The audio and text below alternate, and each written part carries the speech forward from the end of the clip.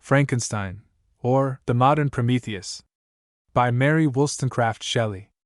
Preface.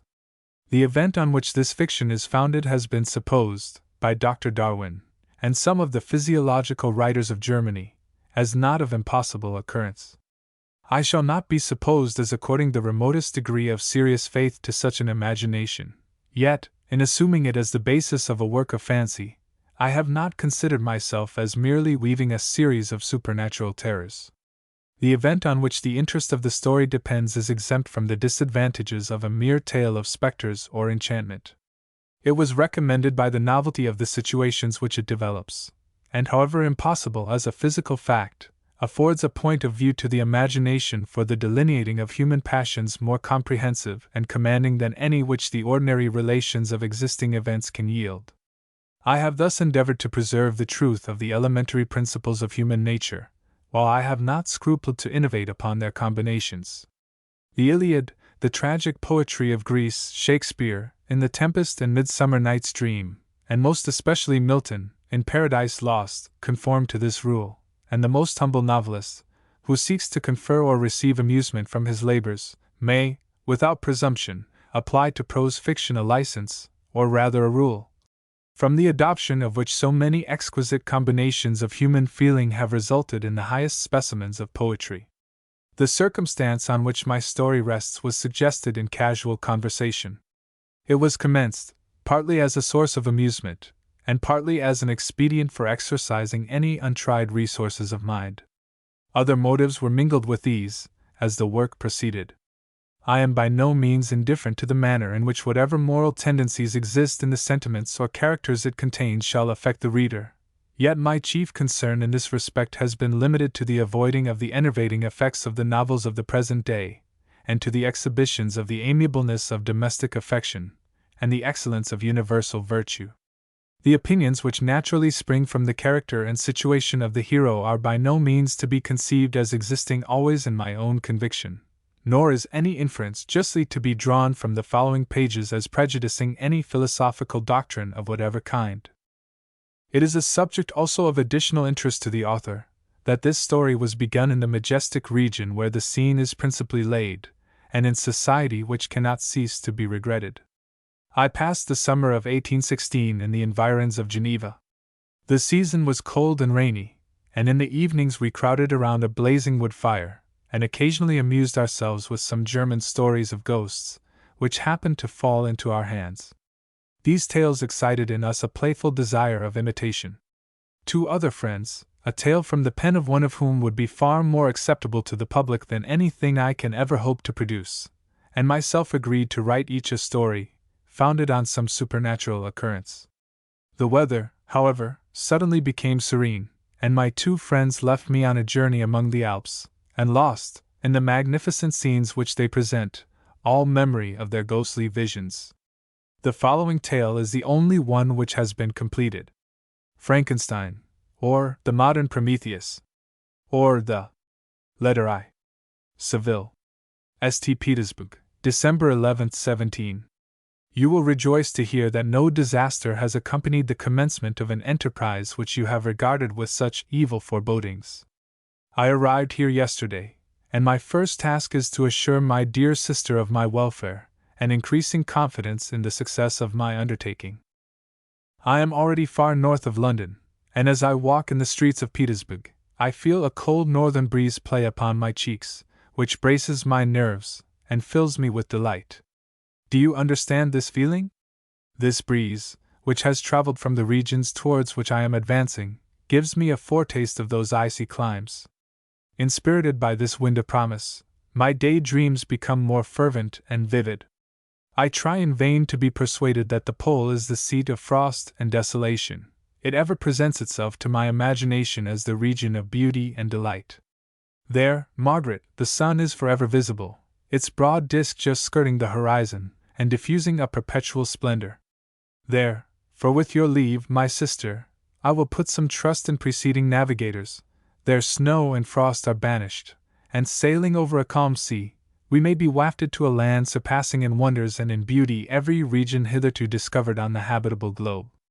Its productions and features may be without example, as the phenomena of the heavenly bodies undoubtedly are in those undiscovered solitudes. What may not be expected in a country of eternal light? I may there discover the wondrous power which attracts the needle, and may regulate 1,000 celestial observations, that require only this voyage to render their seeming eccentricities consistent forever. I shall satiate my ardent curiosity with the sight of a part of the world never before visited, and may tread a land never before imprinted by the foot of man. These are my enticements, and they are sufficient to conquer all fear of danger or death, and to induce me to commence this laborious voyage with the joy a child feels when he embarks in a little boat, with his holiday mates, on an expedition of discovery up his native river. But supposing all these conjectures to be false, you cannot contest the inestimable benefit which I shall confer on all mankind to the last generation, by discovering a passage near the pole to those countries, to reach which at present so many months are requisite, or by ascertaining the secret of the magnet, which, if at all possible, can only be effected by an undertaking such as mine. These reflections have dispelled the agitation with which I began my letter, and I feel my heart glow with an enthusiasm which elevates me to heaven, for nothing contributes so much to tranquilize the mind as a steady purpose, a point on which the soul may fix its intellectual eye. This expedition has been the favorite dream of my early years. I have read with ardor the accounts of the various voyages which have been made in the prospect of arriving at the North Pacific Ocean through the seas which surround the pole. You may remember that a history of all the voyages made for purposes of discovery composed the whole of our good Uncle Thomas's library. My education was neglected, yet I was passionately fond of reading. These volumes were my study day and night, and my familiarity with them increased that regret which I had felt, as a child, on learning that my father's dying injunction had forbidden my uncle to allow me to embark in a seafaring life.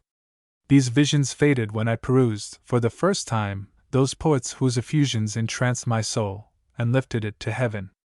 I also became a poet, and for 1 year lived in a paradise of my own creation.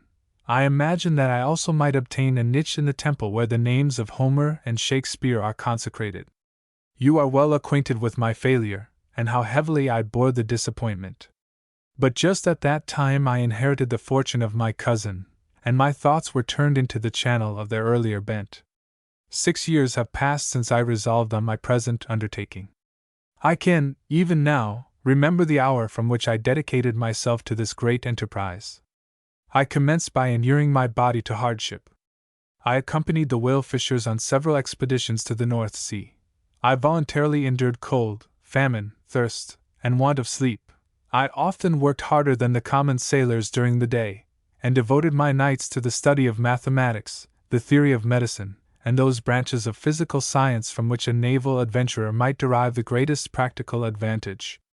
Twice I actually hired myself as an undermate in a Greenland whaler, and acquitted myself to admiration. I must own I felt a little proud, when my captain offered me the second dignity in the vessel, and entreated me to remain with the greatest earnestness, so valuable did he consider my services. And now, dear Margaret, do I not deserve to accomplish some great purpose? My life might have been passed in ease and luxury, but I preferred glory to every enticement that wealth placed in my path. Oh, that some encouraging voice would answer in the affirmative! My courage and my resolution is firm, but my hopes fluctuate, and my spirits are often depressed. I am about to proceed on a long and difficult voyage, the emergencies of which will demand all my fortitude. I am required not only to raise the spirits of others, but sometimes to sustain my own, when theirs are failing. This is the most favorable period for traveling in Russia. They fly quickly over the snow in their sledges. The motion is pleasant, and, in my opinion, far more agreeable than that of an English stagecoach. The cold is not excessive, if you are wrapped in furs, a dress which I have already adopted, for there is a great difference between walking the deck and remaining seated motionless for hours, when no exercise prevents the blood from actually freezing in your veins. I have no ambition to lose my life on the post road between St. Petersburg and Archangel. I shall depart for the latter town in a fortnight or 3 weeks, and my intention is to hire a ship there, which can easily be done by paying the insurance for the owner, and to engage as many sailors as I think necessary among those who are accustomed to the whale fishing. I do not intend to sail until the month of June, and when shall I return? Ah, dear sister, how can I answer this question? If I succeed, many, many months, perhaps years, will pass before you and I may meet. If I fail, you will see me again soon, or never. Farewell, my dear, excellent Margaret. Heaven shower down blessings on you, and save me, that I may again and again testify my gratitude for all your love and kindness. Your affectionate brother, R. Walton. R. Walton. Letter 2. Seville. Archangel, March 28, 17. How slowly the time passes here, encompassed as I am by frost and snow, yet a second step is taken towards my enterprise. I have hired a vessel, and am occupied in collecting my sailors. Those whom I have already engaged appear to be men on whom I can depend, and are certainly possessed of dauntless courage. But I have one want which I have never yet been able to satisfy, and the absence of the object of which I now feel as a most severe evil. I have no friend, Margaret. When I am glowing with the enthusiasm of success, there will be none to participate my joy. If I am assailed by disappointment, no one will endeavor to sustain me in dejection. I shall commit my thoughts to paper, it is true, but that is a poor medium for the communication of feeling. I desire the company of a man who could sympathize with me, whose eyes would reply to mine. You may deem me romantic, my dear sister, but I bitterly feel the want of a friend. I have no one near me, gentle yet courageous, possessed of a cultivated as well as of a capacious mind, whose tastes are like my own, to approve or amend my plans. How would such a friend repair the faults of your poor brother? I am too ardent in execution, and too impatient of difficulties. But it is a still greater evil to me that I am self-educated. For the first 14 years of my life I ran wild on a common, and read nothing but our Uncle Thomas's books of voyages. At that age I became acquainted with the celebrated poets of our own country, but it was only when it had ceased to be in my power to derive its most important benefits from such a conviction, that I perceived the necessity of becoming acquainted with more languages than that of my native country. Now I am 28, and am in reality more illiterate than many schoolboys of 15. It is true that I have thought more, and that my day dreams are more extended and magnificent, but they want, as the painters call it, keeping, and I greatly need a friend who would have sense enough not to despise me as romantic, and affection enough for me to endeavor to regulate my mind. Well, these are useless complaints. I shall certainly find no friend on the wide ocean, nor even here in Archangel, among merchants and seamen.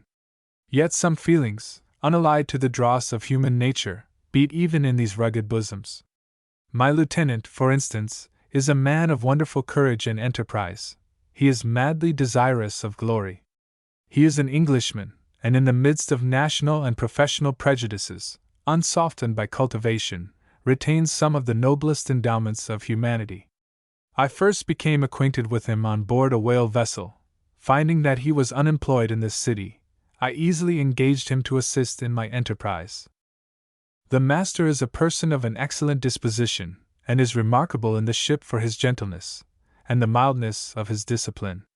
He is, indeed, of so amiable a nature that he will not hunt, a favorite, and almost the only amusement here, because he cannot endure to spill blood. He is, moreover, heroically generous. Some years ago he loved a young Russian lady, of moderate fortune, and having amassed a considerable sum in prize money, the father of the girl consented to the match. He saw his mistress once before the destined ceremony, but she was bathed in tears, and throwing herself at his feet, entreated him to spare her, confessing at the same time that she loved another, but that he was poor, and that her father would never consent to the union. My generous friend reassured the suppliant, and on being informed of the name of her lover instantly abandoned his pursuit. He had already bought a farm with his money, on which he had designed to pass the remainder of his life, but he bestowed the whole on his rival, together with the remains of his prize money to purchase stock, and then himself solicited the young woman's father to consent to her marriage with her lover. But the old man decidedly refused, thinking himself bound in honor to my friend, who, when he found the father inexorable, quitted his country, nor returned until he heard that his former mistress was married according to her inclinations. What a noble fellow! you will exclaim. He is so. But then he has passed all his life on board a vessel, and has scarcely an idea beyond the rope and the shroud. But do not suppose that, because I complain a little, or because I can conceive a consolation for my toils which I may never know, that I am wavering in my resolutions. Those are as fixed as fate, and my voyage is only now delayed until the weather shall permit my embarkation. The winter has been dreadfully severe, but the spring promises well, and it is considered as a remarkably early season, so that, perhaps, I may sail sooner than I expected. I shall do nothing rashly. You know me sufficiently to confide in my prudence and considerateness whenever the safety of others is committed to my care. I cannot describe to you my sensations on the near prospect of my undertaking. It is impossible to communicate to you a conception of the trembling sensation, half pleasurable and half fearful, with which I am preparing to depart. I am going to unexplored regions, to the land of mist and snow, but I shall kill no albatross, therefore do not be alarmed for my safety. Shall I meet you again, after having traversed immense seas, and returned by the most southern cape of Africa or America? I dare not expect such success, yet I cannot bear to look on the reverse of the picture. Continue to write to me by every opportunity. I may receive your letters, though the chance is very doubtful, on some occasions when I need them most to support my spirits. I love you very tenderly. Remember me with affection, should you never hear from me again. Your affectionate brother, Robert Walton. Robert Walton. Letter 3. Seville. July 7th, 17. My dear sister. My dear sister. I write a few lines in haste, to say that I am safe, and well advanced on my voyage.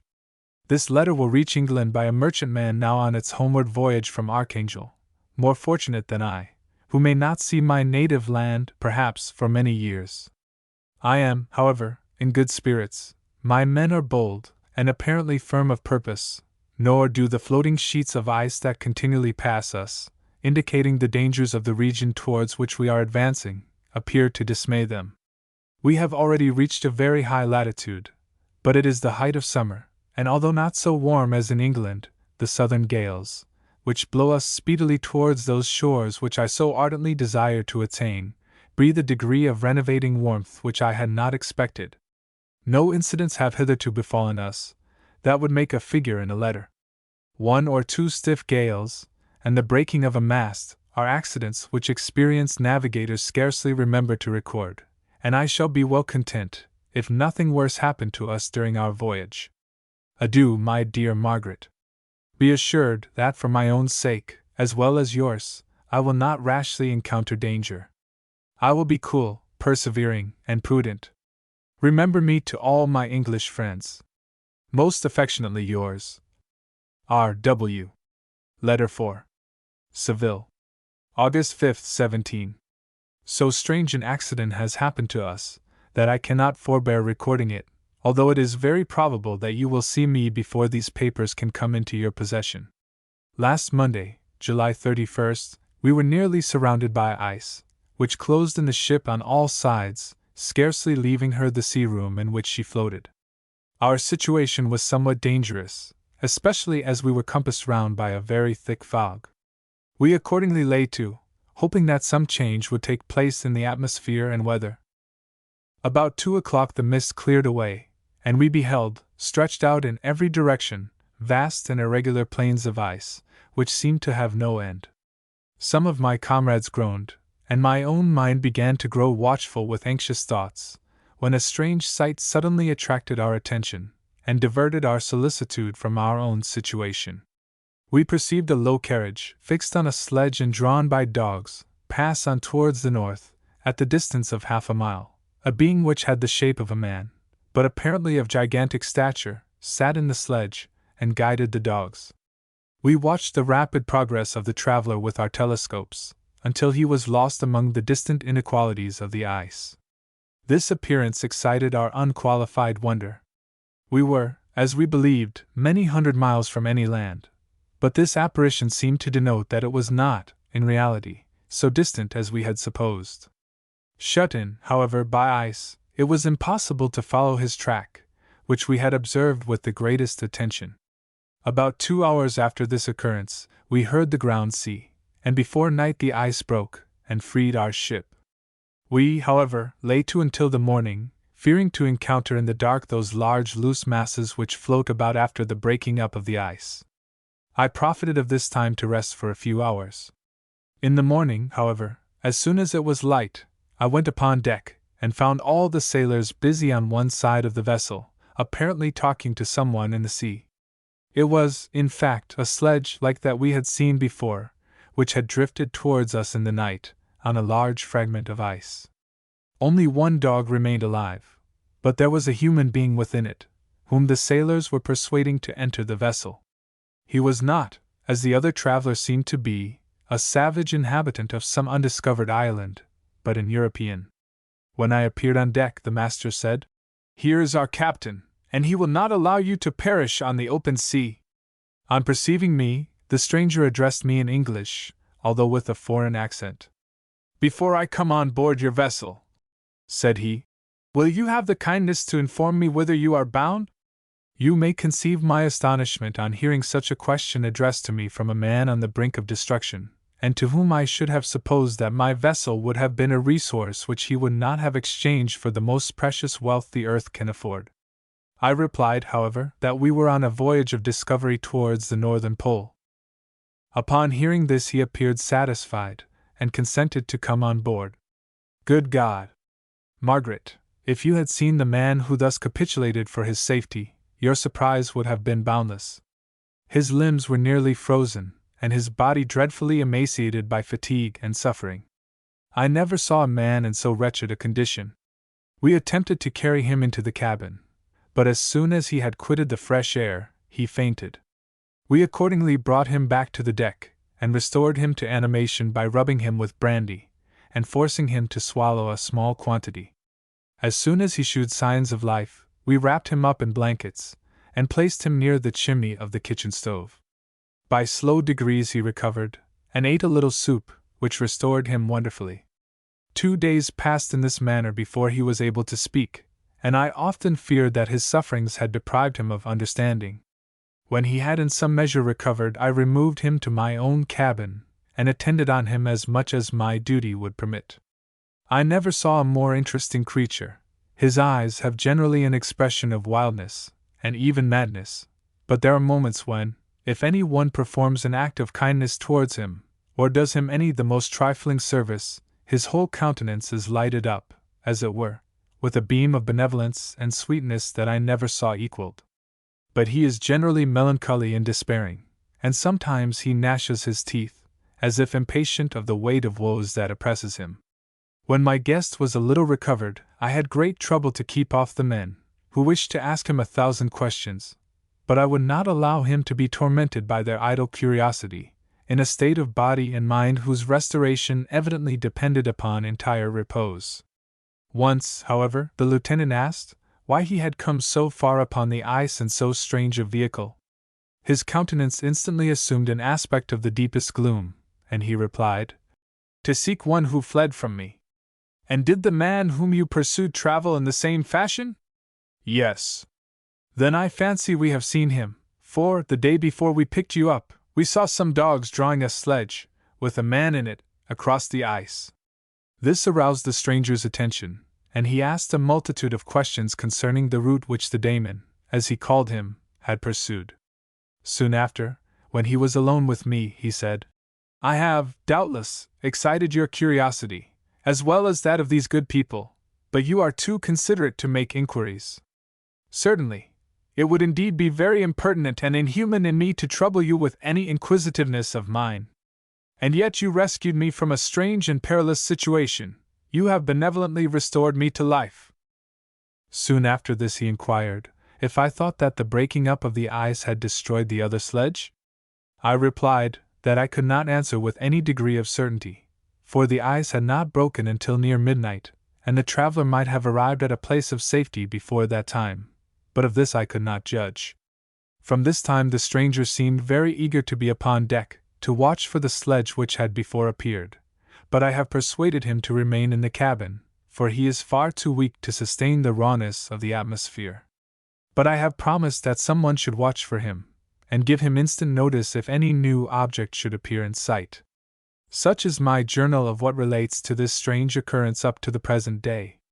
The stranger has gradually improved in health, but is very silent, and appears uneasy when any one except myself enters his cabin. Yet his manners are so conciliating and gentle that the sailors are all interested in him, although they have had very little communication with him. For my own part, I begin to love him as a brother, and his constant and deep grief fills me with sympathy and compassion. He must have been a noble creature in his better days, being even now in wreck so attractive and amiable. I said in one of my letters, my dear Margaret, that I should find no friend on the wide ocean, yet I have found a man who, before his spirit had been broken by misery, I should have been happy to have possessed as the brother of my heart. I shall continue my journal concerning the stranger at intervals, should I have any fresh incidents to record. August 13th, 17. My affection for my guest increases every day. He excites at once my admiration and my pity to an astonishing degree. How can I see so noble a creature destroyed by misery without feeling the most poignant grief? He is so gentle, yet so wise, his mind is so cultivated, and when he speaks, although his words are culled with the choicest art, yet they flow with rapidity and unparalleled eloquence.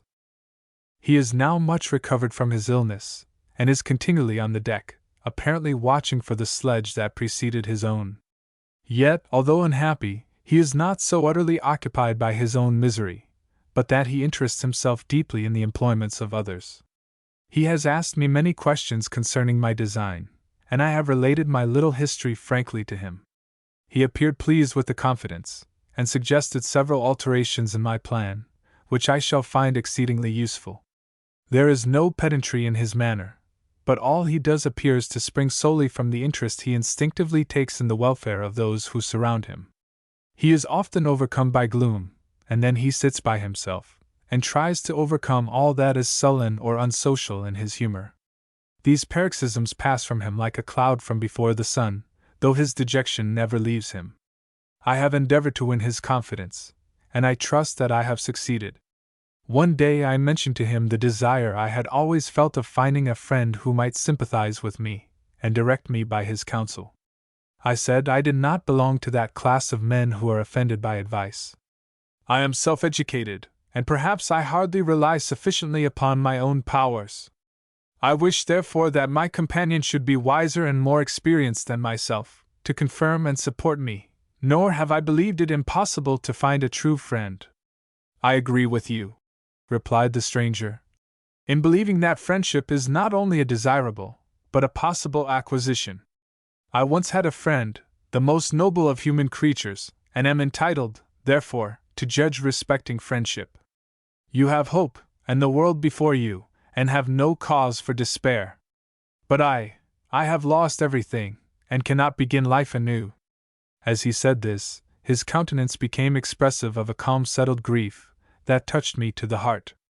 But he was silent, and presently retired to his cabin. Even broken in spirit as he is, no one can feel more deeply than he does the beauties of nature. The starry sky, the sea, and every sight afforded by these wonderful regions, seems still to have the power of elevating his soul from earth. Such a man has a double existence. He may suffer misery, and be overwhelmed by disappointments, yet when he has retired into himself, he will be like a celestial spirit that has a halo around him, within whose circle no grief or folly ventures. Will you laugh at the enthusiasm I express concerning this divine wanderer? If you do, you must have certainly lost that simplicity which was once your characteristic charm. Yet, if you will, smile at the warmth of my expressions, while I find every day new causes for repeating them. August 19th, 17. Yesterday the stranger said to me, "You may easily perceive, Captain Walton, that I have suffered great and unparalleled misfortunes. I had determined, once, that the memory of these evils should die with me, but you have won me to alter my determination. You seek for knowledge and wisdom, as I once did, and I ardently hope that the gratification of your wishes may not be a serpent to sting you, as mine has been. I do not know that the relation of my misfortunes will be useful to you, yet, if you are inclined, listen to my tale. I believe that the strange incidents connected with it will afford a view of nature, which may enlarge your faculties and understanding. You will hear of powers and occurrences, such as you have been accustomed to believe impossible, but I do not doubt that my tale conveys in its series internal evidence of the truth of the events of which it is composed. You may easily conceive that I was much gratified by the offered communication, yet I could not endure that he should renew his grief by a recital of his misfortunes. I felt the greatest eagerness to hear the promised narrative, partly from curiosity, and partly from a strong desire to ameliorate his fate, if it were in my power. I expressed these feelings in my answer. "I thank you," he replied, "for your sympathy, but it is useless. My fate is nearly fulfilled. I wait but for one event, and then I shall repose in peace. I understand your feeling," continued he, perceiving that I wished to interrupt him. "But you are mistaken, my friend, if thus you will allow me to name you. Nothing can alter my destiny. Listen to my history, and you will perceive how irrevocably it is determined." He then told me that he would commence his narrative the next day when I should be at leisure. This promise drew from me the warmest thanks. I have resolved every night, when I am not engaged, to record, as nearly as possible in his own words, what he has related during the day. If I should be engaged, I will at least make notes.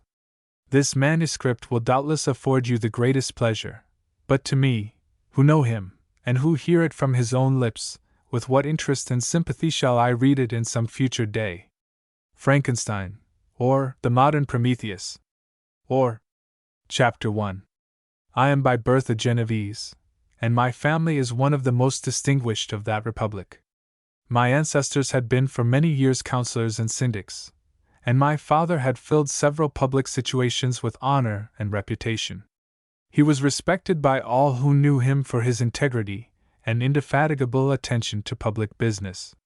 He passed his younger days perpetually occupied by the affairs of his country, and it was not until the decline of life that he thought of marrying and bestowing on the state sons who might carry his virtues and his name down to posterity. As the circumstances of his marriage illustrate his character, I cannot refrain from relating them. One of his most intimate friends was a merchant, who, from a flourishing state, fell, through numerous mischances, into poverty.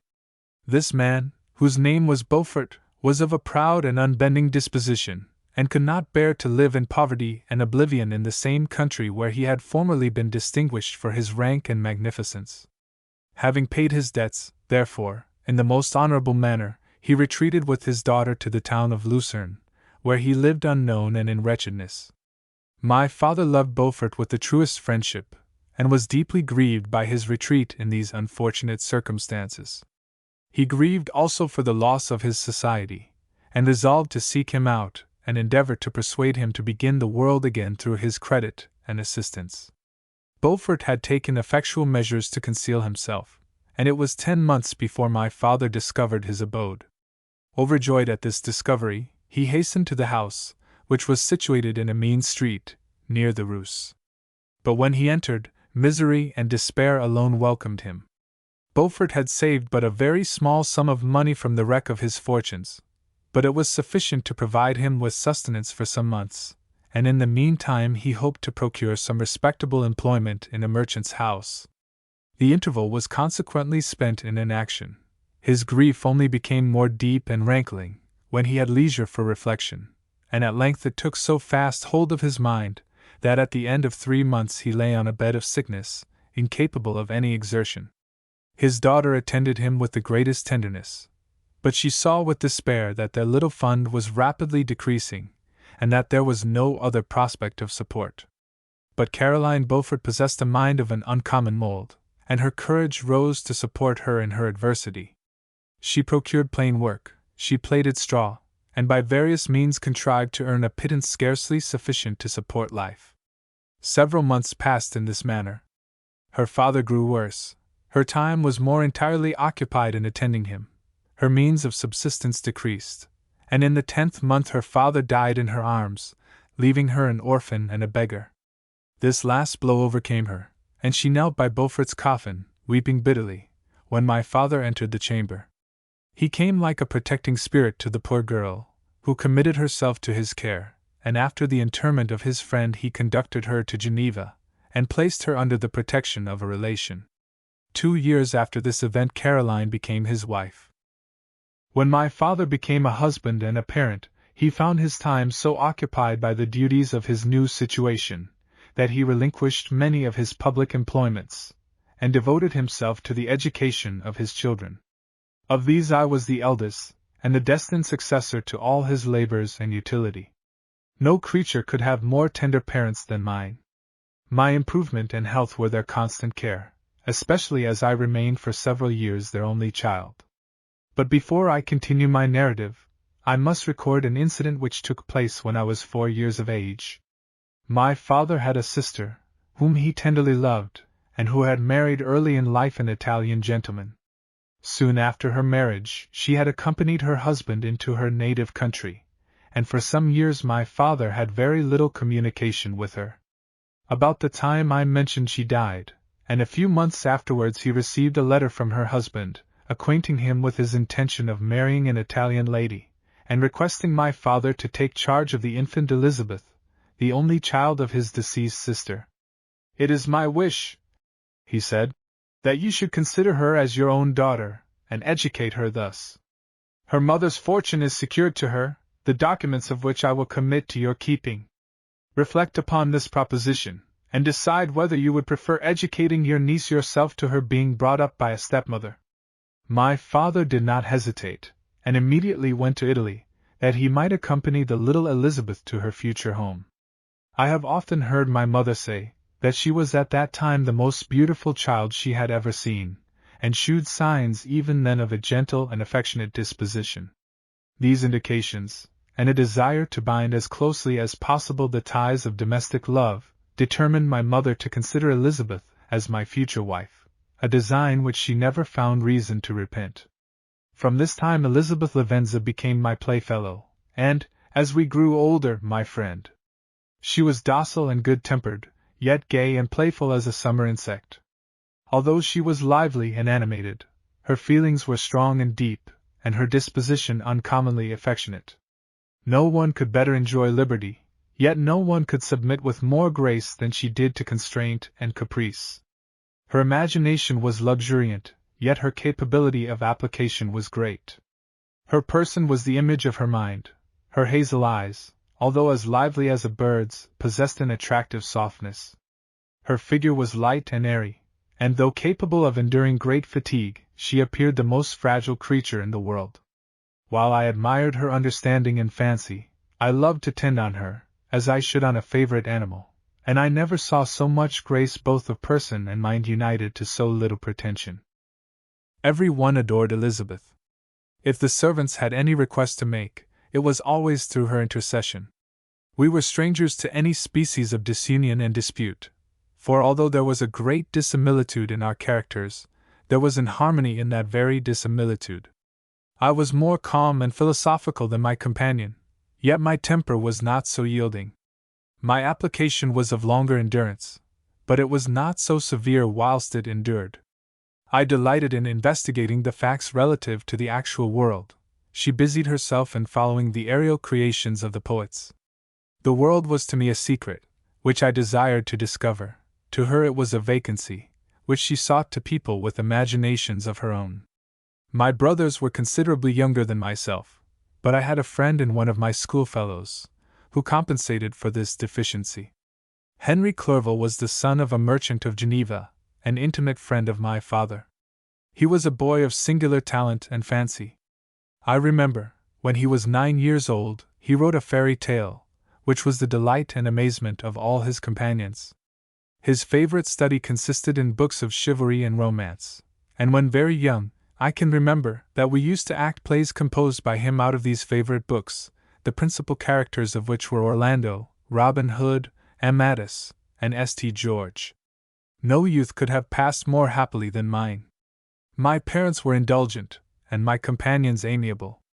Our studies were never forced, and by some means we always had an end placed in view, which excited us to ardor in the prosecution of them. It was by this method, and not by emulation, that we were urged to application. Elizabeth was not incited to apply herself to drawing, that her companions might not outstrip her, but through the desire of pleasing her aunt by the representation of some favorite scene done by her own hand. We learned Latin and English, that we might read the writings in those languages, and so far from study being made odious to us through punishment, we loved application, and our amusements would have been the labors of other children. Perhaps we did not read so many books, or learn languages so quickly, as those who are disciplined according to the ordinary methods, but what we learned was impressed the more deeply on our memories. In this description of our domestic circle I include Henry Clerval, for he was constantly with us. He went to school with me, and generally passed the afternoon at our house, for being an only child, and destitute of companions at home, his father was well pleased that he should find associates at our house, and we were never completely happy when Clerval was absent. I feel pleasure in dwelling on the recollections of childhood, before misfortune had tainted my mind, and changed its bright visions of extensive usefulness into gloomy and narrow reflections upon self. But in drawing the picture of my early days, I must not omit to record those events which led, by insensible steps, to my after tale of misery, for when I would account to myself for the birth of that passion, which afterwards ruled my destiny, I find it arise, like a mountain river, from ignoble and almost forgotten sources, but swelling as it proceeded, it became the torrent which, in its course, has swept away all my hopes and joys. Natural philosophy is the genius that has regulated my fate. I desire, therefore, in this narration, to state those facts which led to my predilection for that science. When I was 13 years of age, we all went on a party of pleasure to the baths near Thonon. The inclemency of the weather obliged us to remain a day confined to the inn. In this house I chanced to find a volume of the works of Cornelius Agrippa. I opened it with apathy. The theory which he attempts to demonstrate, and the wonderful facts which he relates, soon changed this feeling into enthusiasm. A new light seemed to dawn upon my mind, and bounding with joy, I communicated my discovery to my father. I cannot help remarking here the many opportunities instructors possess of directing the attention of their pupils to useful knowledge, which they utterly neglect. My father looked carelessly at the title page of my book, and said, "Ah, Cornelius Agrippa! My dear Victor, do not waste your time upon this, it is sad trash."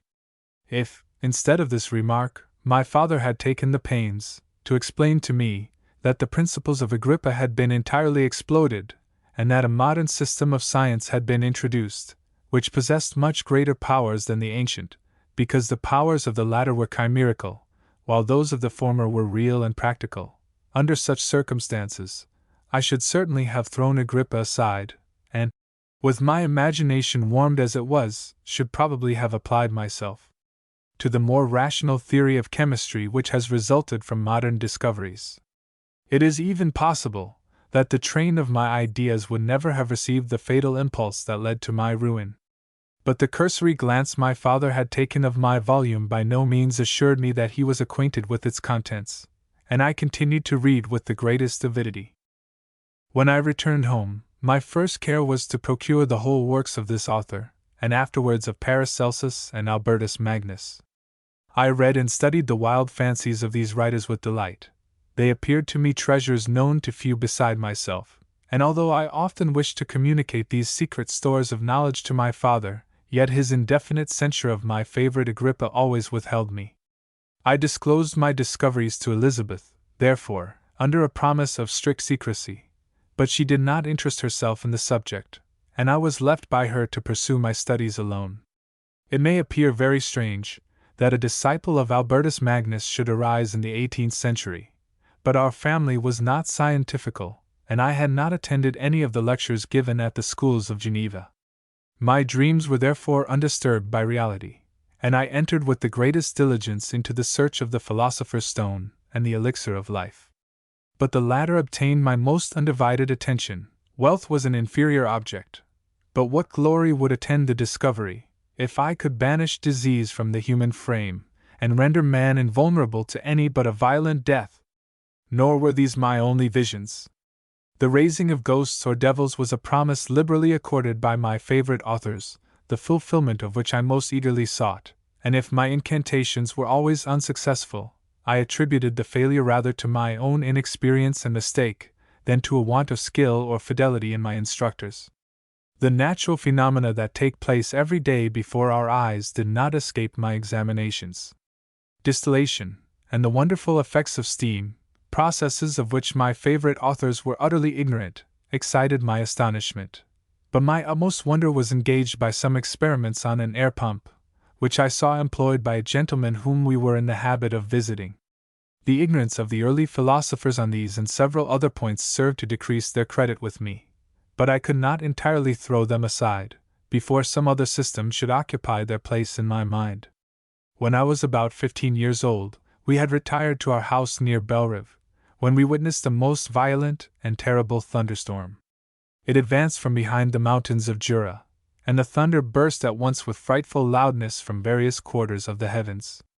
I remained, while the storm lasted, watching its progress with curiosity and delight. As I stood at the door, on a sudden I beheld a stream of fire issue from an old and beautiful oak, which stood about 20 yards from our house, and so soon as the dazzling light vanished, the oak had disappeared, and nothing remained but a blasted stump. When we visited it the next morning, we found the tree shattered in a singular manner. It was not splintered by the shock, but entirely reduced to thin rib bands of wood. I never beheld anything so utterly destroyed. The catastrophe of this tree excited my extreme astonishment, and I eagerly inquired of my father the nature and origin of thunder and lightning. He replied, "Electricity," describing at the same time the various effects of that power. He constructed a small electrical machine, and exhibited a few experiments. He made also a kite, with a wire and string, which drew down that fluid from the clouds. This last stroke completed the overthrow of Cornelius Agrippa, Albertus Magnus, and Paracelsus, who had so long reigned the lords of my imagination. But by some fatality I did not feel inclined to commence the study of any modern system, and this disinclination was influenced by the following circumstance. My father expressed a wish that I should attend a course of lectures upon natural philosophy, to which I cheerfully consented. Some accident prevented my attending these lectures until the course was nearly finished. The lecture, being therefore one of the last, was entirely incomprehensible to me. The professor discoursed with the greatest fluency of potassium and boron, of sulfates and oxides, terms to which I could affix no idea, and I became disgusted with the science of natural philosophy, although I still read Pliny and Buffon with delight, authors, in my estimation, of nearly equal interest and utility. My occupations at this age were principally the mathematics, and most of the branches of study appertaining to that science. I was busily employed in learning languages. Latin was already familiar to me, and I began to read some of the easiest Greek authors without the help of a lexicon. I also perfectly understood English and German. This is the list of my accomplishments at the age of 17, and you may conceive that my hours were fully employed in acquiring and maintaining a knowledge of this various literature. Another task also devolved upon me, when I became the instructor of my brothers. Ernest was 6 years younger than myself, and was my principal pupil. He had been afflicted with ill health from his infancy, through which Elizabeth and I had been his constant nurses. His disposition was gentle, but he was incapable of any severe application. William, the youngest of our family, was yet an infant, and the most beautiful little fellow in the world. His lively blue eyes, dimpled cheeks, and endearing manners inspired the tenderest affection. Such was our domestic circle, from which care and pains seemed forever banished. My father directed our studies, and my mother partook of our enjoyments. Neither of us possessed the slightest preeminence over the other. The voice of command was never heard amongst us, but mutual affection engaged us all to comply with and obey the slightest desire of each other. Chapter 2.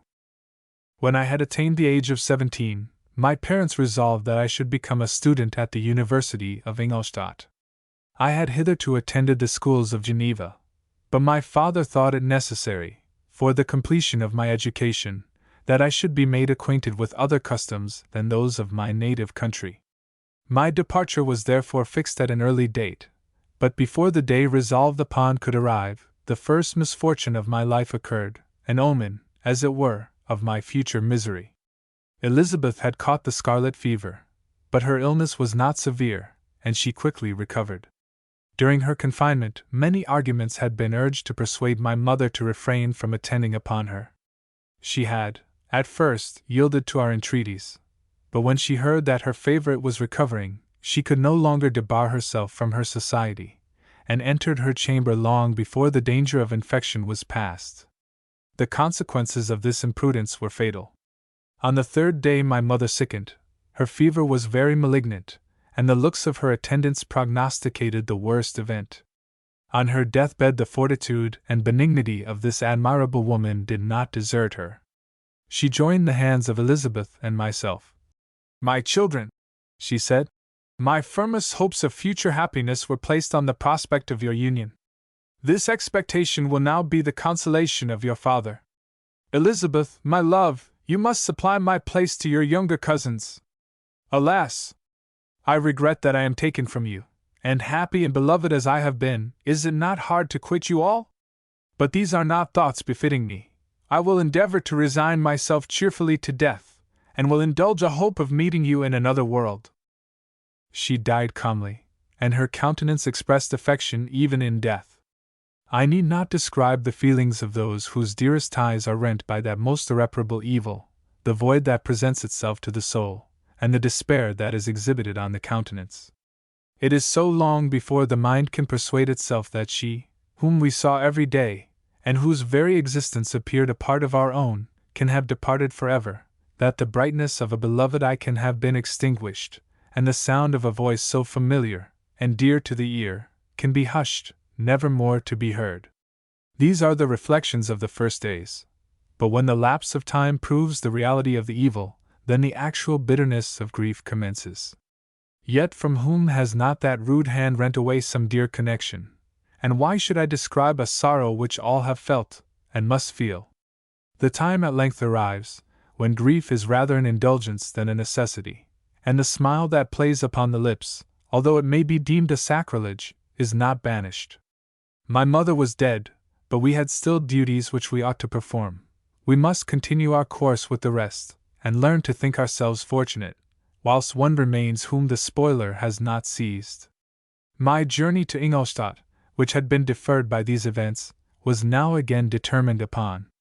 I obtained from my father a respite of some weeks. This period was spent sadly. My mother's death, and my speedy departure, depressed our spirits, but Elizabeth endeavored to renew the spirit of cheerfulness in our little society. Since the death of her aunt, her mind had acquired new firmness and vigor. She determined to fulfill her duties with the greatest exactness, and she felt that that most imperious duty, of rendering her uncle and cousins happy, had devolved upon her. She consoled me, amused her uncle, instructed my brothers, and I never beheld her so enchanting as at this time, when she was continually endeavoring to contribute to the happiness of others, entirely forgetful of herself. The day of my departure at length arrived. I had taken leave of all my friends, excepting Clerval, who spent the last evening with us. He bitterly lamented that he was unable to accompany me, but his father could not be persuaded to part with him, intending that he should become a partner with him in business, in compliance with his favorite theory, that learning was superfluous in the commerce of ordinary life. Henry had a refined mind. He had no desire to be idle, and was well pleased to become his father's partner, but he believed that a man might be a very good trader, and yet possess a cultivated understanding. We sat late, listening to his complaints, and making many little arrangements for the future. The next morning early I departed. Tears gushed from the eyes of Elizabeth.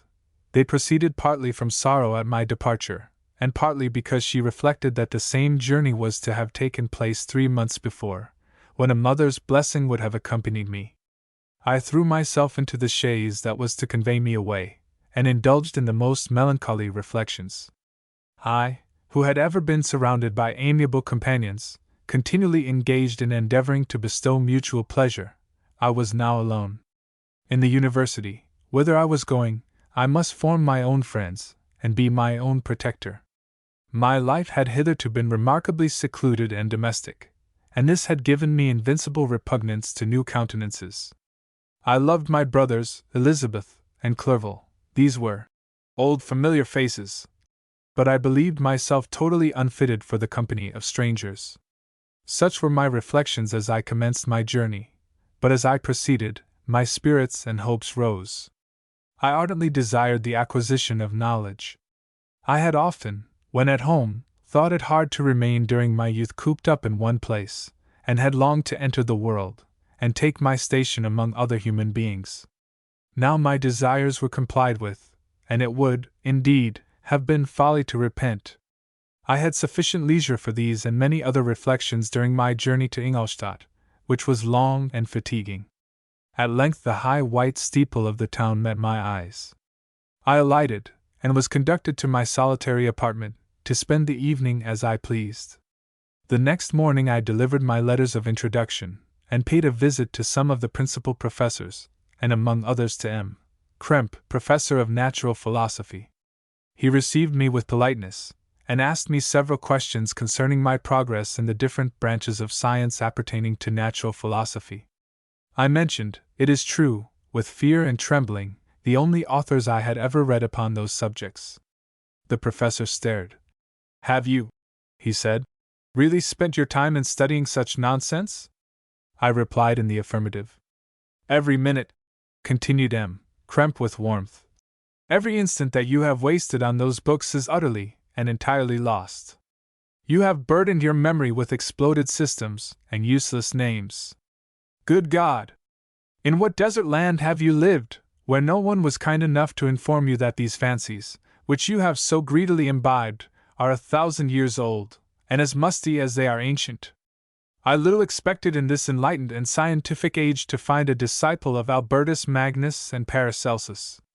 My dear sir, you must begin your studies entirely anew." So saying, he stepped aside, and wrote down a list of several books treating of natural philosophy, which he desired me to procure, and dismissed me, after mentioning that in the beginning of the following week he intended to commence a course of lectures upon natural philosophy in its general relations, and that M. Waldman, a fellow professor, would lecture upon chemistry the alternate days that he missed. I returned home, not disappointed, for I had long considered those authors useless whom the professor had so strongly reprobated, but I did not feel much inclined to study the books which I procured at his recommendation. M.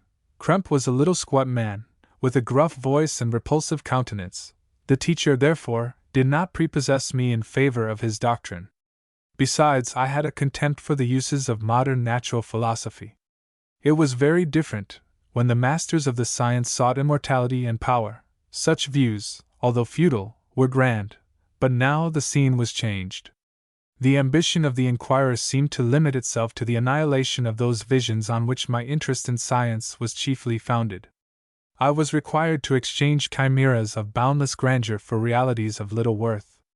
Such were my reflections during the first 2 or 3 days spent almost in solitude. But as the ensuing week commenced, I thought of the information which M. Krempe had given me concerning the lectures. And although I could not consent to go and hear that little conceited fellow deliver sentences out of a pulpit, I recollected what he had said of M. Waldman, whom I had never seen, as he had hitherto been out of town. Partly from curiosity, and partly from idleness, I went into the lecturing room, which M. Waldman entered shortly after.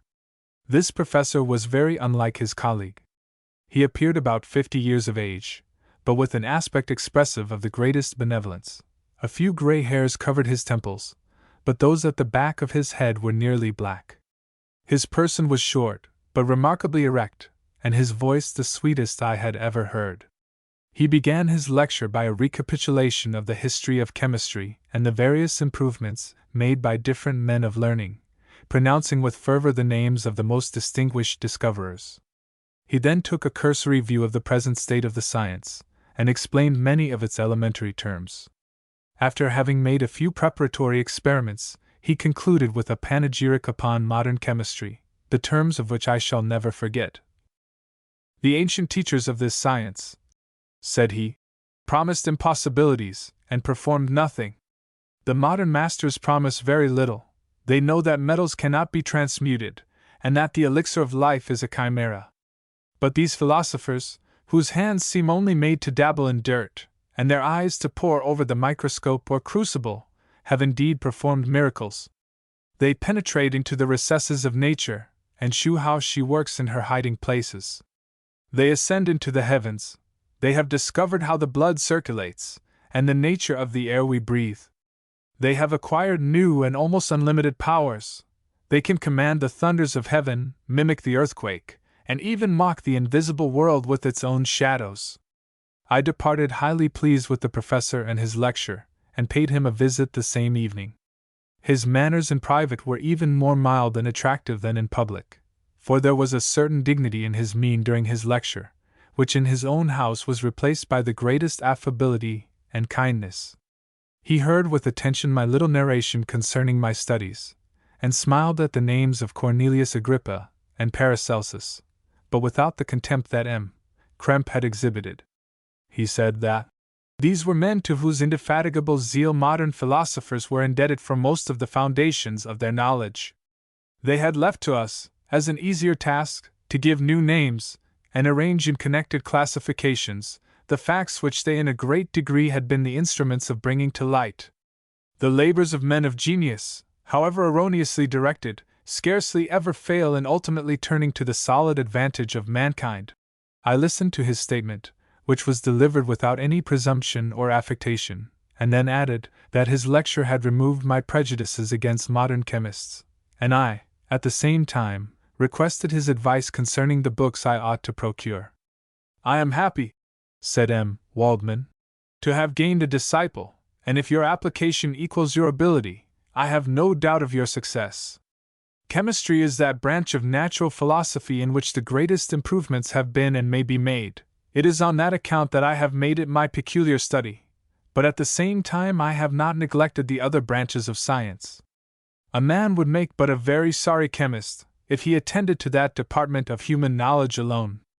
If your wish is to become really a man of science, and not merely a petty experimentalist, I should advise you to apply to every branch of natural philosophy, including mathematics." He then took me into his laboratory, and explained to me the uses of his various machines, instructing me as to what I ought to procure, and promising me the use of his own, when I should have advanced far enough in the science not to derange their mechanism. He also gave me the list of books which I had requested, and I took my leave. Thus ended a day memorable to me. It decided my future destiny. Chapter 3. From this day natural philosophy, and particularly chemistry, in the most comprehensive sense of the term, became nearly my sole occupation. I read with ardor those works, so full of genius and discrimination, which modern inquirers have written on these subjects. I attended the lectures, and cultivated the acquaintance of the men of science of the university, and I found even in M. Krempe a great deal of sound sense and real information, combined, it is true, with a repulsive physiognomy and manners, but not on that account the less valuable. In M. Waldman I found a true friend. His gentleness was never tinged by dogmatism, and his instructions were given with an air of frankness and good nature that banished every idea of pedantry. It was, perhaps, the amiable character of this man that inclined me more to that branch of natural philosophy which he professed, than an intrinsic love for the science itself. But this state of mind had place only in the first steps towards knowledge. The more fully I entered into the science, the more exclusively I pursued it for its own sake. That application, which at first had been a matter of duty and resolution, now became so ardent and eager, that the stars often disappeared in the light of morning whilst I was yet engaged in my laboratory. As I applied so closely, it may be easily conceived that I improved rapidly. My ardor was indeed the astonishment of the students, and my proficiency that of the masters. Professor Krempe often asked me, with a sly smile, how Cornelius Agrippa went on, whilst M. Waldman expressed the most heartfelt exultation in my progress. 2 years passed in this manner, during which I paid no visit to Geneva, but was engaged, heart and soul, in the pursuit of some discoveries, which I hoped to make. None but those who have experienced them can conceive of the enticements of science. In other studies you go as far as others have gone before you, and there is nothing more to know, but in a scientific pursuit there is continual food for discovery and wonder. A mind of moderate capacity, which closely pursues one study, must infallibly arrive at great proficiency in that study, and I, who continually sought the attainment of one object of pursuit, and was solely wrapped up in this, improved so rapidly that, at the end of 2 years, I made some discoveries in the improvement of some chemical instruments, which procured me great esteem and admiration at the university. When I had arrived at this point, and had become as well acquainted with the theory and practice of natural philosophy as depended on the lessons of any of the professors at Ingolstadt, my residence there being no longer conducive to my improvements, I thought of returning to my friends in my native town, when an incident happened that protracted my stay. One of the phenomena which had peculiarly attracted my attention was the structure of the human frame, and indeed, any animal endued with life. Whence, I often asked myself, did the principle of life proceed? It was a bold question, and one which has ever been considered as a mystery. Yet with how many things are we upon the brink of becoming acquainted, if cowardice or carelessness did not restrain our inquiries. I revolved these circumstances in my mind, and determined thenceforth to apply myself more particularly to those branches of natural philosophy which relate to physiology. Unless I had been animated by an almost supernatural enthusiasm, my application to this study would have been irksome, and almost intolerable. To examine the causes of life, we must first have recourse to death. I became acquainted with the science of anatomy, but this was not sufficient. I must also observe the natural decay and corruption of the human body. In my education, my father had taken the greatest precautions that my mind should be impressed with no supernatural horrors. I do not ever remember to have trembled at a tale of superstition, or to have feared the apparition of a spirit.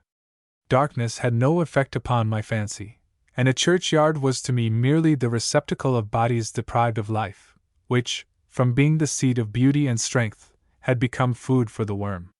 Now I was led to examine the cause and progress of this decay, and forced to spend days and nights in vaults and charnel houses. My attention was fixed upon every object the most insupportable to the delicacy of the human feelings. I saw how the fine form of man was degraded and wasted. I beheld the corruption of death succeed to the blooming cheek of life. I saw how the worm inherited the wonders of the eye and brain. I paused, examining and analyzing all the minutiae of causation, as exemplified in the change from life to death, and death to life, until from the midst of this darkness a sudden light broke in upon me, a light so brilliant and wondrous, yet so simple, that while I became dizzy with the immensity of the prospect which it illustrated, I was surprised that among so many men of genius, who had directed their inquiries towards the same science, that I alone should be reserved to discover so astonishing a secret. Remember, I am not recording the vision of a madman. The sun does not more certainly shine in the heavens than that which I now affirm is true. Some miracle might have produced it, yet the stages of the discovery were distinct and probable. After days and nights of incredible labor and fatigue, I succeeded in discovering the cause of generation and life. Nay, more, I became myself capable of bestowing animation upon lifeless matter. The astonishment which I had at first experienced on this discovery soon gave place to delight and rapture. After so much time spent in painful labor, to arrive at once at the summit of my desires was the most gratifying consummation of my toils. But this discovery was so great and overwhelming that all the steps by which I had been progressively led to it were obliterated, and I beheld only the result. What had been the study and desire of the wisest men since the creation of the world was now within my grasp.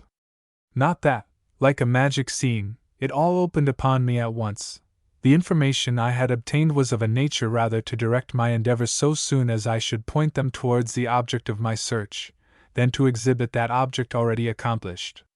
I was like the Arabian who had been buried with the dead, and found a passage to life aided only by one glimmering, and seemingly ineffectual light. I see by your eagerness, and the wonder and hope which your eyes express, my friend, that you expect to be informed of the secret with which I am acquainted. That cannot be. Listen patiently until the end of my story, and you will easily perceive why I am reserved upon that subject. I will not lead you on, unguarded and ardent as I then was, to your destruction and infallible misery. Learn from me, if not by my precepts, at least by my example, how dangerous is the acquirement of knowledge, and how much happier that man is who believes his native town to be the world, than he who aspires to become greater than his nature will allow. When I found so astonishing a power placed within my hands, I hesitated a long time concerning the manner in which I should employ it.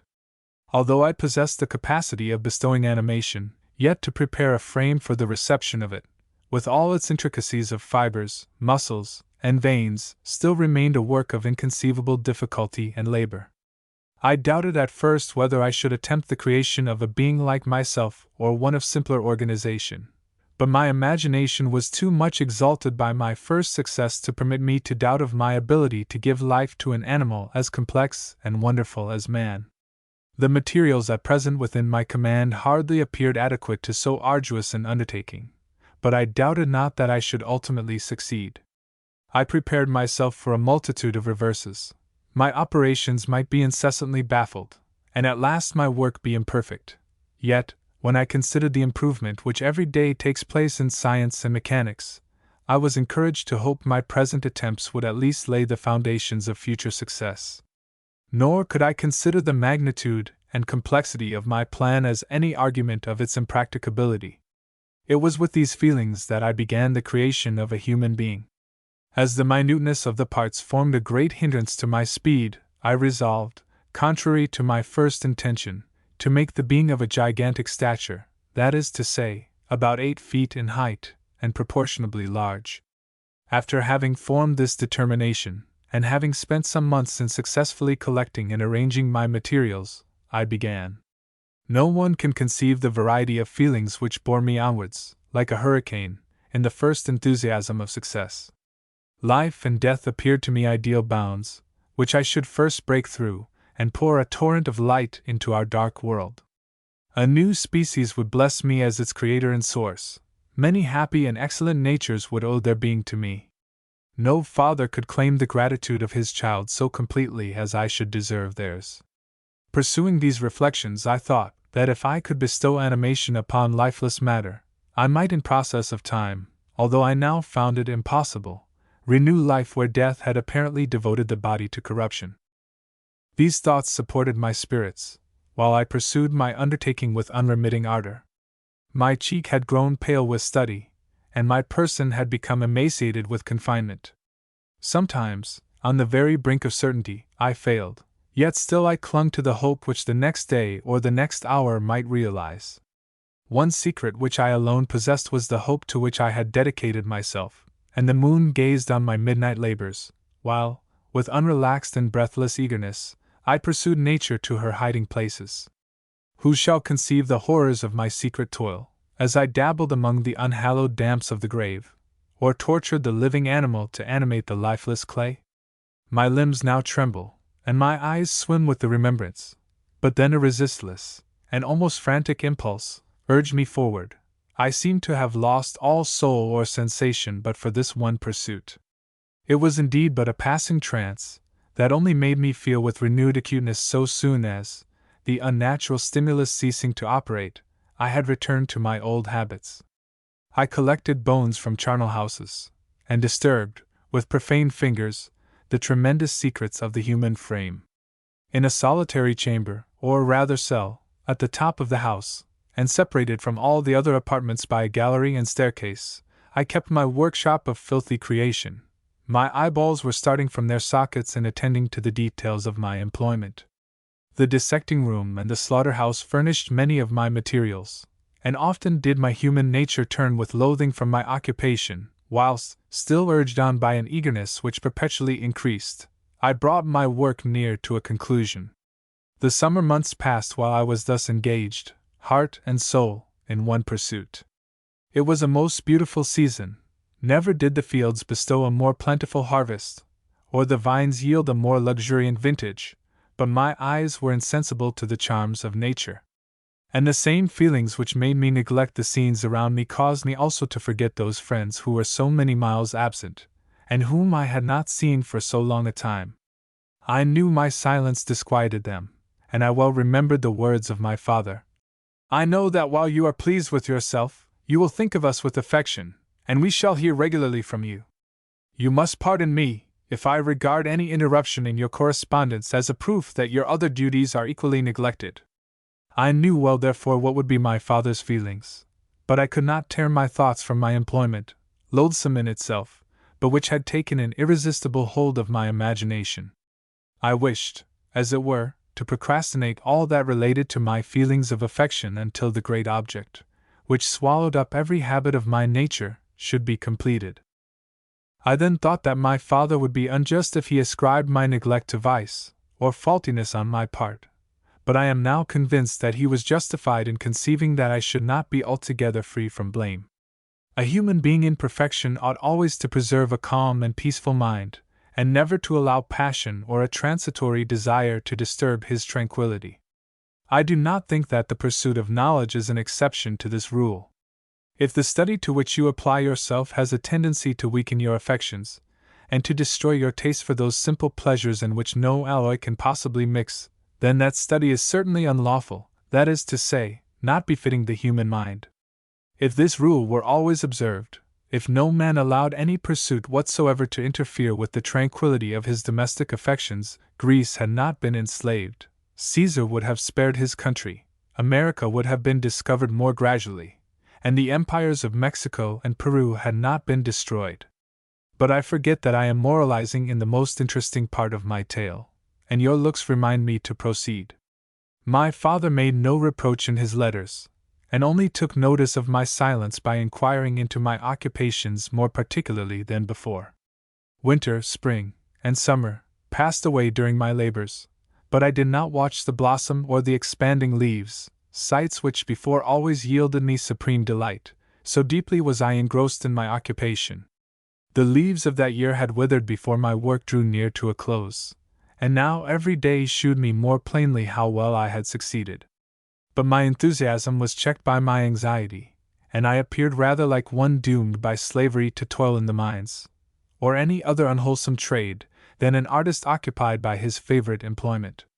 Every night I was oppressed by a slow fever, and I became nervous to a most painful degree, a disease that I regretted the more because I had hitherto enjoyed most excellent health, and had always boasted of the firmness of my nerves. But I believed that exercise and amusement would soon drive away such symptoms, and I promised myself both of these, when my creation should be complete. Chapter 4. It was on a dreary night of November that I beheld the accomplishment of my toils. With an anxiety that almost amounted to agony, I collected the instruments of life around me, that I might infuse a spark of being into the lifeless thing that lay at my feet. It was already 1 in the morning, the rain pattered dismally against the panes, and my candle was nearly burnt out, when, by the glimmer of the half-extinguished light, I saw the dull yellow eye of the creature open. It breathed hard, and a convulsive motion agitated its limbs. How can I describe my emotions at this catastrophe, or how delineate the wretch whom with such infinite pains and care I had endeavored to form? His limbs were in proportion, and I had selected his features as beautiful. Beautiful, great God! His yellow skin scarcely covered the work of muscles and arteries beneath. His hair was of a lustrous black, and flowing, his teeth of a pearly whiteness, but these luxuriances only formed a more horrid contrast with his watery eyes, that seemed almost of the same color as the dun white sockets in which they were set, his shriveled complexion, and straight black lips. The different accidents of life are not so changeable as the feelings of human nature. I had worked hard for nearly 2 years, for the sole purpose of infusing life into an inanimate body. For this I had deprived myself of rest and health. I had desired it with an ardor that far exceeded moderation, but now that I had finished, the beauty of the dream vanished, and breathless horror and disgust filled my heart. Unable to endure the aspect of the being I had created, I rushed out of the room, and continued a long time traversing my bedchamber, unable to compose my mind to sleep. At length lassitude succeeded to the tumult I had before endured, and I threw myself on the bed in my clothes, endeavoring to seek a few moments of forgetfulness. But it was in vain. I slept indeed, but I was disturbed by the wildest dreams. I thought I saw Elizabeth, in the bloom of health, walking in the streets of Ingolstadt. Delighted and surprised, I embraced her, but as I imprinted the first kiss on her lips, they became livid with the hue of death. her features appeared to change, and I thought that I held the corpse of my dead mother in my arms. A shroud enveloped her form, and I saw the graveworms crawling in the folds of the flannel. I started from my sleep with horror. A cold dew covered my forehead, my teeth chattered, and every limb became convulsed, when, by the dim and yellow light of the moon, as it forced its way through the window shutters, I beheld the wretch, the miserable monster whom I had created. He held up the curtain of the bed, and his eyes, if eyes they may be called, were fixed on me. His jaws opened, and he muttered some inarticulate sounds, while a grin wrinkled his cheeks. He might have spoken, but I did not hear. One hand was stretched out, seemingly to detain me, but I escaped, and rushed downstairs. I took refuge in the courtyard belonging to the house which I inhabited, where I remained during the rest of the night, walking up and down in the greatest agitation, listening attentively, catching and fearing each sound as if it were to announce the approach of the demoniacal corpse to which I had so miserably given life. Oh! No mortal could support the horror of that countenance. A mummy again endued with animation could not be so hideous as that wretch. I had gazed on him while unfinished. He was ugly then, but when those muscles and joints were rendered capable of motion, it became a thing such as even Dante could not have conceived. I passed the night wretchedly. Sometimes my pulse beat so quickly and hardly that I felt the palpitation of every artery. At others, I nearly sank to the ground through languor and extreme weakness. Mingled with this horror, I felt the bitterness of disappointment. Dreams that had been my food and pleasant rest for so long a space were now become a hell to me, and the change was so rapid, the overthrow so complete. Morning, dismal and wet, at length dawned, and discovered to my sleepless and aching eyes the church of Ingolstadt, its white steeple and clock, which indicated the 6th hour. The porter opened the gates of the court, which had that night been my asylum, and I issued into the streets, pacing them with quick steps, as if I sought to avoid the wretch whom I feared every turning of the street would present to my view. I did not dare return to the apartment which I inhabited, but felt impelled to hurry on, although wetted by the rain, which poured from a black and comfortless sky. I continued walking in this manner for some time, endeavoring, by bodily exercise, to ease the load that weighed upon my mind. I traversed the streets, without any clear conception of where I was, or what I was doing. My heart palpitated in the sickness of fear, and I hurried on with irregular steps, not daring to look about me. Like one who, on a lonely road, doth walk in fear and dread, and, having once turned round, walks on, and turns no more his head, because he knows a frightful fiend doth close behind him tread. Continuing thus, I came at length opposite to the inn at which the various diligences and carriages usually stopped. Here I paused, I knew not why, but I remained some minutes with my eyes fixed on a coach that was coming towards me from the other end of the street. As it drew nearer, I observed that it was the Swiss diligence. It stopped just where I was standing, and on the door being opened, I perceived Henry Clerval, who, on seeing me, instantly sprung out. "My dear Frankenstein," exclaimed he, "how glad I am to see you! How fortunate that you should be here at the very moment of my alighting!" Nothing could equal my delight on seeing Clerval. His presence brought back to my thoughts my father, Elizabeth, and all those scenes of home so dear to my recollection. I grasped his hand, and in a moment forgot my horror and misfortune. I felt suddenly, and for the first time during many months, calm and serene joy. I welcomed my friend, therefore, in the most cordial manner, and we walked towards my college. Clerval continued talking for some time about our mutual friends, and his own good fortune in being permitted to come to Ingolstadt. "You may easily believe," said he, "how great was the difficulty to persuade my father that it was not absolutely necessary for a merchant not to understand anything except bookkeeping. And indeed, I believe I left him incredulous to the last, for his constant answer to my unwearied entreaties was the same as that of the Dutch schoolmaster in the Vicar of Wakefield. I have 10,000 florins a year without Greek, I eat heartily without Greek. But his affection for me at length overcame his dislike of learning, and he has permitted me to undertake a voyage of discovery to the land of knowledge. It gives me the greatest delight to see you, but tell me how you left my father, brothers, and Elizabeth." Very well, and very happy, only a little uneasy that they hear from you so seldom. By the by, I mean to lecture you a little upon their account myself. But my dear Frankenstein, continued he, stopping short, and gazing full in my face, I did not before remark how very ill you appear, so thin and pale, you look as if you had been watching for several nights. You have guessed right. I have lately been so deeply engaged in one occupation that I have not allowed myself sufficient rest, as you see, but I sincerely hope, that all these employments are now at an end, and that I am at length free. I trembled excessively. I could not endure to think of, and far less to allude to the occurrences of the preceding night. I walked with a quick pace, and we soon arrived at my college. I then reflected, and the thought made me shiver, that the creature whom I had left in my apartment might still be there, alive, and walking about. I dreaded to behold this monster, but I feared still more that Henry should see him. Entreating him therefore to remain a few minutes at the bottom of the stairs, I darted up towards my own room. My hand was already on the lock of the door before I recollected myself. I then paused, and a cold shivering came over me. I threw the door forcibly open, as children are accustomed to do when they expect a spectre to stand in waiting for them on the other side, but nothing appeared. I stepped fearfully in. The apartment was empty, and my bedroom was also freed from its hideous guest. I could hardly believe that so great a good fortune could have befallen me, but when I became assured that my enemy had indeed fled, I clapped my hands for joy, and ran down to Clerval.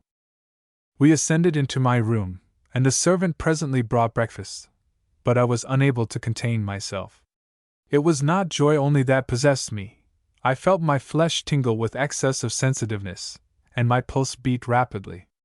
I was unable to remain for a single instant in the same place. I jumped over the chairs, clapped my hands, and laughed aloud. Clerval at first attributed my unusual spirits to joy on his arrival, but when he observed me more attentively, he saw a wildness in my eyes for which he could not account, and my loud, unrestrained, heartless laughter frightened and astonished him. "My dear Victor," cried he, "what, for God's sake, is the matter? Do not laugh in that manner. How ill you are! What is the cause of all this?" "Do not ask me," cried I, putting my hands before my eyes, for I thought I saw the dreaded spectre glide into the room. "He can tell. Oh, save me! Save me!" I imagined that the monster seized me. I struggled furiously, and fell down in a fit. Poor Clerval! What must have been his feelings? A meeting, which he anticipated with such joy, so strangely turned to bitterness. But I was not the witness of his grief, for I was lifeless, and did not recover my senses for a long, long time. This was the commencement of a nervous fever, which confined me for several months. During all that time Henry was my only nurse. I afterwards learned that, knowing my father's advanced age, and unfitness for so long a journey, and how wretched my sickness would make Elizabeth, he spared them this grief by concealing the extent of my disorder. He knew that I could not have a more kind and attentive nurse than himself, and firm in the hope he felt of my recovery, he did not doubt that, instead of doing harm, he performed the kindest action that he could towards them. But I was in reality very ill, and surely nothing but the unbounded and unremitting attentions of my friend could have restored me to life. The form of the monster on whom I had bestowed existence was forever before my eyes, and I raved incessantly concerning him. Doubtless my words surprised Henry. He at first believed them to be the wanderings of my disturbed imagination, but the pertinacity with which I continually recurred to the same subject persuaded him that my disorder indeed owed its origin to some uncommon and terrible event. By very slow degrees, and with frequent relapses, that alarmed and grieved my friend, I recovered. I remember the first time I became capable of observing outward objects with any kind of pleasure. I perceived that the fallen leaves had disappeared, and that the young buds were shooting forth from the trees that shaded my window. It was a divine spring, and the season contributed greatly to my convalescence. I felt also sentiments of joy and affection revive in my bosom. My gloom disappeared, and in a short time I became as cheerful as before I was attacked by the fatal passion. "Dearest Clerval," exclaimed I, "how kind, how very good you are to me! This whole winter, instead of being spent in study, as you promised yourself, has been consumed in my sick room. How shall I ever repay you? I feel the greatest remorse for the disappointment of which I have been the occasion, but you will forgive me. You will repay me entirely if you do not discompose yourself, but get well as fast as you can, and since you appear in such good spirits, I may speak to you on one subject, may I not? I trembled. One subject? What could it be? Could he allude to an object on whom I dared not even think? Compose yourself, said Clerval, who observed my change of color. I will not mention it if it agitates you, but your father and cousin would be very happy if they received a letter from you in your own handwriting. They hardly know how ill you have been, and are uneasy at your long silence. Is that all? My dear Henry, how could you suppose that my first thought would not fly towards those dear friends whom I love, and who are so deserving of my love? If this is your present temper, my friend, you will perhaps be glad to see a letter that has been lying here some days for you. It is from your cousin, I believe. Chapter 5. Clerval then put the following letter into my hands. The Frankenstein. My dear cousin. My dear cousin. I cannot describe to you the uneasiness we have all felt concerning your health. We cannot help imagining that your friend Clerval conceals the extent of your disorder, for it is now several months since we have seen your handwriting, and all this time you have been obliged to dictate your letters to Henry. Surely, Victor, you must have been exceedingly ill, and this makes us all very wretched, as much so nearly as after the death of your dear mother. My uncle was almost persuaded that you were indeed dangerously ill, and could hardly be restrained from undertaking a journey to Ingolstadt. Clerval always writes that you are getting better. I eagerly hope that you will confirm this intelligence soon in your own handwriting, for indeed, Victor, we are all very miserable on this account. Relieve us from this fear, and we shall be the happiest creatures in the world. Your father's health is now so vigorous that he appears 10 years younger since last winter. Ernest also is so much improved that you would hardly know him. He is now nearly 16, and has lost that sickly appearance which he had some years ago. He is grown quite robust and active. My uncle and I conversed a long time last night about what profession Ernest should follow. His constant illness when young has deprived him of the habits of application, and now that he enjoys good health, he is continually in the open air, climbing the hills, or rowing on the lake. I therefore propose that he should be a farmer, which you know, cousin, is a favorite scheme of mine. A farmer's is a very healthy, happy life, and the least hurtful, or rather the most beneficial profession of any. My uncle had an idea of his being educated as an advocate, that through his interest he might become a judge. But besides that he is not at all fitted for such an occupation, it is certainly more creditable to cultivate the earth for the sustenance of man, than to be the confidant, and sometimes the accomplice, of his vices, which is the profession of a lawyer. I said that the employments of a prosperous farmer, if they were not a more honorable, they were at least a happier species of occupation than that of a judge, whose misfortune it was always to meddle with the dark side of human nature. My uncle smiled and said that I ought to be an advocate myself, which put an end to the conversation on that subject. And now I must tell you a little story that will please, and perhaps amuse you. Do you not remember Justine Moritz? Probably you do not. I will relate her history, therefore, in a few words. Madame Moritz, her mother, was a widow with 4 children, of whom Justine was the third. This girl had always been the favorite of her father, but through a strange perversity, her mother could not endure her, and, after the death of M. Moritz, treated her very ill. My aunt observed this, and when Justine was 12 years of age, prevailed on her mother to allow her to live at her house. The republican institutions of our country have produced simpler and happier manners than those which prevail in the great monarchies that surround it. Hence there is less distinction between the several classes of its inhabitants, and the lower orders being neither so poor nor so despised, their manners are more refined and moral. A servant in Geneva does not mean the same thing as a servant in France and England. Justine, thus received in our family, learned the duties of a servant, a condition which, in our fortunate country, does not include the idea of ignorance, and a sacrifice of the dignity of a human being. After what I have said, I dare say you well remember the heroine of my little tale, for Justine was a great favorite of yours, and I recollect you once remarked that if you were in an ill humor, one glance from Justine could dissipate it, for the same reason that Ariosto gives concerning the beauty of Angelica. She looked so frank-hearted and happy.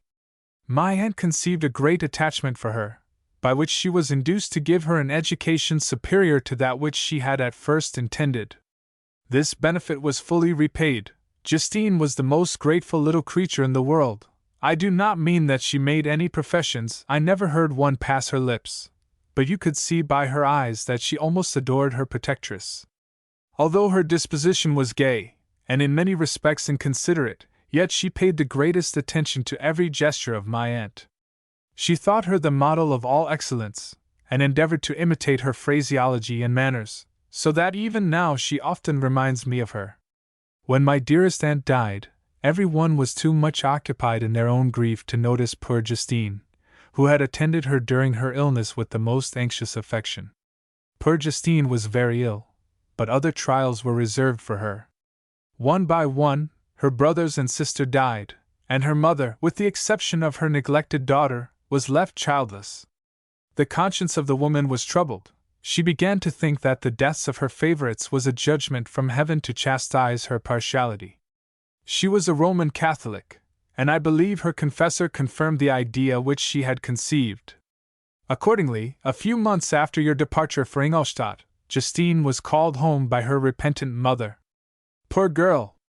She wept when she quitted our house. She was much altered since the death of my aunt. Grief had given softness and a winning mildness to her manners, which had before been remarkable for vivacity. Nor was her residence at her mother's house of a nature to restore her gaiety. The poor woman was very vacillating in her repentance. She sometimes begged Justine to forgive her unkindness, but much oftener accused her of having caused the deaths of her brothers and sister. Perpetual fretting at length threw Madame Moritz into a decline, which at first increased her irritability, but she is now at peace forever. She died on the first approach of cold weather, at the beginning of this last winter.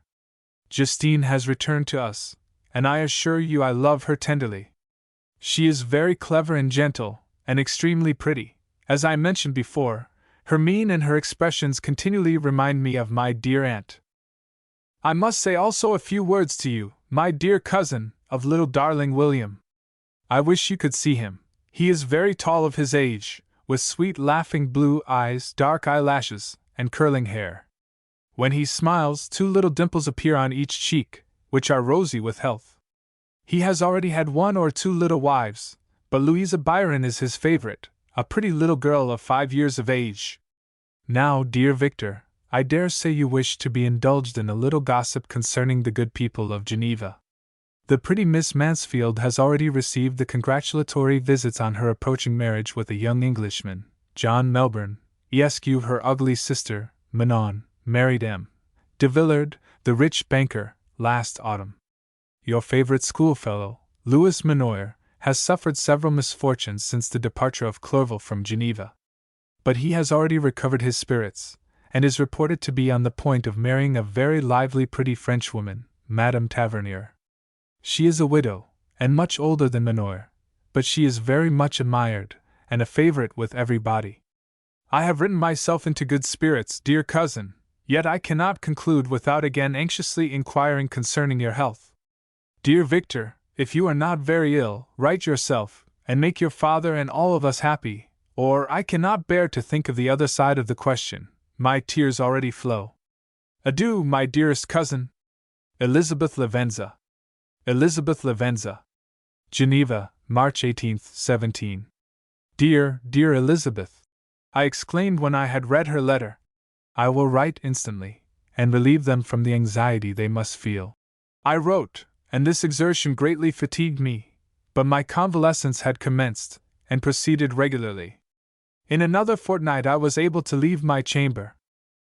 One of my first duties on my recovery was to introduce Clerval to the several professors of the university. In doing this, I underwent a kind of rough usage, ill-befitting the wounds that my mind had sustained. Ever since the fatal night, the end of my labors, and the beginning of my misfortunes, I had conceived a violent antipathy even to the name of natural philosophy.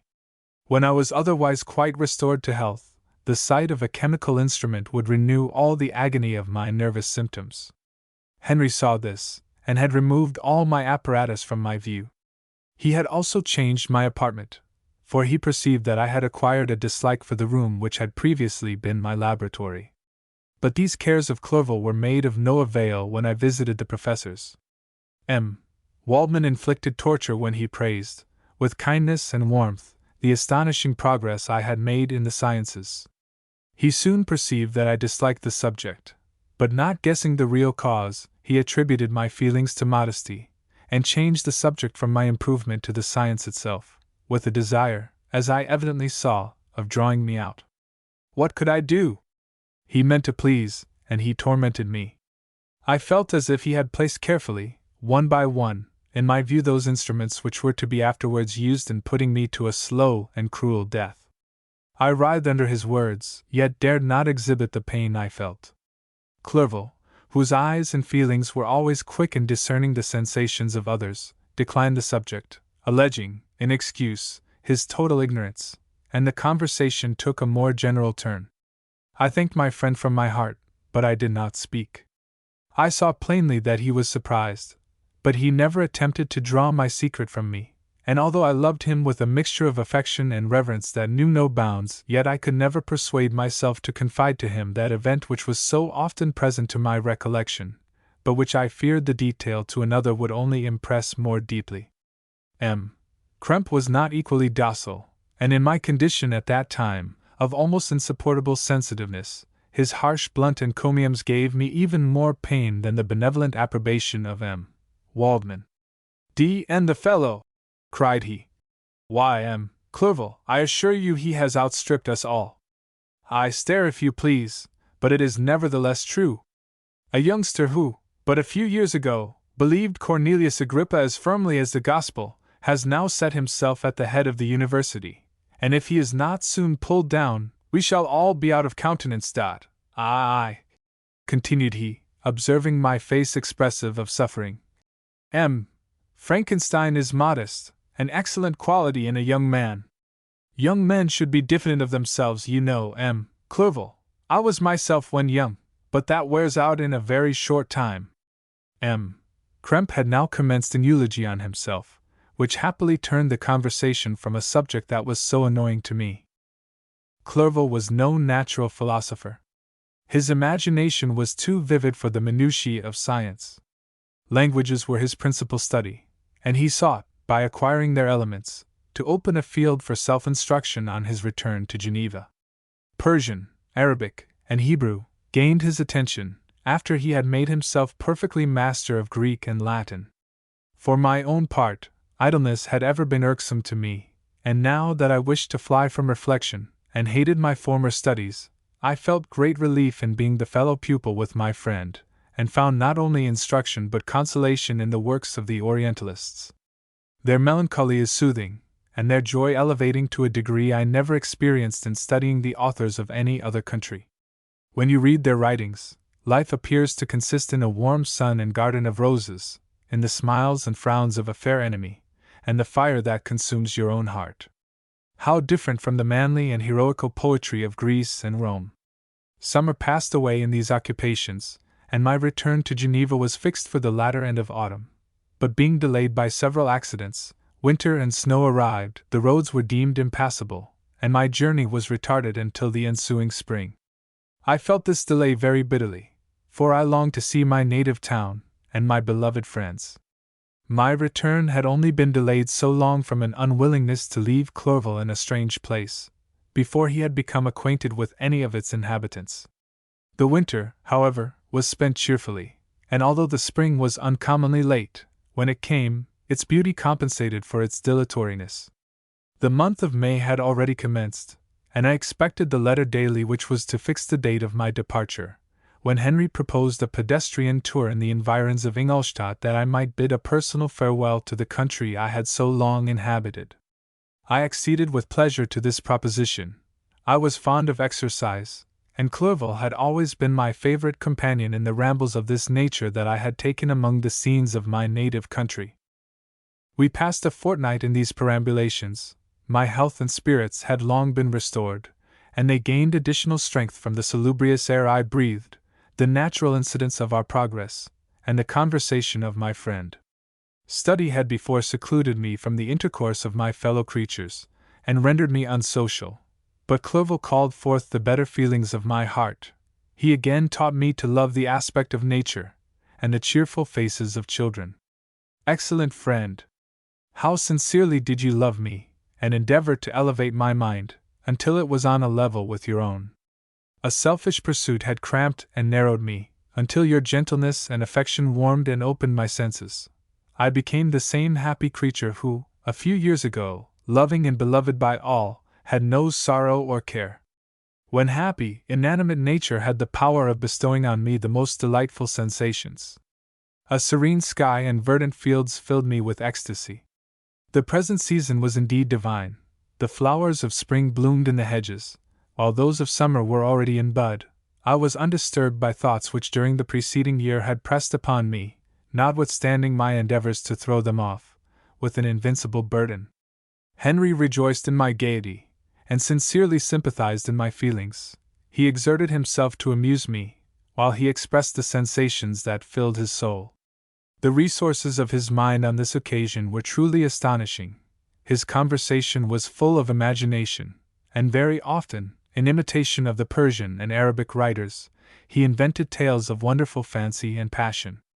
At other times he repeated my favorite poems, or drew me out into arguments, which he supported with great ingenuity. We returned to our college on a Sunday afternoon. The peasants were dancing, and every one we met appeared gay and happy. My own spirits were high, and I bounded along with feelings of unbridled joy and hilarity. Chapter 6. On my return, I found the following letter from my father. V. Frankenstein. My dear Victor. My dear Victor.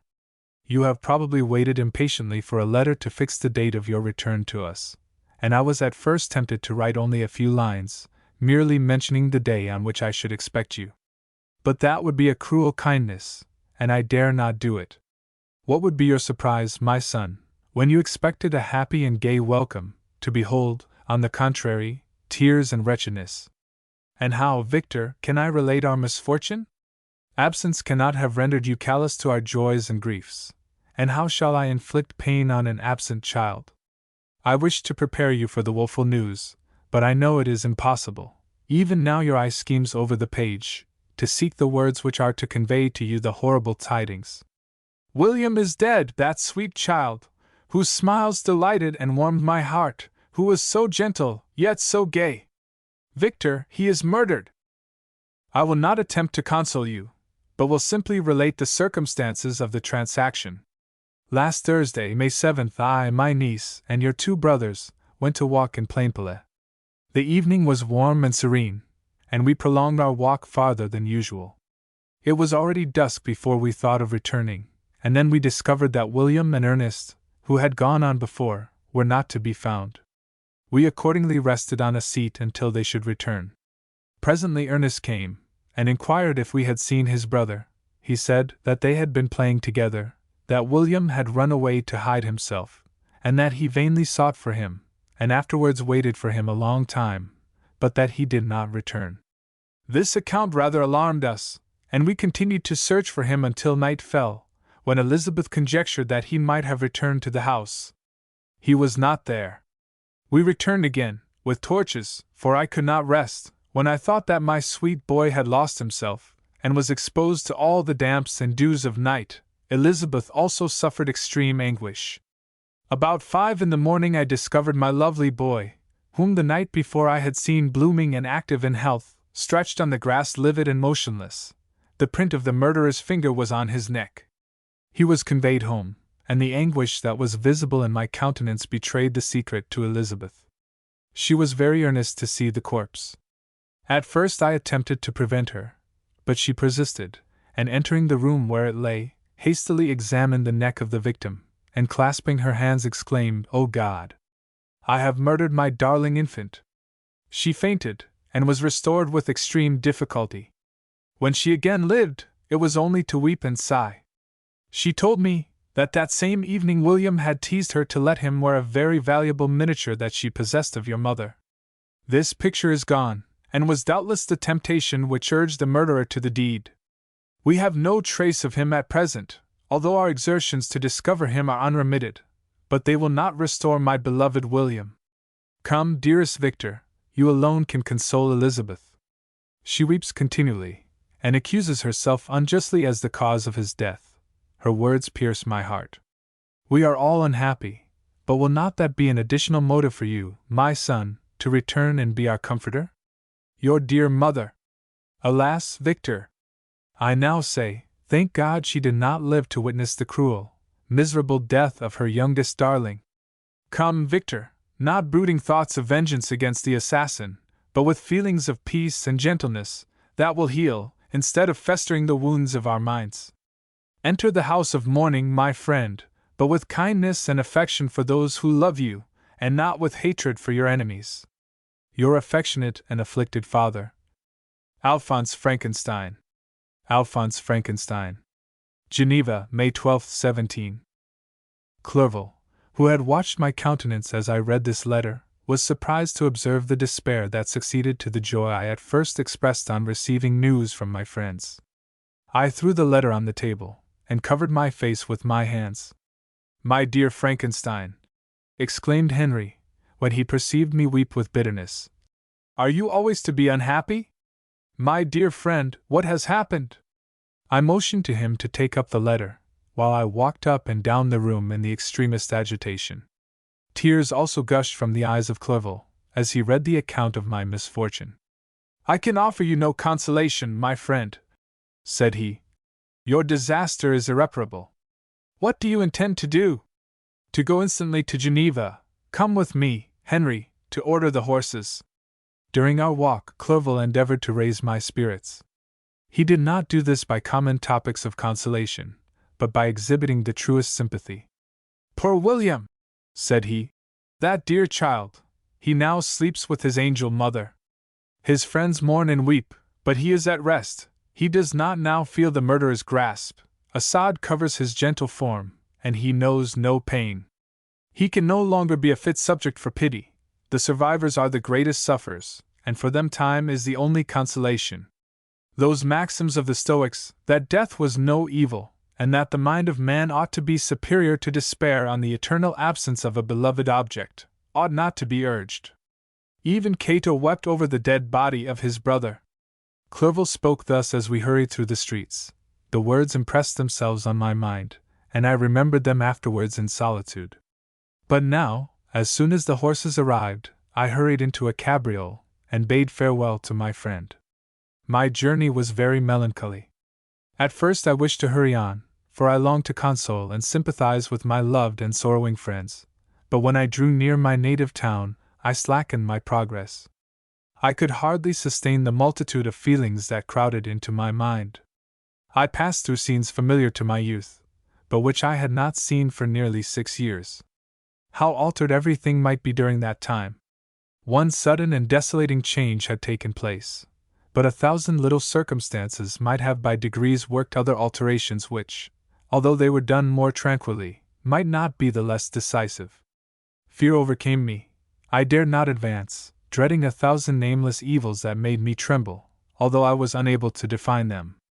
I remained 2 days at Lausanne, in this painful state of mind.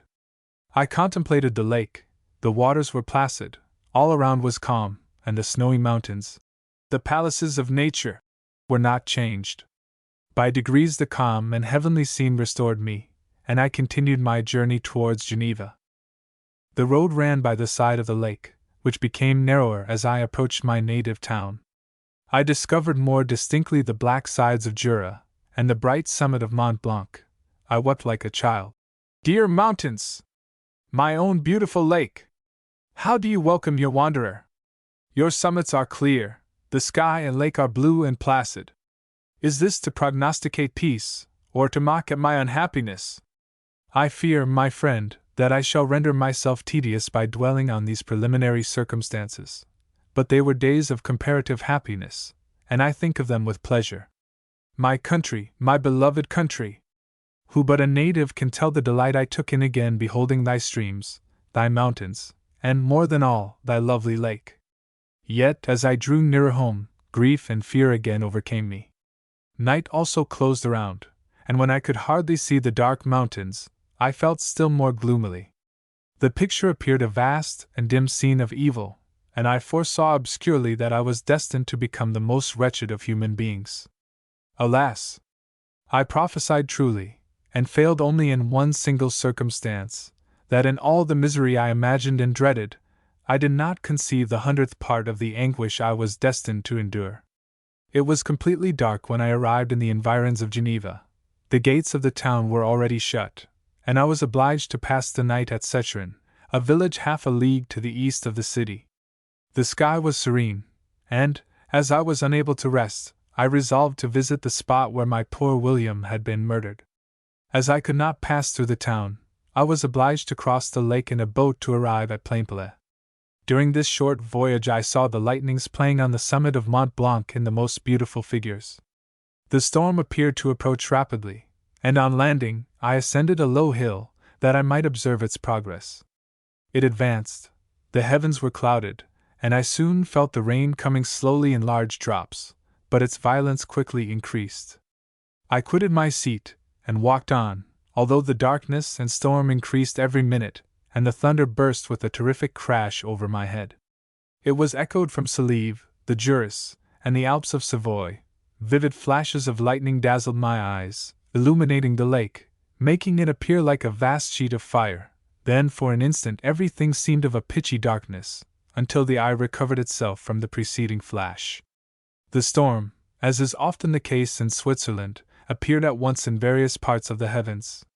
The most violent storm hung exactly north of the town, over that part of the lake which lies between the promontory of Bellerive and the village of Coppet. Another storm enlightened Jura with faint flashes, and another darkened and sometimes disclosed the Mole, a peaked mountain to the east of the lake. While I watched the storm, so beautiful yet terrific, I wandered on with a hasty step. This noble war in the sky elevated my spirits. I clasped my hands, and exclaimed aloud, "William, dear angel! This is thy funeral, this thy dirge!" As I said these words, I perceived in the gloom a figure which stole from behind a clump of trees near me. I stood fixed, gazing intently. I could not be mistaken. A flash of lightning illuminated the object, and discovered its shape plainly to me. Its gigantic stature, and the deformity of its aspect, more hideous than belongs to humanity, instantly informed me that it was the wretch, the filthy Damon to whom I had given life. What did he there? Could he be, I shuddered at the conception, the murderer of my brother? No sooner did that idea cross my imagination, than I became convinced of its truth. My teeth chattered, and I was forced to lean against a tree for support. The figure passed me quickly, and I lost it in the gloom. Nothing in human shape could have destroyed that fair child. He was the murderer. I could not doubt it. The mere presence of the idea was an irresistible proof of the fact. I thought of pursuing the devil, but it would have been in vain, for another flash discovered him to me hanging among the rocks of the nearly perpendicular ascent of Mont Sèvres, a hill that bounds Plainpalais on the south.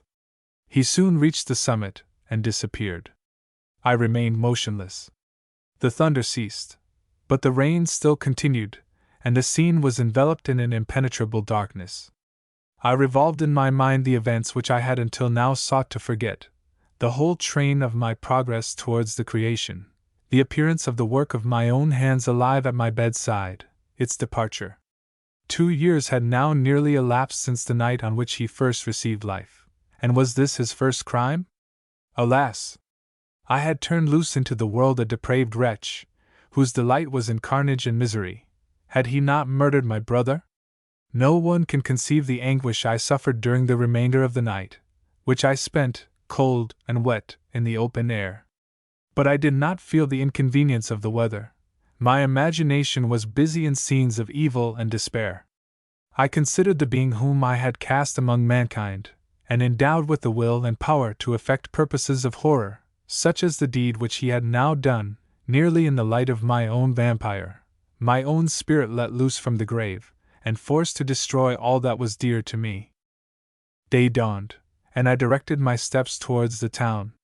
The gates were open, and I hastened to my father's house. My first thought was to discover what I knew of the murderer, and cause instant pursuit to be made. But I paused when I reflected on the story that I had to tell. A being whom I myself had formed, and endued with life, had met me at midnight among the precipices of an inaccessible mountain. I remembered also the nervous fever with which I had been seized just at the time that I dated my creation, and which would give an air of delirium to a tale otherwise so utterly improbable. I well knew that if any other had communicated such a relation to me, I should have looked upon it as the ravings of insanity. Besides, the strange nature of the animal would elude all pursuit, even if I were so far credited as to persuade my relatives to commence it. Besides, of what use would be pursuit? Who could arrest a creature capable of scaling the overhanging sides of Mont Saleve? These reflections determined me, and I resolved to remain silent. It was about 5 in the morning when I entered my father's house. I told the servants not to disturb the family, and went into the library to attend their usual hour of rising. 6 years had elapsed, passed as a dream but for one indelible trace, and I stood in the same place where I had last embraced my father before my departure for Ingolstadt. Beloved and respectable parent! He still remained to me. I gazed on the picture of my mother, which stood over the mantelpiece. It was an historical subject, painted at my father's desire, and represented Caroline Beaufort in an agony of despair, kneeling by the coffin of her dead father. Her garb was rustic, and her cheek pale, but there was an air of dignity and beauty that hardly permitted the sentiment of pity. Below this picture was a miniature of William, and my tears flowed when I looked upon it. While I was thus engaged, Ernest entered. He had heard me arrive, and hastened to welcome me. He expressed a sorrowful delight to see me. "Welcome, my dearest Victor," said he. "Ah! I wish you had come 3 months ago, and then you would have found us all joyous and delighted. But we are now unhappy, and I am afraid tears instead of smiles will be your welcome. Our father looks so sorrowful.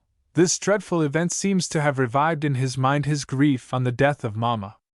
Poor Elizabeth also is quite inconsolable." Ernest began to weep as he said these words. "Do not," said I, "welcome me thus. Try to be more calm, that I may not be absolutely miserable the moment I enter my father's house after so long an absence. But tell me, how does my father support his misfortunes? And how is my poor Elizabeth? She indeed requires consolation. She accused herself of having caused the death of my brother, and that made her very wretched. But since the murderer has been discovered—" "The murderer discovered! Good God! How can that be? Who could attempt to pursue him?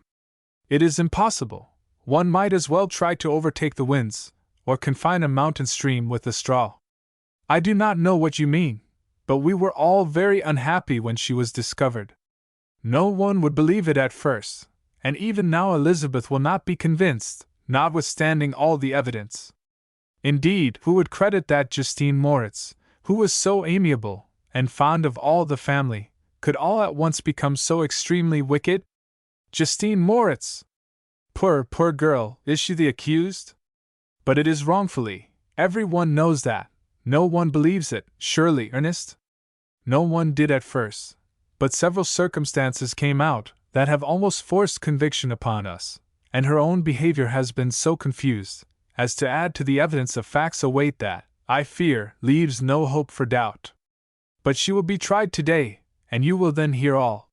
He related that, the morning on which the murder of poor William had been discovered, Justine had been taken ill, and confined to her bed, and, after several days, one of the servants, happening to examine the apparel she had worn on the night of the murder, had discovered in her pocket the picture of my mother, which had been judged to be the temptation of the murderer.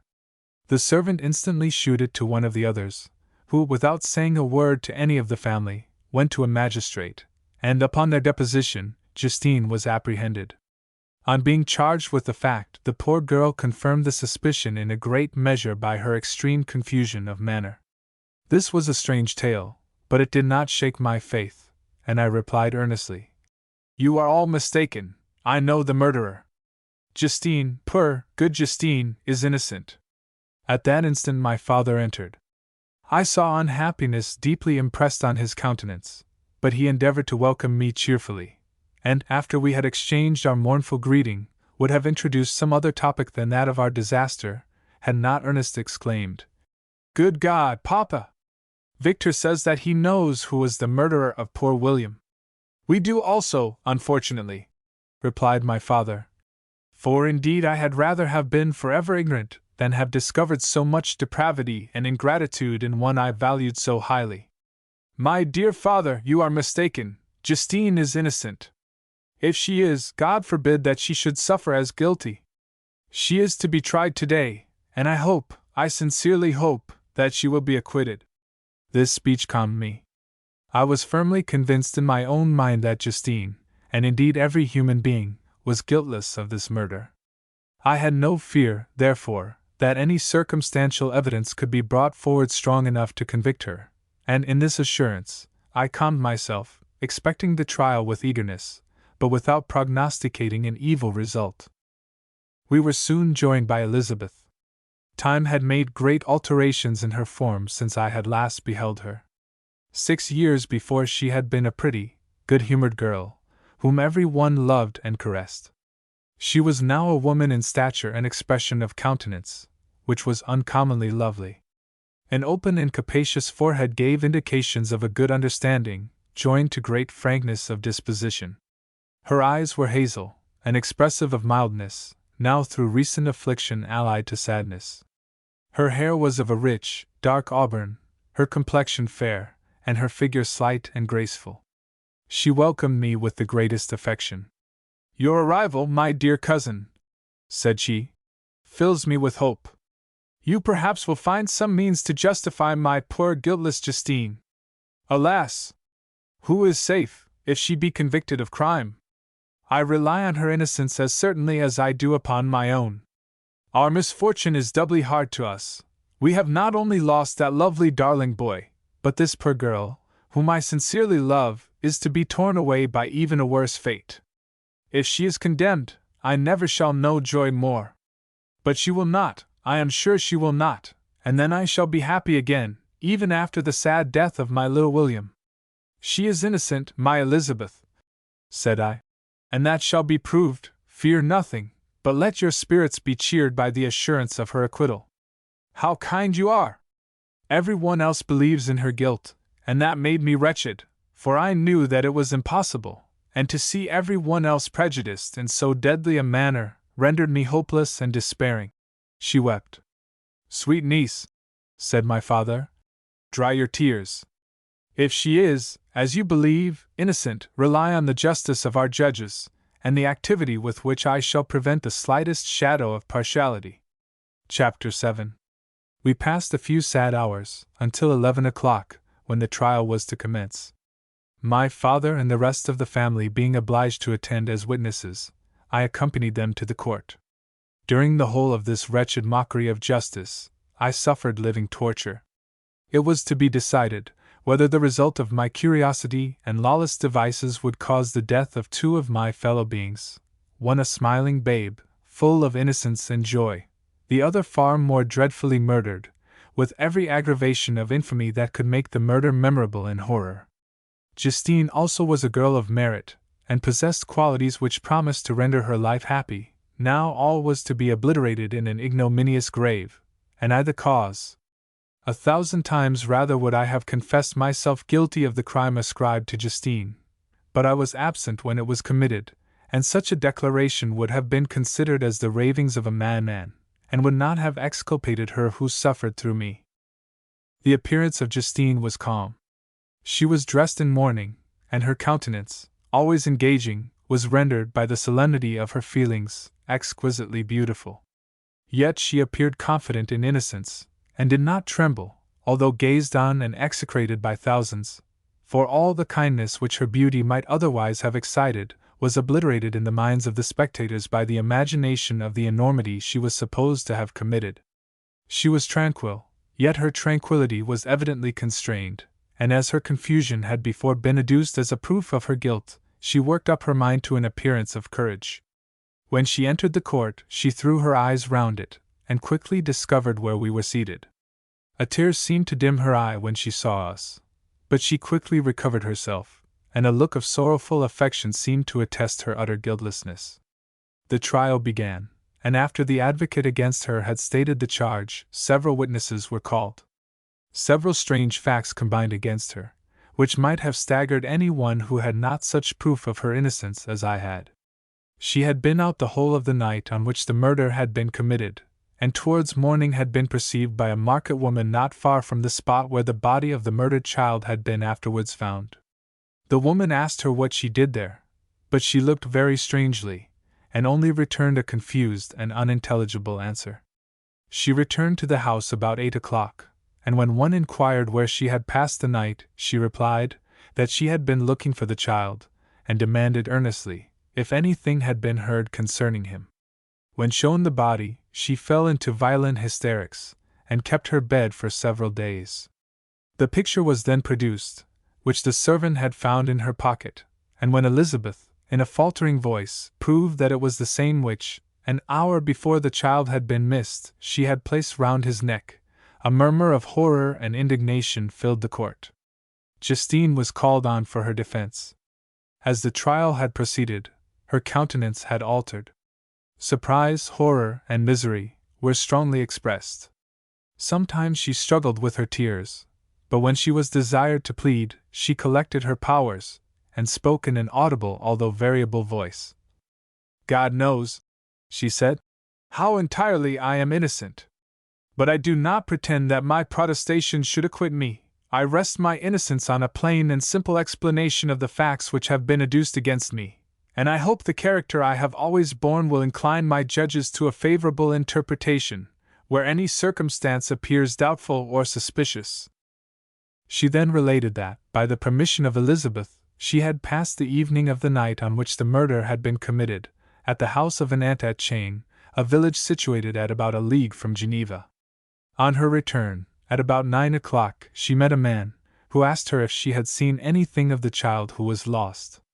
She was alarmed by this account, and passed several hours in looking for him, when the gates of Geneva were shut, and she was forced to remain several hours of the night in a barn belonging to a cottage, being unwilling to call up the inhabitants, to whom she was well known.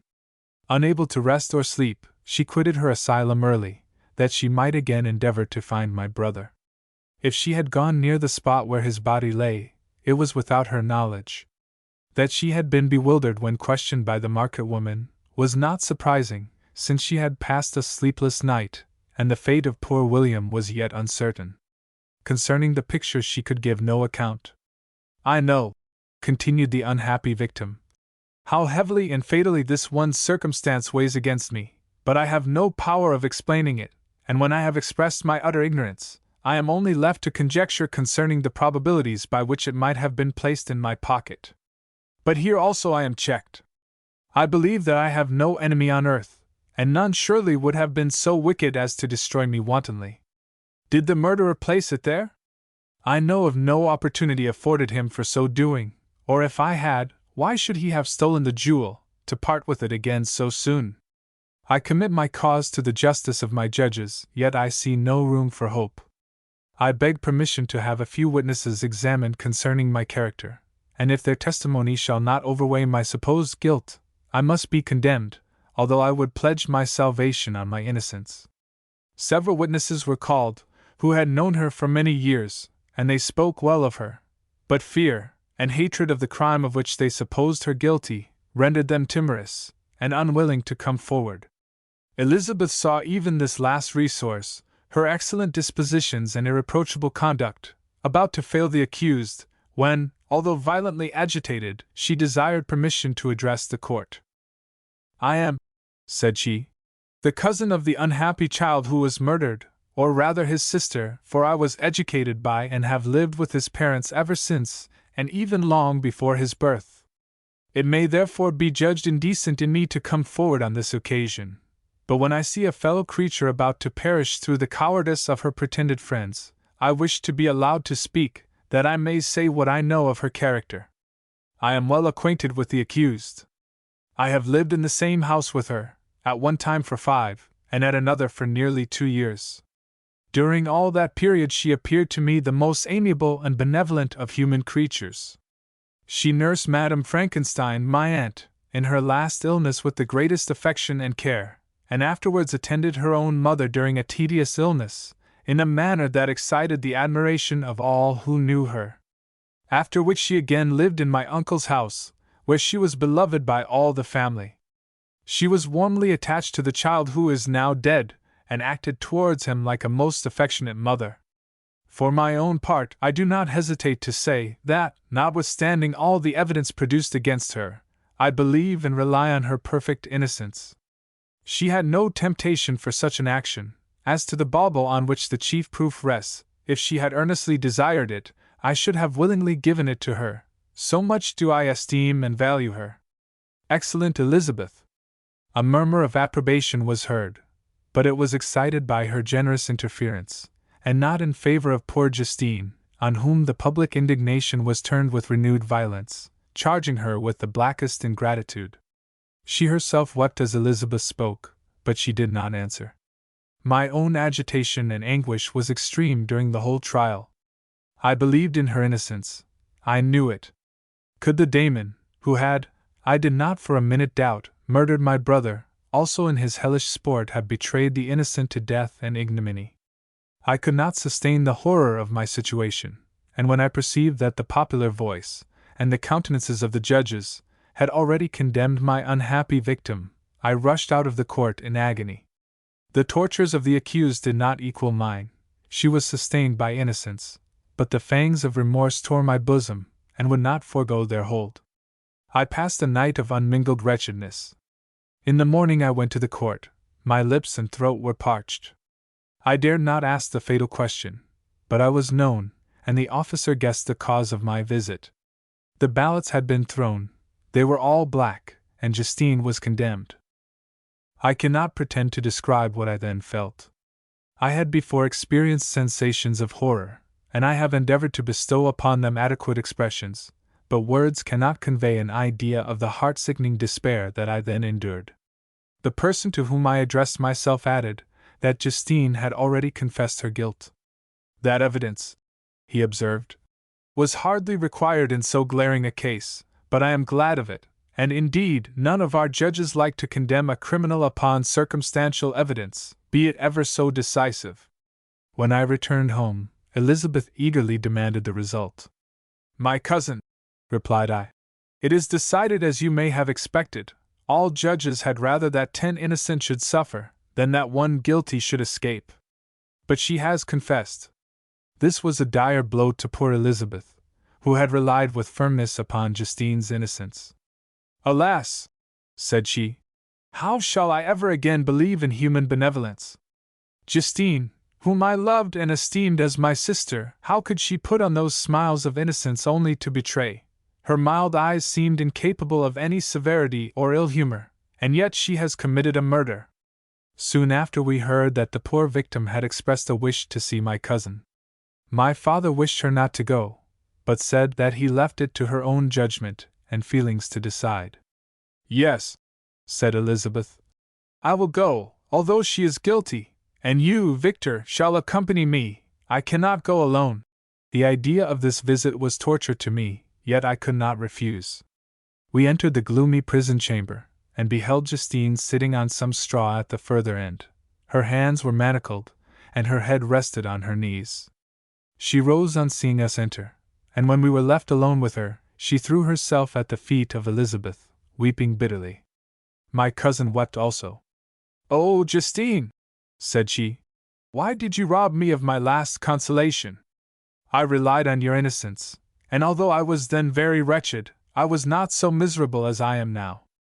And do you also believe that I am so very, very wicked? Do you also join with my enemies to crush me? Her voice was suffocated with sobs.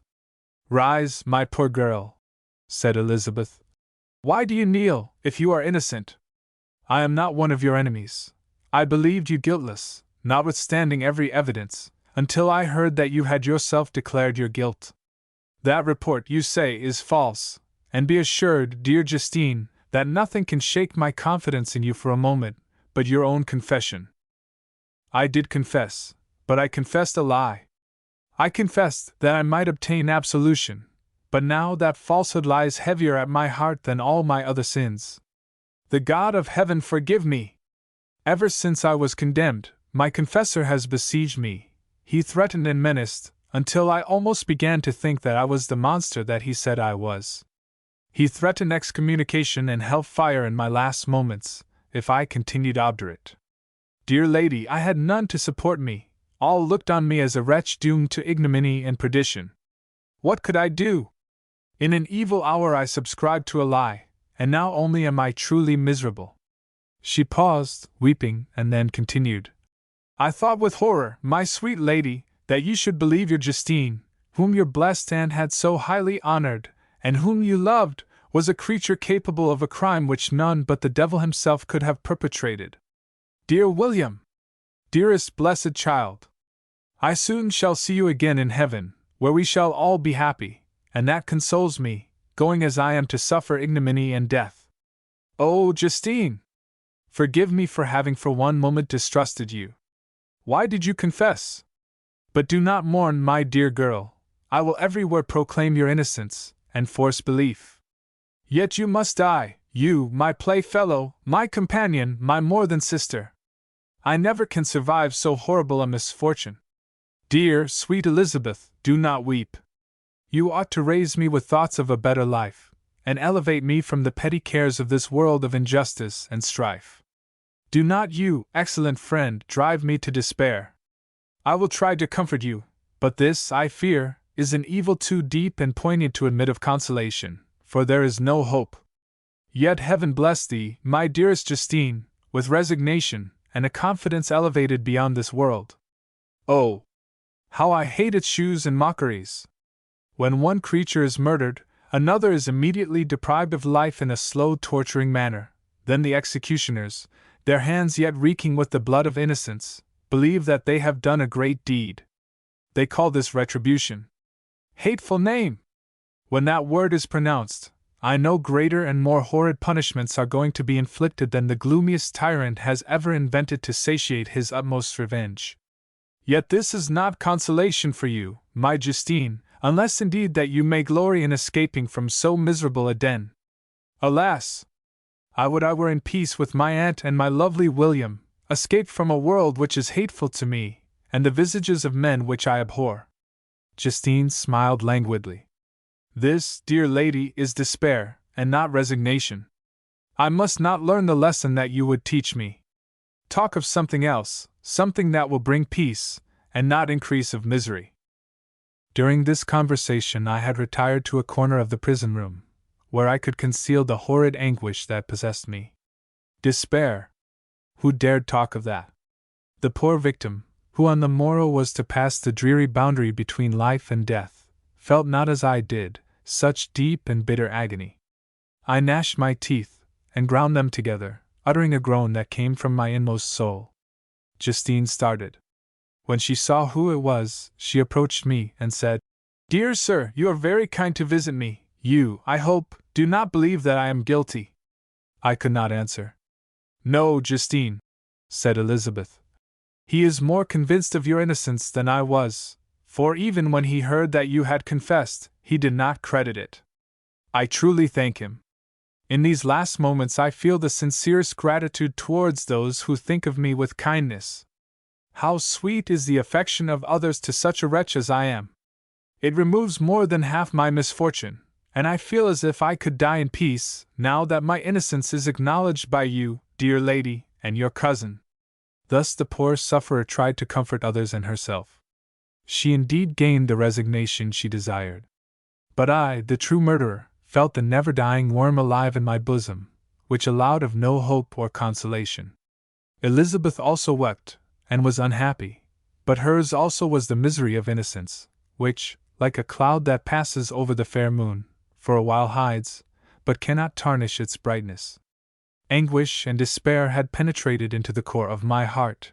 I bore a hell within me, which nothing could extinguish. We stayed several hours with Justine, and it was with great difficulty that Elizabeth could tear herself away. I wish, cried she, that I were to die with you. I cannot live in this world of misery. Justine assumed an air of cheerfulness, while she with difficulty repressed her bitter tears. She embraced Elizabeth, and said, in a voice of half-suppressed emotion, Farewell, sweet lady, dearest Elizabeth, my beloved and only friend. May heaven in its bounty bless and preserve you. May this be the last misfortune that you will ever suffer. Live, and be happy, and make others so.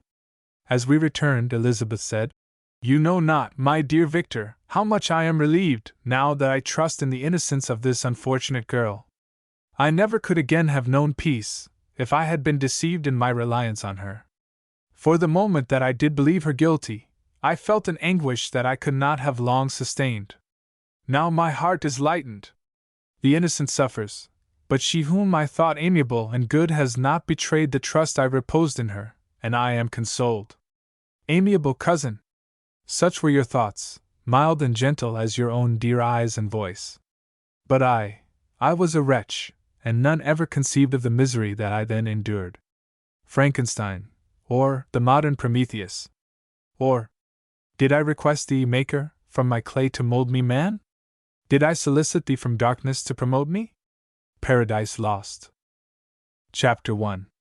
Nothing is more painful to the human mind than, after the feelings have been worked up by a quick succession of events, the dead calmness of inaction and certainty which follows, and deprives the soul both of hope and fear.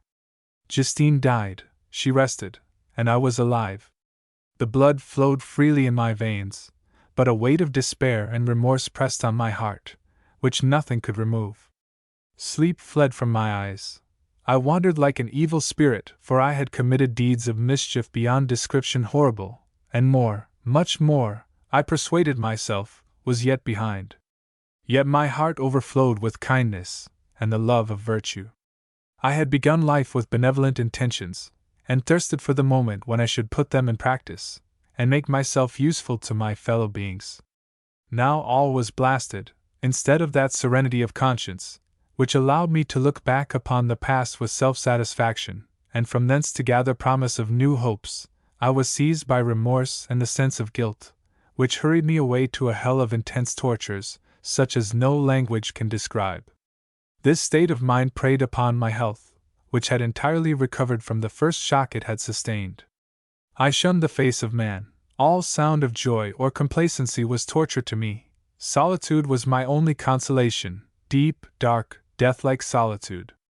My father observed with pain the alteration perceptible in my disposition and habits, and endeavored to reason with me on the folly of giving way to immoderate grief. Do you think, Victor, said he, that I do not suffer also? No one could love a child more than I loved your brother. Tears came into his eyes as he spoke. But is it not a duty to the survivors, that we should refrain from augmenting their unhappiness by an appearance of immoderate grief? It is also a duty owed to yourself, for excessive sorrow prevents improvement, or enjoyment, or even the discharge of daily usefulness, without which no man is fit for society. This advice, although good, was totally inapplicable to my case. I should have been the first to hide my grief, and console my friends, if remorse had not mingled its bitterness with my other sensations. Now I could only answer my father with a look of despair, and endeavor to hide myself from his view. About this time we retired to our house at Belrive. This change was particularly agreeable to me.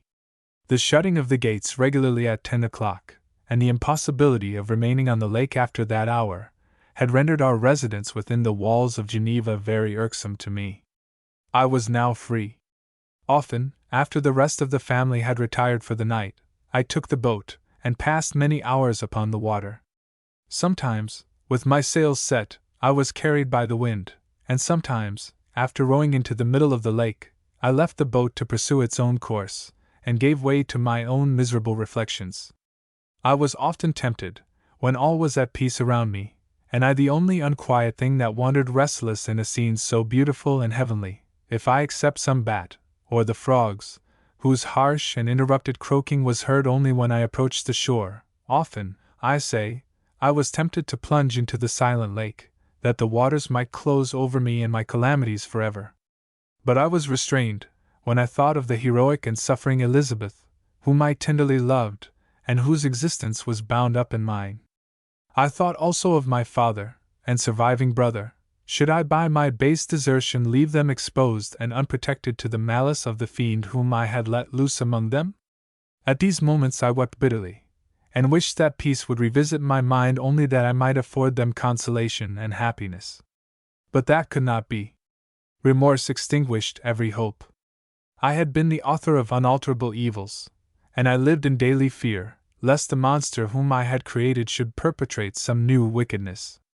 I had an obscure feeling that all was not over, and that he would still commit some signal crime, which by its enormity should almost efface the recollection of the past. There was always scope for fear, so long as anything I loved remained behind. My abhorrence of this fiend cannot be conceived. When I thought of him, I gnashed my teeth, my eyes became inflamed, and I ardently wished to extinguish that life which I had so thoughtlessly bestowed. When I reflected on his crimes and malice, my hatred and revenge burst all bounds of moderation. I would have made a pilgrimage to the highest peak of the Andes could I, when there, have precipitated him to their base. I wished to see him again, that I might wreak the utmost extent of anger on his head, and avenge the deaths of William and Justine. Our house was the house of mourning. My father's health was deeply shaken by the horror of the recent events. Elizabeth was sad and desponding. She no longer took delight in her ordinary occupations. All pleasure seemed to her sacrilege toward the dead. Eternal woe and tears she then thought was the just tribute she should pay to innocence so blasted and destroyed. She was no longer that happy creature, who in earlier youth wandered with me on the banks of the lake, and talked with ecstasy of our future prospects.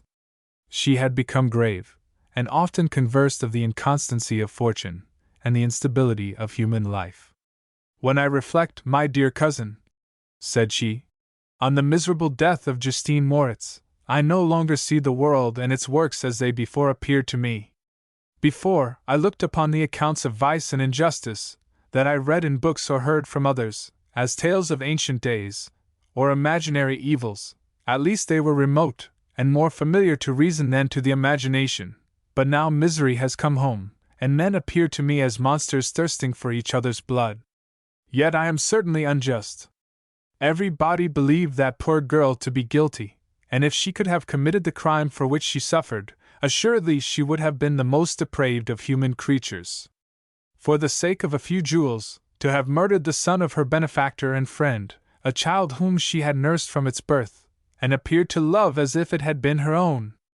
I could not consent to the death of any human being, but certainly I should have thought such a creature unfit to remain in the society of men. Yet she was innocent. I know, I feel she was innocent. You are of the same opinion, and that confirms me. Alas! Victor, when falsehood can look so like the truth, who can assure themselves of certain happiness?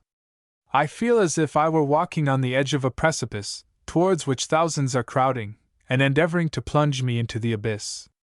William and Justine were assassinated, and the murderer escapes. He walks about the world free, and perhaps respected. But even if I were condemned to suffer on the scaffold for the same crimes, I would not change places with such a wretch. I listened to this discourse with the extremest agony. I, not in deed but in effect, was the true murderer.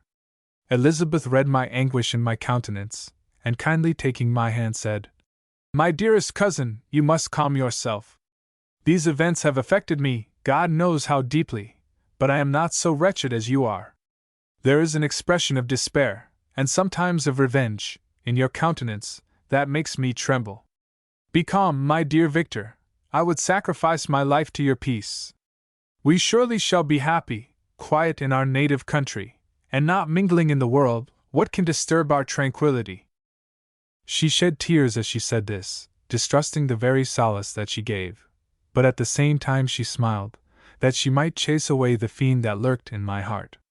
My father, who saw in the unhappiness that was painted in my face only an exaggeration of that sorrow which I might naturally feel, thought that an amusement suited to my taste would be the best means of restoring to me my wonted serenity. It was from this cause that he had removed to the country, and, induced by the same motive, he now proposed that we should all make an excursion to the valley of Chamonix.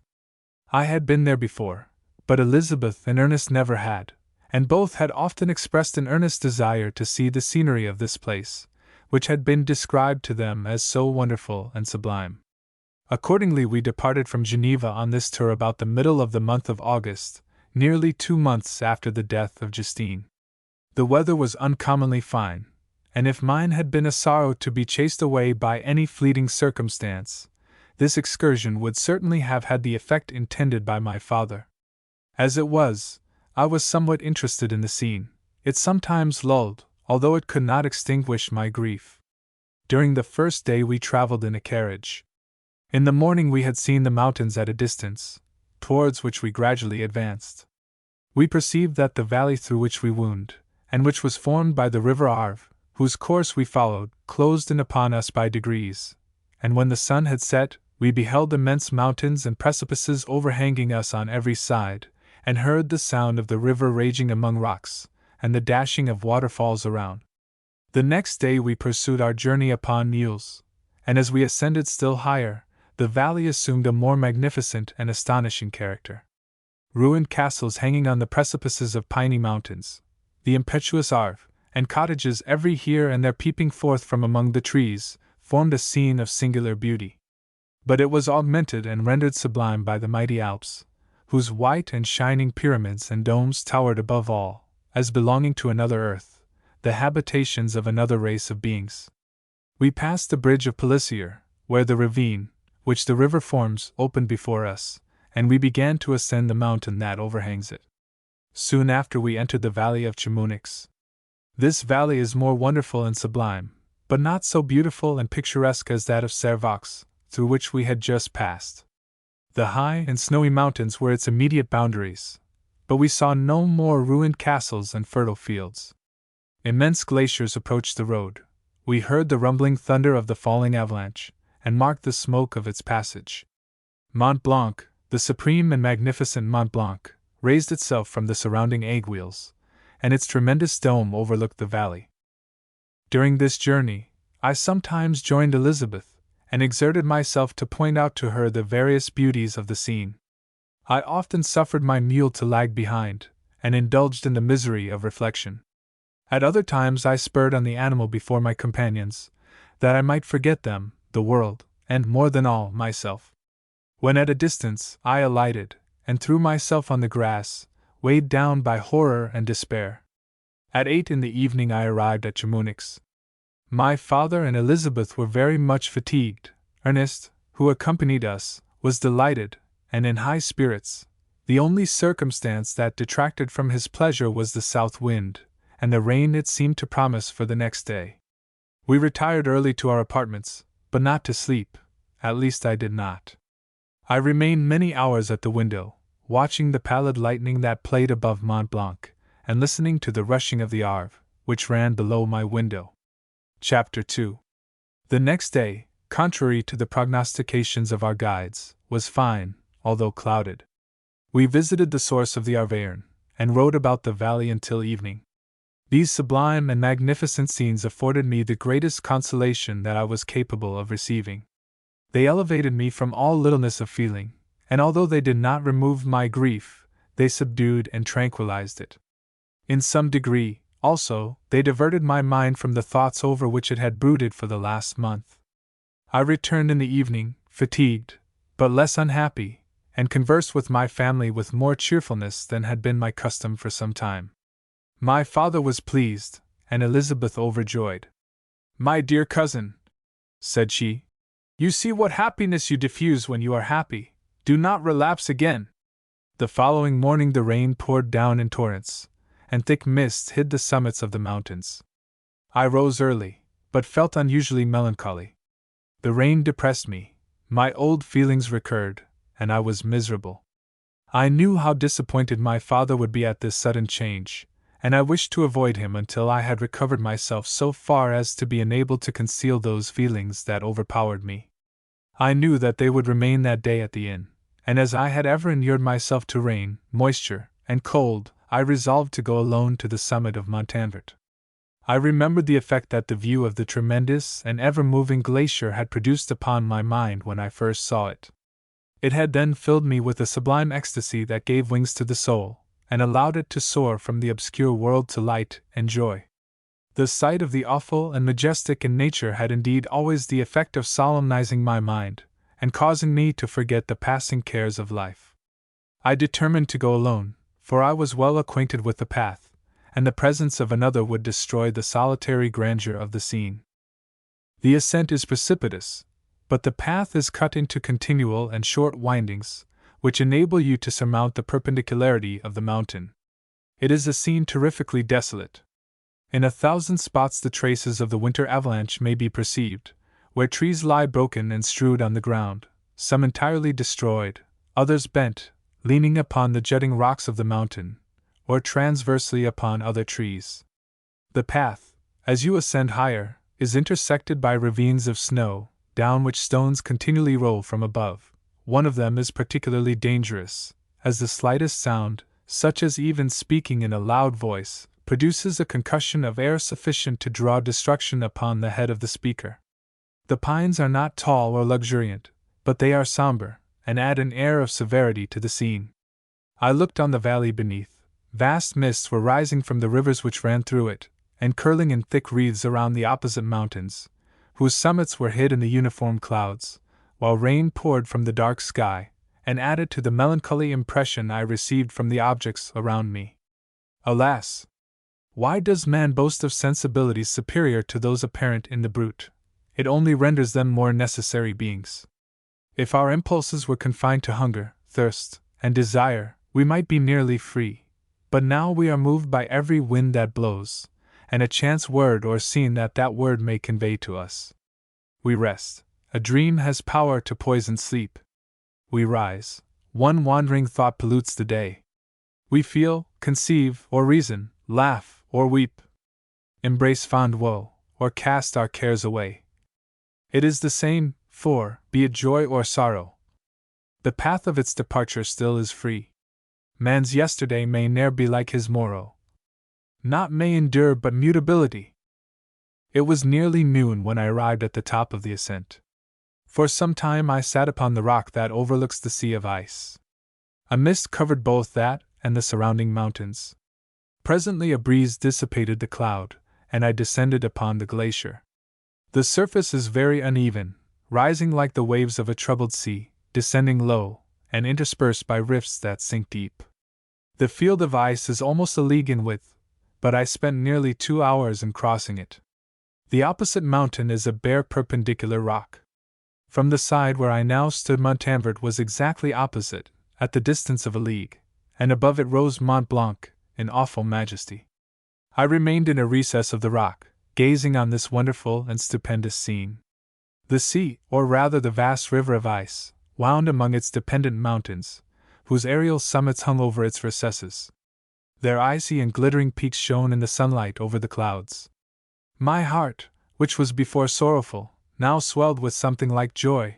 I exclaimed, "Wandering spirits, if indeed ye wander, and do not rest in your narrow beds, allow me this feigned happiness, or take me, as your companion, away from the joys of life." As I said this, I suddenly beheld the figure of a man, at some distance, advancing towards me with superhuman speed. He bounded over the crevices in the ice, among which I had walked with caution. His stature also, as he approached, seemed to exceed that of man. I was troubled, a mist came over my eyes, and I felt a faintness seize me, but I was quickly restored by the cold gale of the mountains. I perceived, as the shade came nearer, sight tremendous and abhorred, that it was the wretch whom I had created. I trembled with rage and horror, resolving to wait his approach, and then close with him in mortal combat. He approached. His countenance bespoke bitter anguish, combined with disdain and malignity, while its unearthly ugliness rendered it almost too horrible for human eyes. But I scarcely observed this. Anger and hatred had at first deprived me of utterance, and I recovered only to overwhelm him with words expressive of furious detestation and contempt. "Devil!" I exclaimed. "Do you dare approach me? And do not you fear the fierce vengeance of my arm wreaked on your miserable head?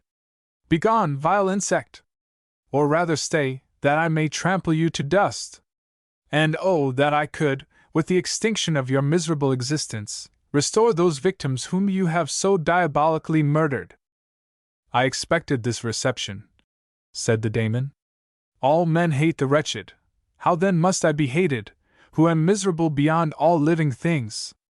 Yet you, my Creator, detest and spurn me, thy creature, to whom thou art bound by ties only dissoluble by the annihilation of one of us. You purpose to kill me. How dare you sport thus with life? Do your duty towards me, and I will do mine towards you and the rest of mankind. If you will comply with my conditions, I will leave them and you at peace, but if you refuse, I will glut the maw of death, until it be satiated with the blood of your remaining friends. Abhorred monster! Fiend that thou art! The tortures of hell are too mild a vengeance for thy crimes. Wretched devil! You reproach me with your creation. Come on then, that I may extinguish the spark which I so negligently bestowed." My rage was without bounds. I sprang on him, impelled by all the feelings which can arm one being against the existence of another. He easily eluded me and said, "Be calm! I entreat you to hear me, before you give vent to your hatred on my devoted head. Have I not suffered enough, that you seek to increase my misery? Life, although it may only be an accumulation of anguish, is dear to me, and I will defend it. Remember, thou hast made me more powerful than thyself. My height is superior to thine, my joints more supple. But I will not be tempted to set myself in opposition to thee. I am thy creature, and I will be even mild and docile to my natural lord and king, if thou wilt also perform thy part, the which thou owest me. O Frankenstein, be not equitable to every other, and trample upon me alone, to whom thy justice, and even thy clemency and affection, is most due.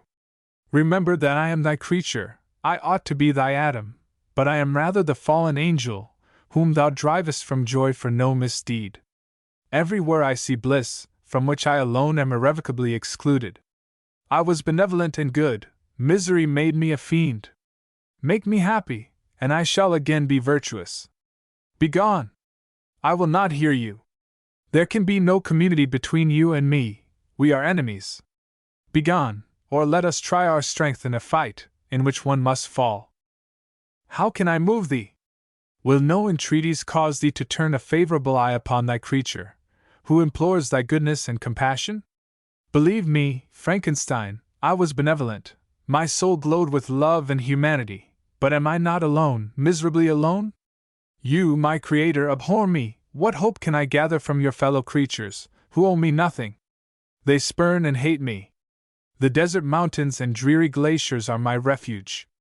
I have wandered here many days. The caves of ice, which I only do not fear, are a dwelling to me, and the only one which man does not grudge.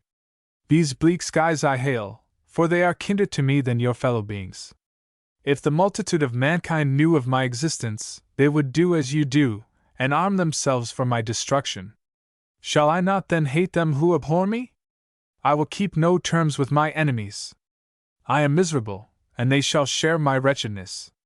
Yet it is in your power to recompense me, and deliver them from an evil which it only remains for you to make so great, that not only you and your family, but thousands of others, shall be swallowed up in the whirlwinds of its rage. Let your compassion be moved, and do not disdain me. Listen to my tale. When you have heard that, abandon or commiserate me, as you shall judge that I deserve. But hear me.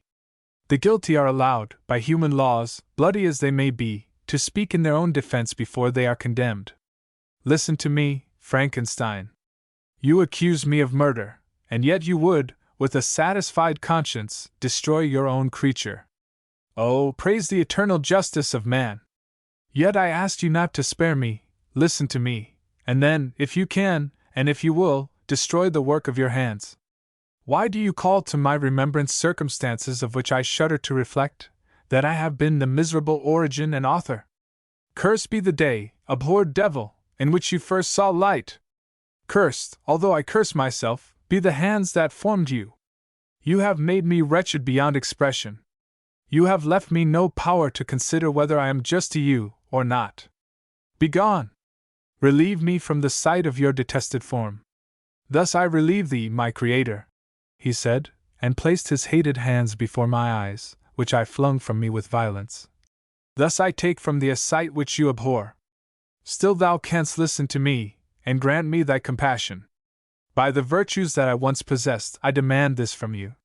Hear my tale, it is long and strange, and the temperature of this place is not fitting to your fine sensations. Come to the hut upon the mountain.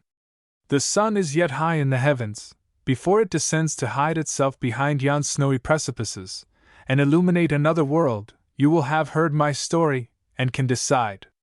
On you it rests, whether I quit forever the neighborhood of man, and lead a harmless life, or become the scourge of your fellow creatures, and the author of your own speedy ruin. As he said this, he led the way across the ice. I followed. My heart was full, and I did not answer him, but as I proceeded, I weighed the various arguments that he had used, and determined at least to listen to his tale.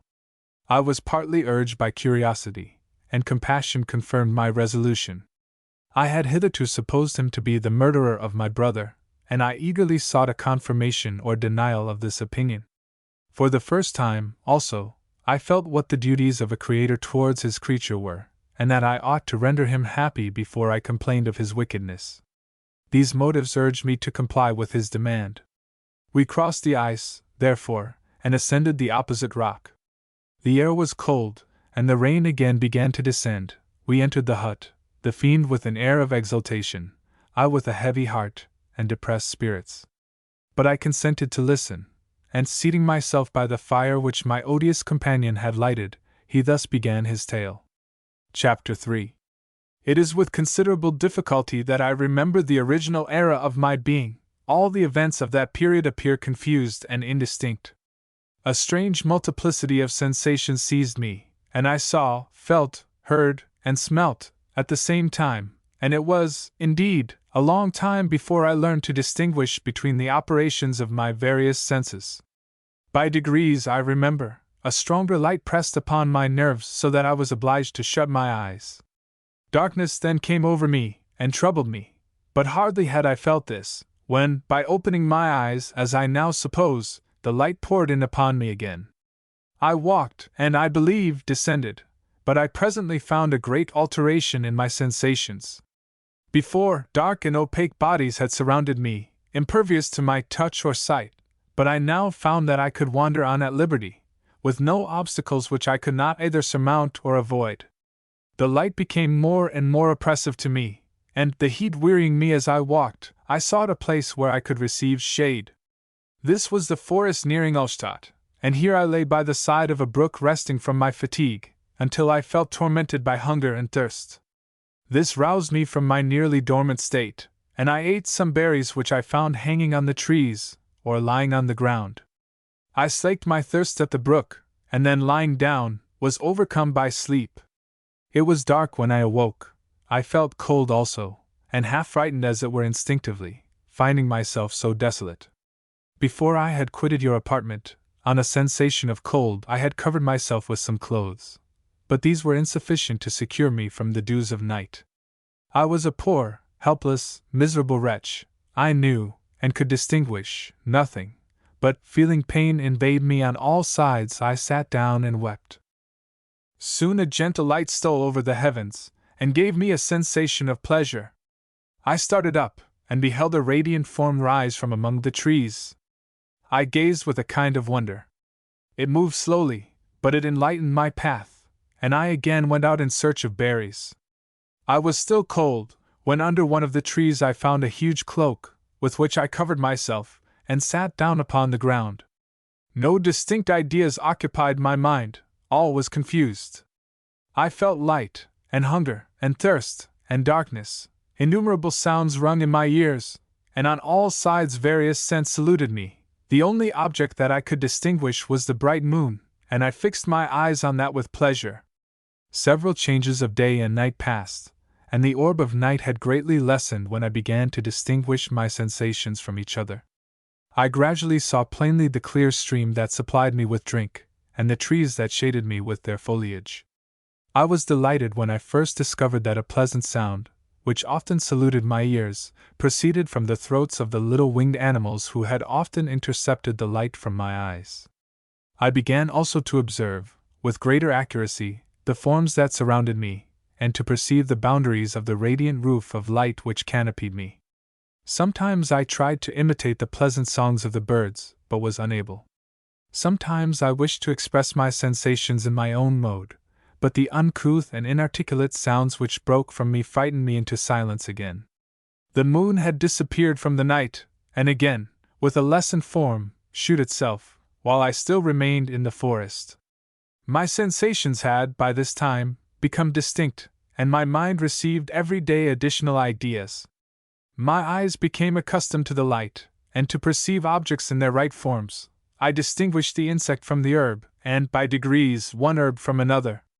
I found that the sparrow uttered none but harsh notes, whilst those of the blackbird and thrush were sweet and enticing.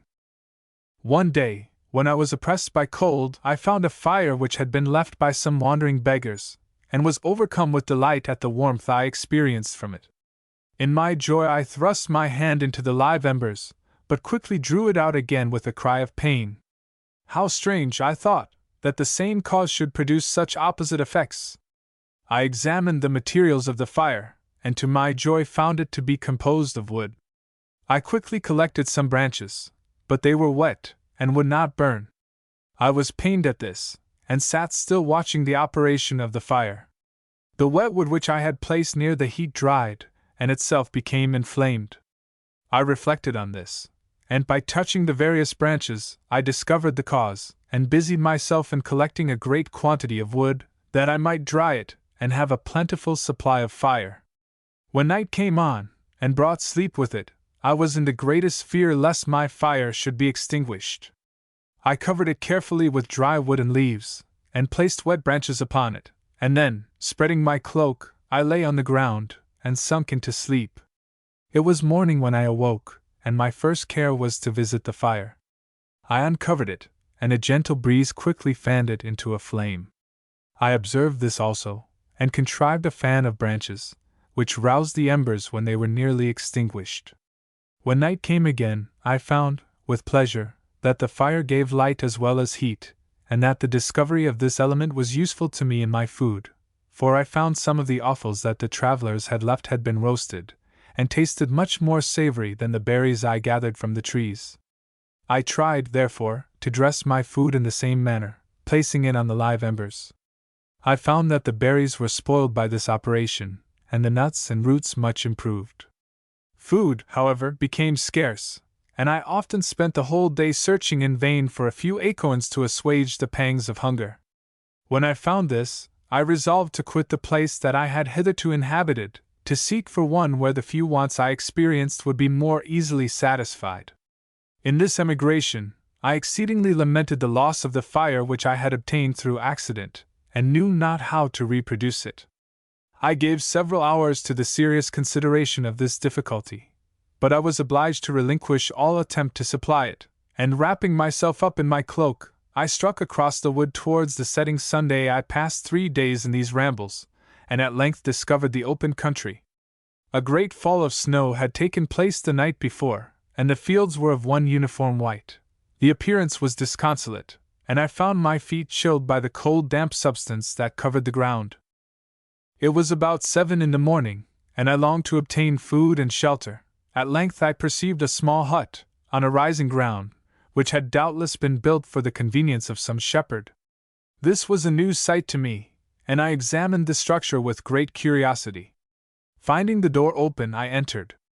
An old man sat in it, near a fire, over which he was preparing his breakfast. He turned on hearing a noise, and perceiving me, shrieked loudly, and quitting the hut, ran across the fields with a speed of which his debilitated form hardly appeared capable. His appearance, different from any I had ever before seen, and his flight, somewhat surprised me. But I was enchanted by the appearance of the hut. Here the snow and rain could not penetrate, the ground was dry, and it presented to me then as exquisite and divine a retreat as pandemonium appeared to the demons of hell after their sufferings in the lake of fire. I greedily devoured the remnants of the shepherd's breakfast, which consisted of bread, cheese, milk, and wine, The latter, however, I did not like. Then, overcome by fatigue, I lay down among some straw, and fell asleep. It was noon when I awoke, and allured by the warmth of the sun, which shone brightly on the white ground, I determined to recommence my travels, and depositing the remains of the peasant's breakfast in a wallet I found, I proceeded across the fields for several hours, until at sunset I arrived at a village. How miraculous did this appear! The huts, the neater cottages, and stately houses, engaged my admiration by turns. The vegetables in the gardens, the milk and cheese that I saw placed at the windows of some of the cottages, allured my appetite. One of the best of these I entered, but I had hardly placed my foot within the door, before the children shrieked, and one of the women fainted. The whole village was roused, some fled, some attacked me, until, grievously bruised by stones and many other kinds of missile weapons, I escaped to the open country, and fearfully took refuge in a low hovel, quite bare, and making a wretched appearance after the palaces I had beheld in the village. This hovel, however, joined a cottage of a neat and pleasant appearance, but, after my late dearly bought experience, I dared not enter it. My place of refuge was constructed of wood, but so low that I could with difficulty sit upright in it. No wood, however, was placed on the earth, which formed the floor, but it was dry, and although the wind entered it by innumerable chinks, I found it an agreeable asylum from the snow and rain.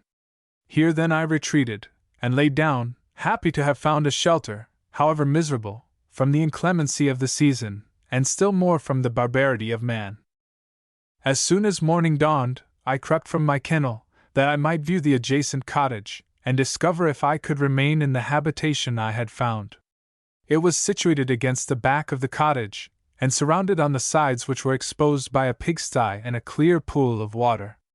One part was open, and by that I had crept in, but now I covered every crevice by which I might be perceived with stones and wood, yet in such a manner that I might move them on occasion to pass out. All the light I enjoyed came through the sty, and that was sufficient for me. Having thus arranged my dwelling, and carpeted it with clean straw, I retired, for I saw the figure of a man at a distance, and I remembered too well my treatment the night before, to trust myself in his power. I had first, however, provided for my sustenance for that day, by a loaf of coarse bread, which I purloined, and a cup with which I could drink, more conveniently than from my hand, of the pure water which flowed by my retreat. The floor was a little raised, so that it was kept perfectly dry, and by its vicinity to the chimney of the cottage it was tolerably warm. Being thus provided, I resolved to reside in this hovel, until something should occur which might alter my determination. It was indeed a paradise, compared to the bleak forest, my former residence, the rain-dropping branches, and dank earth. I ate my breakfast with pleasure, and was about to remove a plank to procure myself a little water, when I heard a step, and, looking through a small chink, I beheld a young creature, with a pail on her head, passing before my hovel. The girl was young and of gentle demeanor, unlike what I have since found cottagers and farmhouse servants to be. Yet she was meanly dressed, a coarse blue petticoat and a linen jacket being her only garb. Her fair hair was plaited, but not adorned. She looked patient yet sad. I lost sight of her, and in about a quarter of an hour she returned bearing the pail, which was now partly filled with milk. As she walked along, seemingly incommoded by the burden, a young man met her, whose countenance expressed a deeper despondence. Uttering a few sounds with an air of melancholy, he took the pail from her head, and bore it to the cottage himself. She followed, and they disappeared. Presently I saw the young man again, with some tools in his hand, cross the field behind the cottage, and the girl was also busied, sometimes in the house, and sometimes in the yard. On examining my dwelling, I found that one of the windows of the cottage had formerly occupied a part of it, but the panes had been filled up with wood. In one of these was a small and almost imperceptible chink, through which the eye could just penetrate. Through this crevice, a small room was visible, whitewashed and clean, but very bare of furniture. In one corner, near a small fire, sat an old man, leaning his head on his hands in a disconsolate attitude. The young girl was occupied in arranging the cottage, but presently she took something out of a drawer, which employed her hands, and she sat down beside the old man, who, taking up an instrument, began to play, and to produce sounds sweeter than the voice of the thrush or the nightingale. It was a lovely sight, even to me, poor wretch, who had never beheld aught beautiful before. The silver hair and benevolent countenance of the aged Katager won my reverence, while the gentle manners of the girl enticed my love. He played a sweet mournful air, which I perceived drew tears from the eyes of his amiable companion, of which the old man took no notice, until she sobbed audibly. He then pronounced a few sounds, and the fair creature, leaving her work, knelt at his feet. He raised her, and smiled with such kindness and affection that I felt sensations of a peculiar and overpowering nature. They were a mixture of pain and pleasure, such as I had never before experienced, either from hunger or cold, warmth or food, and I withdrew from the window, unable to bear these emotions. Soon after this the young man returned, bearing on his shoulders a load of wood. The girl met him at the door, helped to relieve him of his burden, and taking some of the fuel into the cottage, placed it on the fire. Then she and the youth went apart into a nook of the cottage, and he shewed her a large loaf and a piece of cheese. She seemed pleased, and went into the garden for some roots and plants, which she placed in water, and then upon the fire. She afterwards continued her work, whilst the young man went into the garden, and appeared busily employed in digging and pulling up roots. After he had been employed thus about an hour, the young woman joined him, and they entered the cottage together. The old man had, in the meantime, been pensive, but on the appearance of his companions, he assumed a more cheerful air, and they sat down to eat. The meal was quickly dispatched. The young woman was again occupied in arranging the cottage. The old man walked before the cottage in the sun for a few minutes, leaning on the arm of the youth. Nothing could exceed in beauty the contrast between these two excellent creatures. One was old, with silver hairs and a countenance beaming with benevolence and love. The younger was slight and graceful in his figure, and his features were molded with the finest symmetry, yet his eyes and attitude expressed the utmost sadness and despondency. The old man returned to the cottage, and the youth, with tools different from those he had used in the morning, directed his steps across the fields. Night quickly shut in, but to my extreme wonder, I found that the cottagers had a means of prolonging light, by the use of tapers, and was delighted to find that the setting of the sun did not put an end to the pleasure I experienced in watching my human neighbors. In the evening, the young girl and her companion were employed in various occupations which I did not understand, and the old man again took up the instrument, which produced the divine sounds that had enchanted me in the morning. So soon as he had finished, the youth began, not to play, but to utter sounds that were monotonous, and neither resembling the harmony of the old man's instrument, or the songs of the birds. I since found that he read aloud, but at that time I knew nothing of the science of words or letters. The family, after having been thus occupied for a short time, extinguished their lights, and retired, as I conjectured, to rest. Chapter 4. I lay on my straw, but I could not sleep. I thought of the occurrences of the day. What chiefly struck me was the gentle manners of these people, and I longed to join them, but dared not. I remembered too well the treatment I had suffered the night before from the barbarous villagers, and resolved, whatever course of conduct I might hereafter think it right to pursue, that for the present I would remain quietly in my hovel, watching, and endeavoring to discover the motives which influenced their actions. The cottagers arose the next morning before the sun. The young woman arranged the cottage, and prepared the food, and the youth departed after the first meal. This day was passed in the same routine as that which preceded it. The young man was constantly employed out of doors, and the girl in various laborious occupations within. The old man, whom I soon perceived to be blind, employed his leisure hours on his instrument, or in contemplation. Nothing could exceed the love and respect which the younger cottagers exhibited towards their venerable companion. They performed towards him every little office of affection and duty with gentleness, and he rewarded them by his benevolent smiles. They were not entirely happy. The young man and his companion often went apart, and appeared to weep. I saw no cause for their unhappiness, but I was deeply affected by it. If such lovely creatures were miserable, it was less strange that I, an imperfect and solitary being, should be wretched. Yet why were these gentle beings unhappy? They possessed a delightful house, for such it was in my eyes, and every luxury. They had a fire to warm them when chill, and delicious viands when hungry. They were dressed in excellent clothes, and still more, they enjoyed one another's company and speech, interchanging each day looks of affection and kindness. What did their tears imply? Did they really express pain? I was at first unable to solve these questions, but perpetual attention and time explained to me many appearances which were at first enigmatic. A considerable period elapsed before I discovered one of the causes of the uneasiness of this amiable family. It was poverty, and they suffered that evil in a very distressing degree. Their nourishment consisted entirely of the vegetables of their garden, and the milk of one cow, who gave very little. The words induced me to turn towards myself. I learned that the possessions most esteemed by your fellow creatures were high and unsullied descent united with riches. A man might be respected with only one of these acquisitions, but without either he was considered, except in very rare instances, as a vagabond and a slave, doomed to waste his powers for the profit of the chosen few. And what was I? Of my creation and Creator I was absolutely ignorant, but I knew that I possessed no money, no friends, no kind of property. I was, besides, endowed with a figure hideously deformed and loathsome. I was not even of the same nature as man. I was more agile than they, and could subsist upon coarser diet. I bore the extremes of heat and cold with less injury to my frame. My stature far exceeded theirs. When I looked around, I saw and heard of none like me.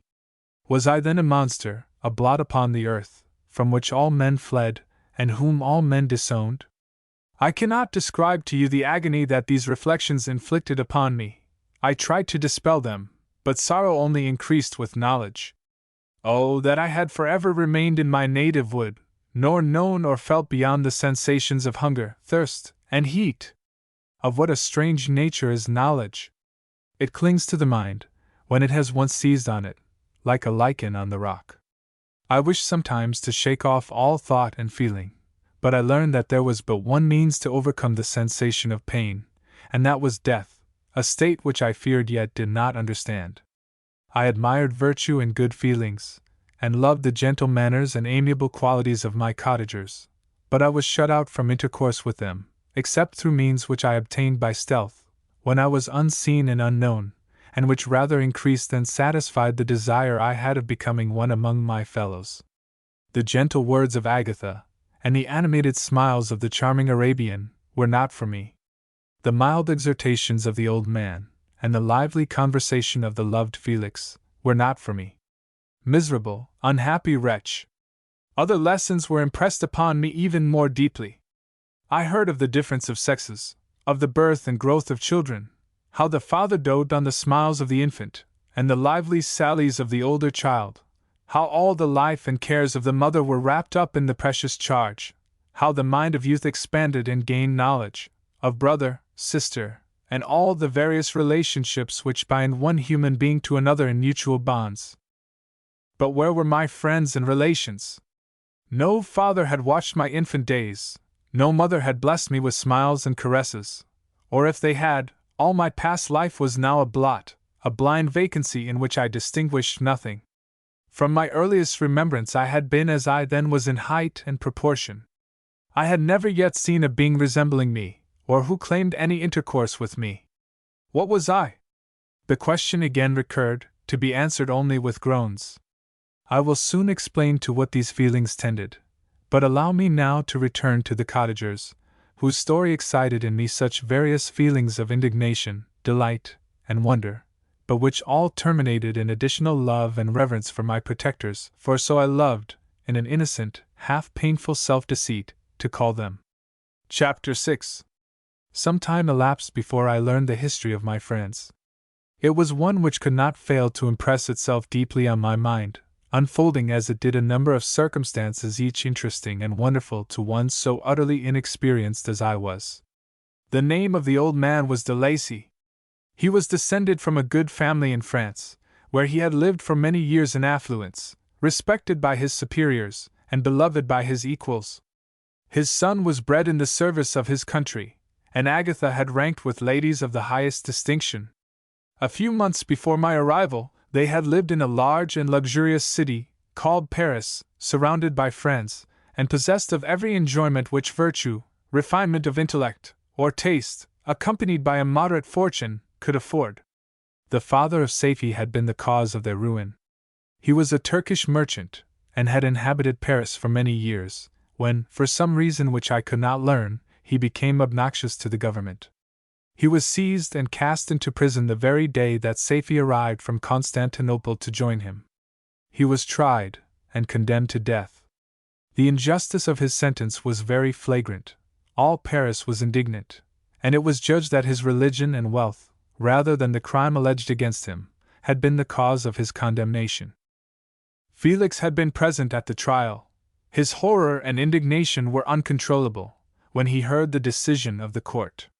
He made, at that moment, a solemn vow to deliver him, and then looked around for the means. After many fruitless attempts to gain admittance to the prison, he found a strongly grated window in an unguarded part of the building, which lighted the dungeon of the unfortunate Mahometan, who, loaded with chains, waited in despair the execution of the barbarous sentence. Felix visited the grate at night, and made known to the prisoner his intentions in his favor. The Turk, amazed and delighted, endeavored to kindle the zeal of his deliverer by promises of reward and wealth.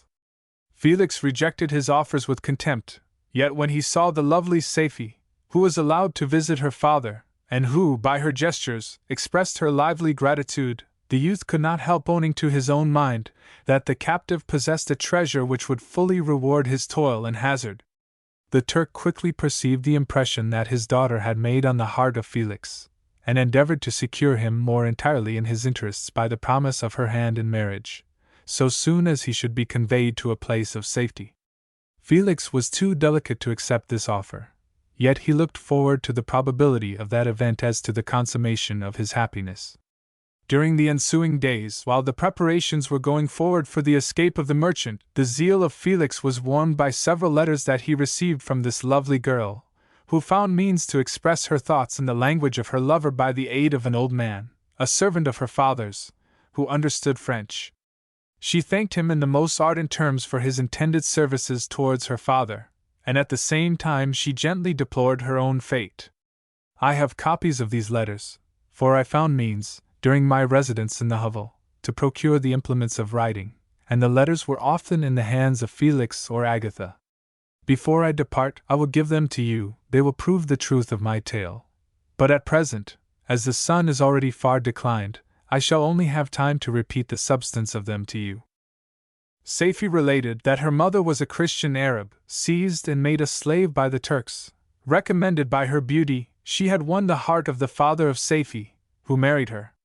The young girl spoke in high and enthusiastic terms of her mother, who, born in freedom, spurned the bondage to which she was now reduced. She instructed her daughter in the tenets of her religion, and taught her to aspire to higher powers of intellect, and an independence of spirit, forbidden to the female followers of Mahomet. This lady died, but her lessons were indelibly impressed on the mind of Safie, who sickened at the prospect of again returning to Asia, and of being immured within the walls of a harem, allowed only to occupy herself with puerile amusements, ill-suited to the temper of her soul, now accustomed to grand ideas and a noble emulation for virtue. The prospect of marrying a Christian, and remaining in a country where women were allowed to take a rank in society, was enchanting to her. The day for the execution of the Turk was fixed, but on the night previous to it, he had quitted prison, and before morning was distant many leagues from Paris. Felix had procured passports in the name of his father, sister, and himself. He had previously communicated his plan to the former, who aided the deceit by quitting his house, under the pretense of a journey, and concealed himself, with his daughter, in an obscure part of Paris. Felix conducted the fugitives through France to Lyons, and across Mont Cenis to Leghorn, where the merchant had decided to wait a favorable opportunity of passing into some part of the Turkish dominions. Safie resolved to remain with her father until the moment of his departure, before which time the Turk renewed his promise that she should be united to his deliverer, and Felix remained with them in expectation of that event, and in the meantime he enjoyed the society of the Arabian, who exhibited towards him the simplest and tenderest affection. They conversed with one another through the means of an interpreter, and sometimes with the interpretation of looks, and Safie sang to him the divine airs of her native country. The Turk allowed this intimacy to take place, and encouraged the hopes of the youthful lovers, while in his heart he had formed far other plans. He loathed the idea that his daughter should be united to a Christian, but he feared the resentment of Felix if he should appear lukewarm, for he knew that he was still in the power of his deliverer, if he should choose to betray him to the Italian state which they inhabited. He revolved 1,000 plans by which he should be enabled to prolong the deceit until it might be no longer necessary, and secretly to take his daughter with him when he departed. His plans were greatly facilitated by the news which arrived from Paris. The government of France were greatly enraged at the escape of their victim, and spared no pains to detect and punish his deliverer. The plot of Felix was quickly discovered, and de Lacy and Agatha were thrown into prison. The news reached Felix, and roused him from his dream of pleasure. His blind and aged father, and his gentle sister, lay in a noisome dungeon, while he enjoyed the free air, and the society of her whom he loved. This idea was torture to him. He quickly arranged with the Turk, that if the latter should find a favorable opportunity for escape before Felix could return to Italy, Safie should remain as a boarder at a convent at Leghorn, and then, quitting the lovely Arabian, he hastened to Paris, and delivered himself up to the vengeance of the law, hoping to free de Lacy and Agatha by this proceeding. He did not succeed.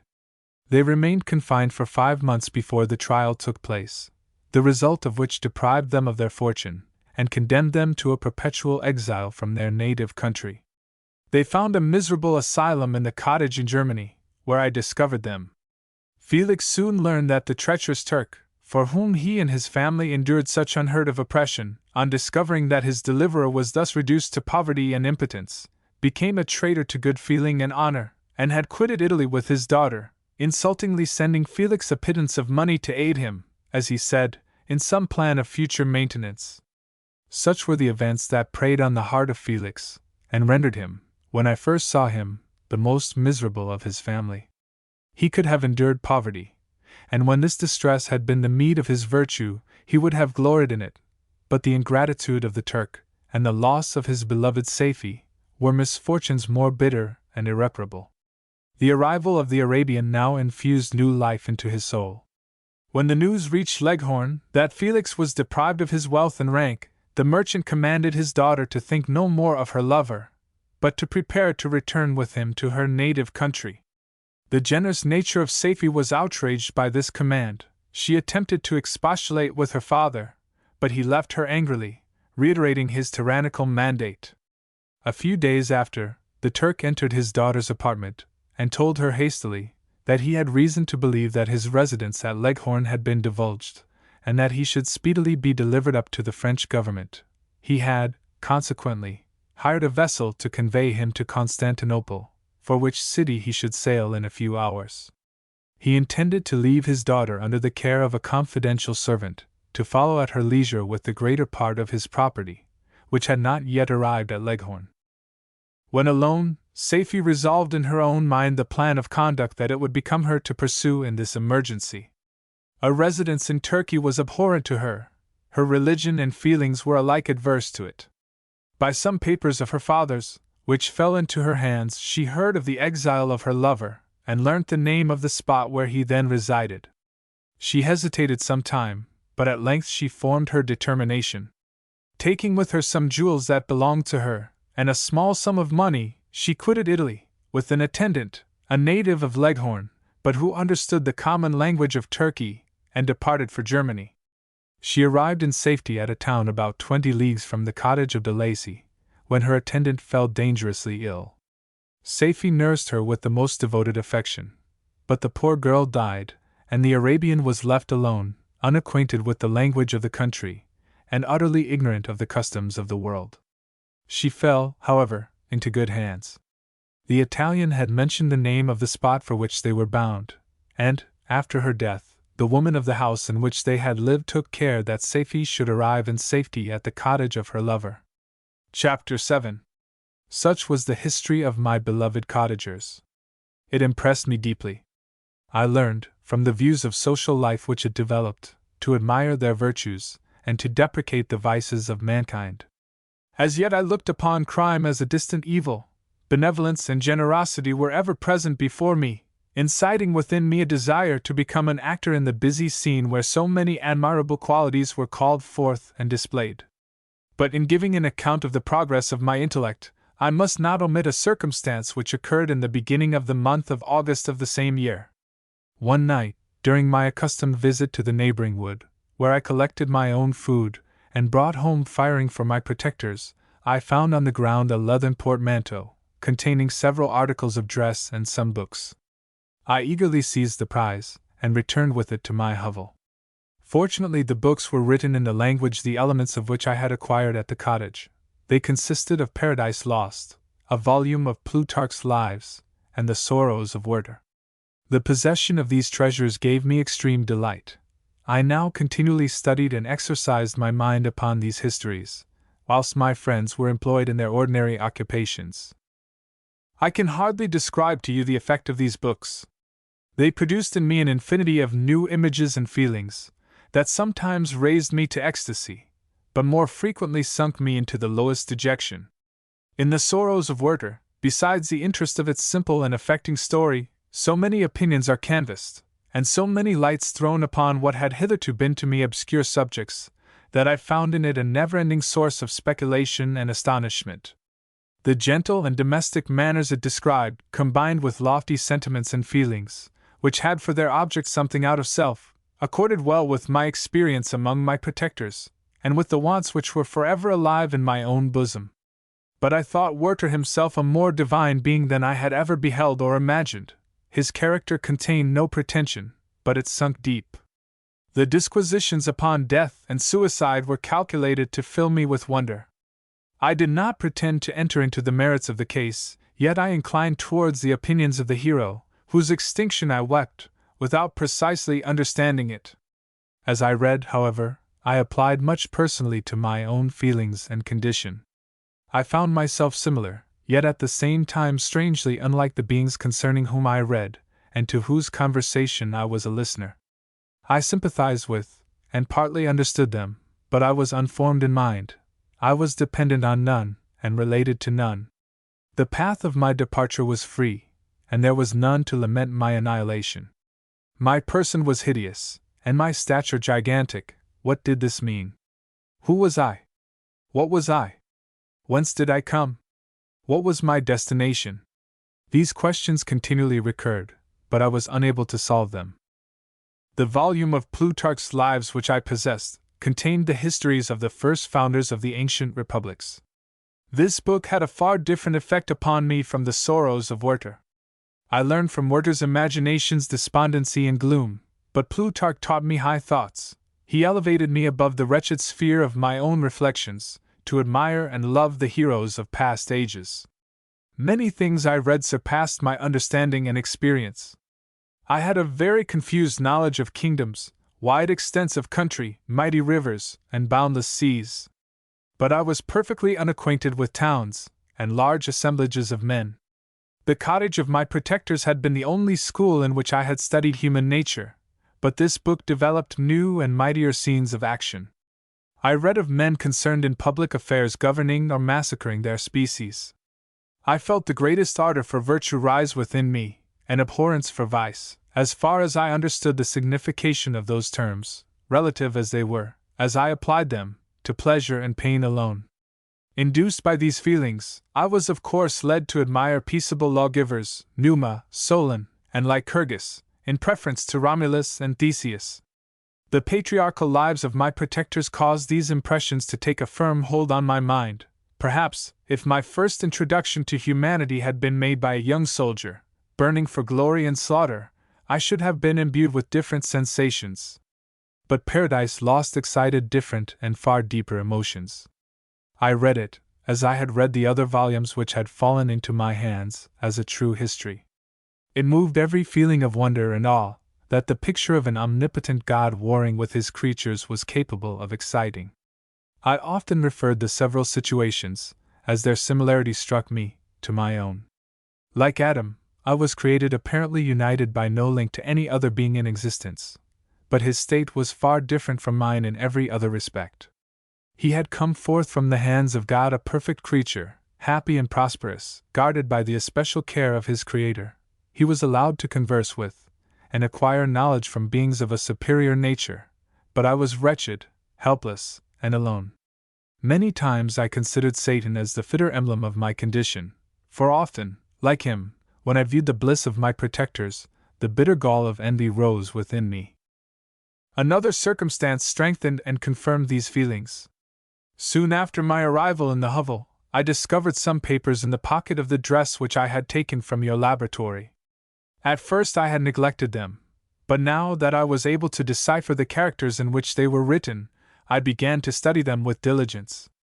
It was your journal of the 4 months that preceded my creation. You minutely described in these papers every step you took in the progress of your work. This history was mingled with accounts of domestic occurrences. You, doubtless, recollect these papers. Here they are. Everything is related in them which bears reference to my accursed origin. The whole detail of that series of disgusting circumstances which produced it is set in view. The minutest description of my odious and loathsome person is given, in language which painted your own horrors, and rendered mine ineffaceable. I sickened as I read. Hateful day when I received life, I exclaimed in agony. Cursed Creator! Why did you form a monster so hideous that even you turned from me in disgust? God in pity made man beautiful and alluring, after his own image, but my form is a filthy type of yours, more horrid from its very resemblance. Satan had his companions, fellow devils, to admire and encourage him, but I am solitary and detested. These were the reflections of my hours of despondency and solitude, but when I contemplated the virtues of the cottagers, their amiable and benevolent dispositions, I persuaded myself that when they should become acquainted with my admiration of their virtues, they would compassionate me, and overlook my personal deformity. Could they turn from their door one, however monstrous, who solicited their compassion and friendship? I resolved, at least, not to despair, but in every way to fit myself for an interview with them which would decide my fate. I postponed this attempt for some months longer, for the importance attached to its success inspired me with a dread lest I should fail. Besides, I found that my understanding improved so much with every day's experience, that I was unwilling to commence this undertaking until a few more months should have added to my wisdom. Several changes, in the meantime, took place in the cottage. The presence of Safie diffused happiness among its inhabitants, and I also found that a greater degree of plenty reigned there. Felix and Agatha spent more time in amusement and conversation, and were assisted in their labors by servants. They did not appear rich, but they were contented and happy. Their feelings were serene and peaceful, while mine became every day more tumultuous. Increase of knowledge only discovered to me more clearly what a wretched outcast I was. I cherished hope, it is true, but it vanished when I beheld my person reflected in water, or my shadow in the moonshine, even as that frail image and that inconstant shade. I endeavored to crush these fears, and to fortify myself for the trial which in a few months I resolved to undergo, and sometimes I allowed my thoughts, unchecked by reason, to ramble in the fields of paradise, and dared to fancy amiable and lovely creatures sympathizing with my feelings and cheering my gloom. Their angelic countenances breathed smiles of consolation. But it was all a dream. No Eve soothed my sorrows, or shared my thoughts. I was alone. I remembered Adam's supplication to his Creator, but where was mine? He had abandoned me, and, in the bitterness of my heart, I cursed him. Autumn passed thus. I saw, with surprise and grief, the leaves decay and fall, and nature again assumed the barren and bleak appearance it had worn when I first beheld the woods and the lovely moon. Yet I did not heed the bleakness of the weather. I was better fitted by my conformation for the endurance of cold and heat. But my chief delights were the sight of the flowers, the birds, and all the gay apparel of summer. When those deserted me, I turned with more attention towards the cottagers. Their happiness was not decreased by the absence of summer. They loved and sympathized with one another, and their joys, depending on each other, were not interrupted by the casualties that took place around them. The more I saw of them, the greater became my desire to claim their protection and kindness. My heart yearned to be known and loved by these amiable creatures, to see their sweet looks turned towards me with affection, was the utmost limit of my ambition. I dared not think that they would turn them from me with disdain and horror. The poor that stopped at their door were never driven away. I asked, it is true, for greater treasures than a little food or rest. I required kindness and sympathy, but I did not believe myself utterly unworthy of it. The winter advanced, and an entire revolution of the seasons had taken place since I awoke into life. My attention, at this time, was solely directed towards my plan of introducing myself into the cottage of my protectors. I revolved many projects, but that on which I finally fixed was to enter the dwelling when the blind old man should be alone. I had sagacity enough to discover that the unnatural hideousness of my person was the chief object of horror with those who had formerly beheld me. My voice, although harsh, had nothing terrible in it. I thought, therefore, that if, in the absence of his children, I could gain the goodwill and mediation of the old de Lacy, I might, by his means, be tolerated by my younger protectors. One day, when the sun shone on the red leaves that strewed the ground, and diffused cheerfulness, although it denied warmth, Safie, Agatha, and Felix departed on a long country walk, and the old man, at his own desire, was left alone in the cottage. When his children had departed, he took up his guitar, and played several mournful, but sweet airs, more sweet and mournful than I had ever heard him play before. At first his countenance was illuminated with pleasure, but, as he continued, thoughtfulness and sadness succeeded. At length, laying aside the instrument, he sat absorbed in reflection. My heart beat quick. This was the hour and moment of trial, which would decide my hopes, or realize my fears. The servants were gone to a neighboring fair. All was silent in and around the cottage. It was an excellent opportunity. Yet, when I proceeded to execute my plan, my limbs failed me, and I sunk to the ground. Again I rose, and exerting all the firmness of which I was master, removed the planks which I had placed before my hovel to conceal my retreat. The fresh air revived me, and with renewed determination, I approached the door of their cottage. I knocked. "Who is there?" said the old man. "Come in." I entered. "Pardon this intrusion," said I. "I am a traveler in want of a little rest. You would greatly oblige me, if you would allow me to remain a few minutes before the fire." "Enter," said de Lacy, "and I will try in what manner I can relieve your wants. But, unfortunately, my children are from home, and, as I am blind, I am afraid I shall find it difficult to procure food for you." "Do not trouble yourself, my kind host, I have food. It is warmth and rest only that I need." I sat down, and a silence ensued. I knew that every minute was precious to me, yet I remained irresolute in what manner to commence the interview, when the old man addressed me. "By your language, stranger, I suppose you are my countryman. Are you French?"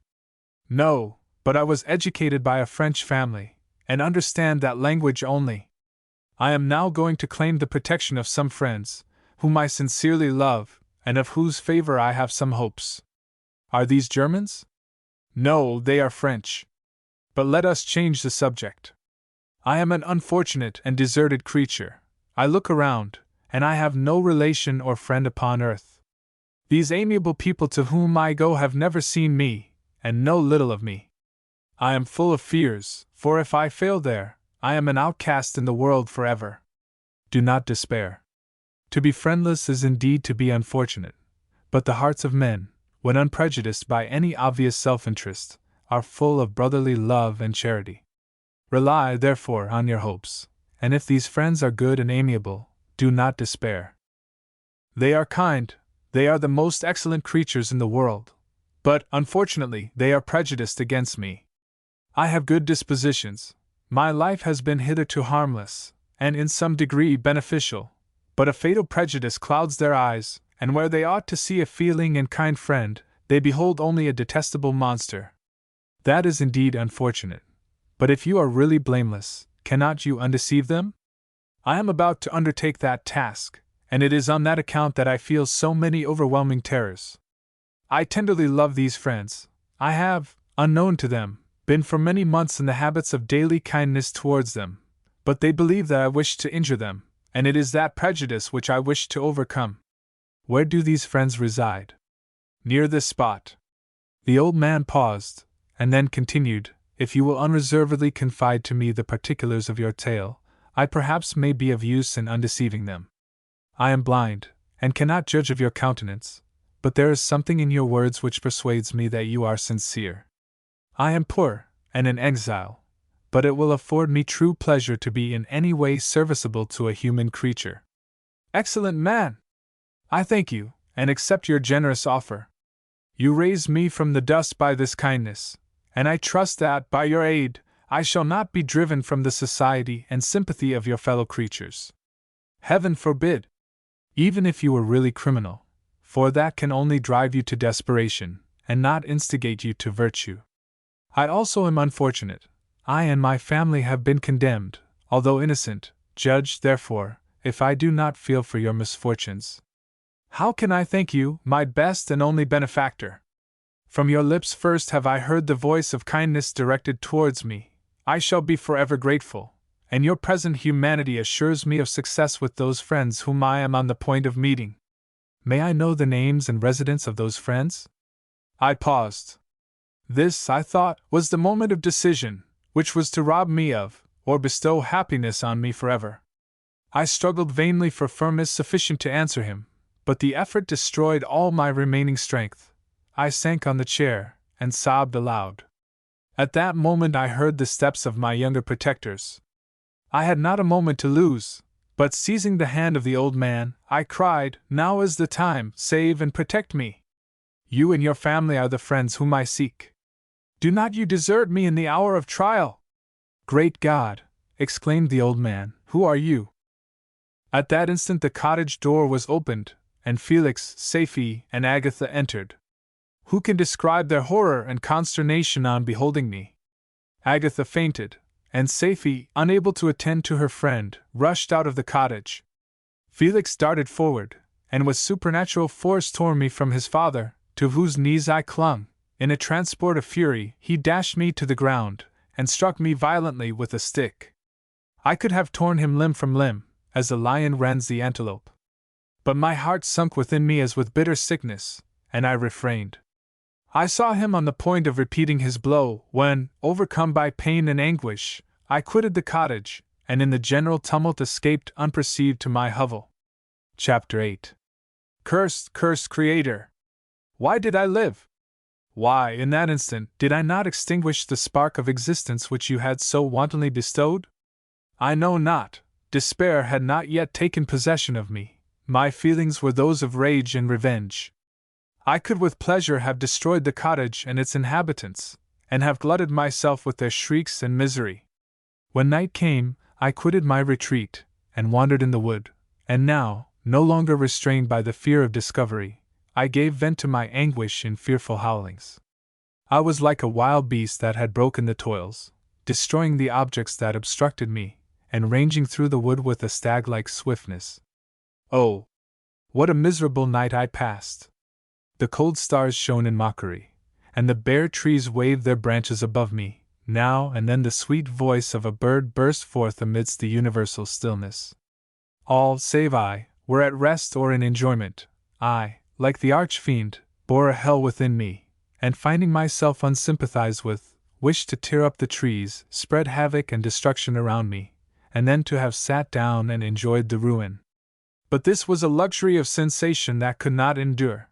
I became fatigued with excess of bodily exertion, and sank on the damp grass in the sick impotence of despair.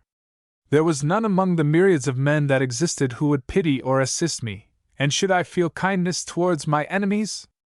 No, from that moment I declared everlasting war against the species, and more than all, against him who had formed me, and sent me forth to this insupportable misery. The sun rose. I heard the voices of men, and knew that it was impossible to return to my retreat during that day. Accordingly I hid myself in some thick underwood, determining to devote the ensuing hours to reflection on my situation. The pleasant sunshine, and the pure air of day, restored me to some degree of tranquillity, and when I considered what had passed at the cottage, I could not help believing that I had been too hasty in my conclusions. I had certainly acted imprudently. It was apparent that my conversation had interested the father in my behalf, and I was a fool in having exposed my person to the horror of his children.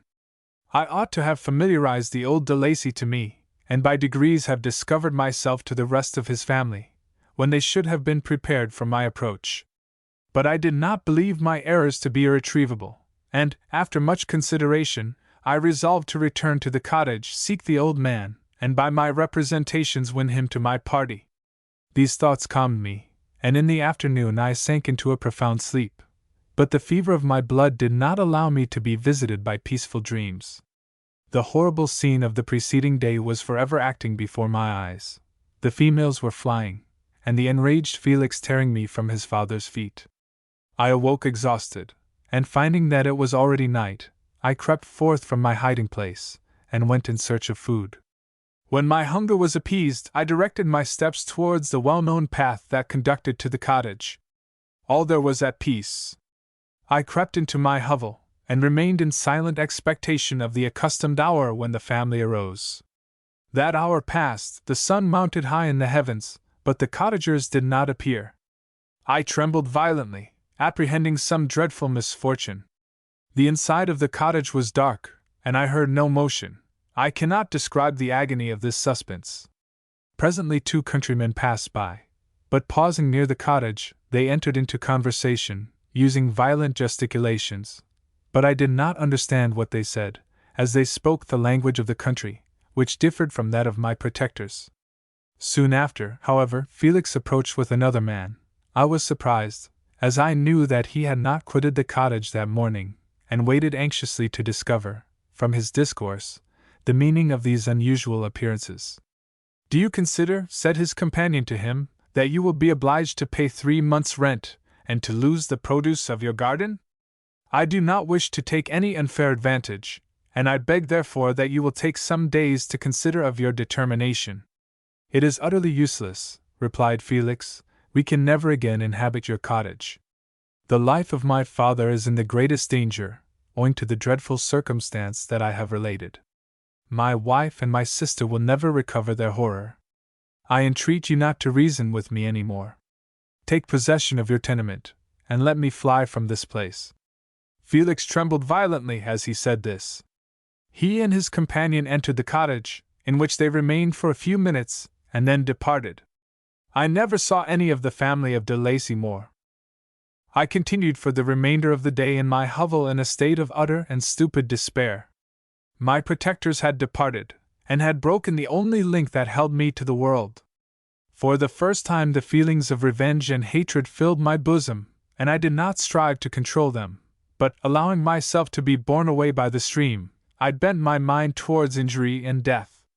When I thought of my friends, of the mild voice of de Lacy, the gentle eyes of Agatha, and the exquisite beauty of the Arabian, these thoughts vanished, and a gush of tears somewhat soothed me. But again, when I reflected that they had spurned and deserted me, anger returned, a rage of anger, and unable to injure anything human, I turned my fury towards inanimate objects.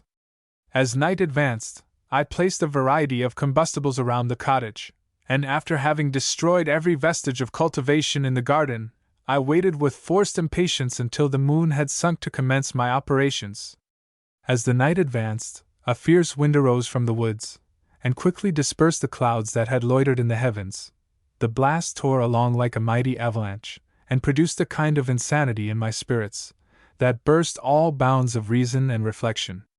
I lighted the dry branch of a tree, and danced with fury around the devoted cottage, my eyes still fixed on the western horizon, the edge of which the moon nearly touched. A part of its orb was at length hid, and I waved my brand. It sunk, and with a loud scream, I fired the straw, and heath, and bushes, which I had collected. The wind fanned the fire, and the cottage was quickly enveloped by the flames, which clung to it, and licked it with their forked and destroying tongues. As soon as I was convinced that no assistance could save any part of the habitation, I quitted the scene, and sought for refuge in the woods. And now, with the world before me, whither should I bend my steps? I resolved to fly far from the scene of my misfortunes. But to me, hated and despised, every country must be equally horrible. At length the thought of you crossed my mind. I learned from your papers that you were my father, my creator, and to whom could I apply with more fitness than to him who had given me life? Among the lessons that Felix had bestowed upon Safie, geography had not been omitted. I had learned from these the relative situations of the different countries of the earth. You had mentioned Geneva as the name of your native town, and towards this place I resolved to proceed. But how was I to direct myself? I knew that I must travel in a southwesterly direction to reach my destination, but the sun was my only guide. I did not know the names of the towns that I was to pass through, nor could I ask information from a single human being, but I did not despair. From you only could I hope for succor, although towards you I felt no sentiment but that of hatred. Unfeeling, heartless creator! You had endowed me with perceptions and passions, and then cast me abroad an object for the scorn and horror of mankind.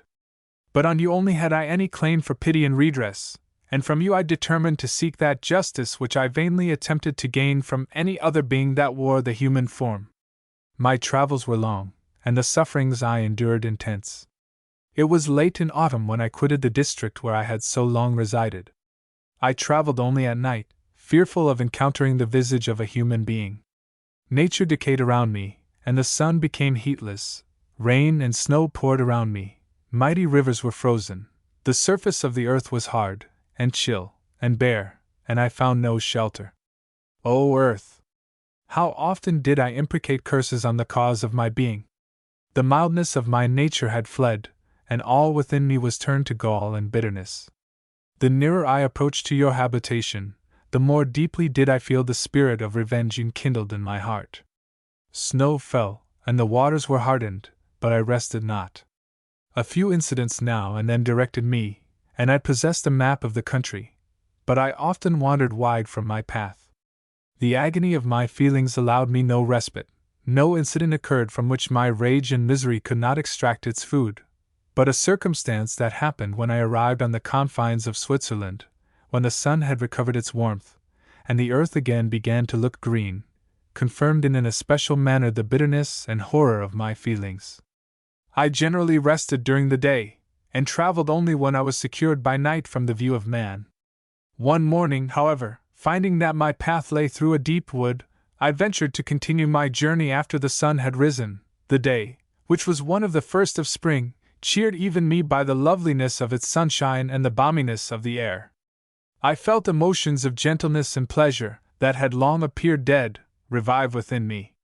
Half surprised by the novelty of these sensations, I allowed myself to be borne away by them, and forgetting my solitude and deformity, dared to be happy. Soft tears again bedewed my cheeks, and I even raised my humid eyes with thankfulness towards the blessed sun which bestowed such joy upon me. I continued to wind among the paths of the wood, until I came to its boundary, which was skirted by a deep and rapid river, into which many of the trees bent their branches, now budding with the fresh spring. Here I paused, not exactly knowing what path to pursue, when I heard the sound of voices, that induced me to conceal myself under the shade of a cypress. I was scarcely hid, when a young girl came running towards the spot where I was concealed, laughing as if she ran from someone in sport. She continued her course along the precipitous sides of the river, when suddenly her foot slipped, and she fell into the rapid stream. I rushed from my hiding place, and with extreme labor from the force of the current saved her, and dragged her to shore. She was senseless, and I endeavored, by every means in my power, to restore animation, when I was suddenly interrupted by the approach of a rustic, who was probably the person from whom she had playfully fled. On seeing me, he darted towards me, and tearing the girl from my arms, hastened towards the deeper parts of the wood.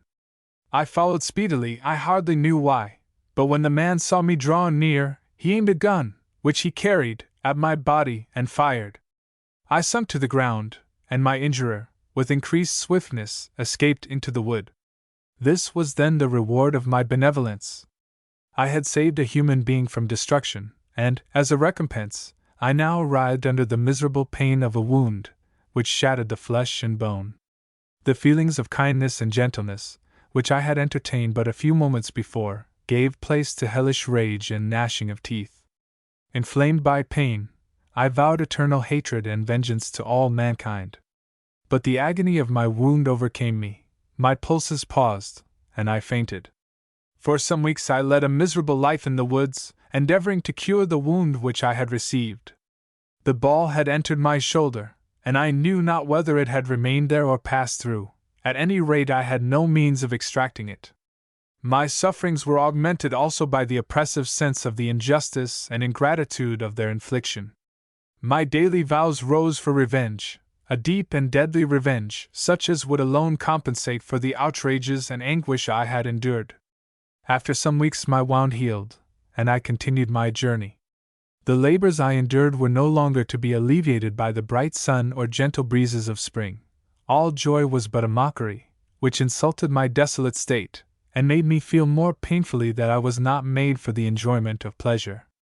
But my toils now drew near a close, and 2 months from this time, I reached the environs of Geneva. It was evening when I arrived, and I retired to a hiding place among the fields that surround it, to meditate in what manner I should apply to you. I was oppressed by fatigue and hunger, and far too unhappy to enjoy the gentle breezes of evening, or the prospect of the sun setting behind the stupendous mountains of Jura.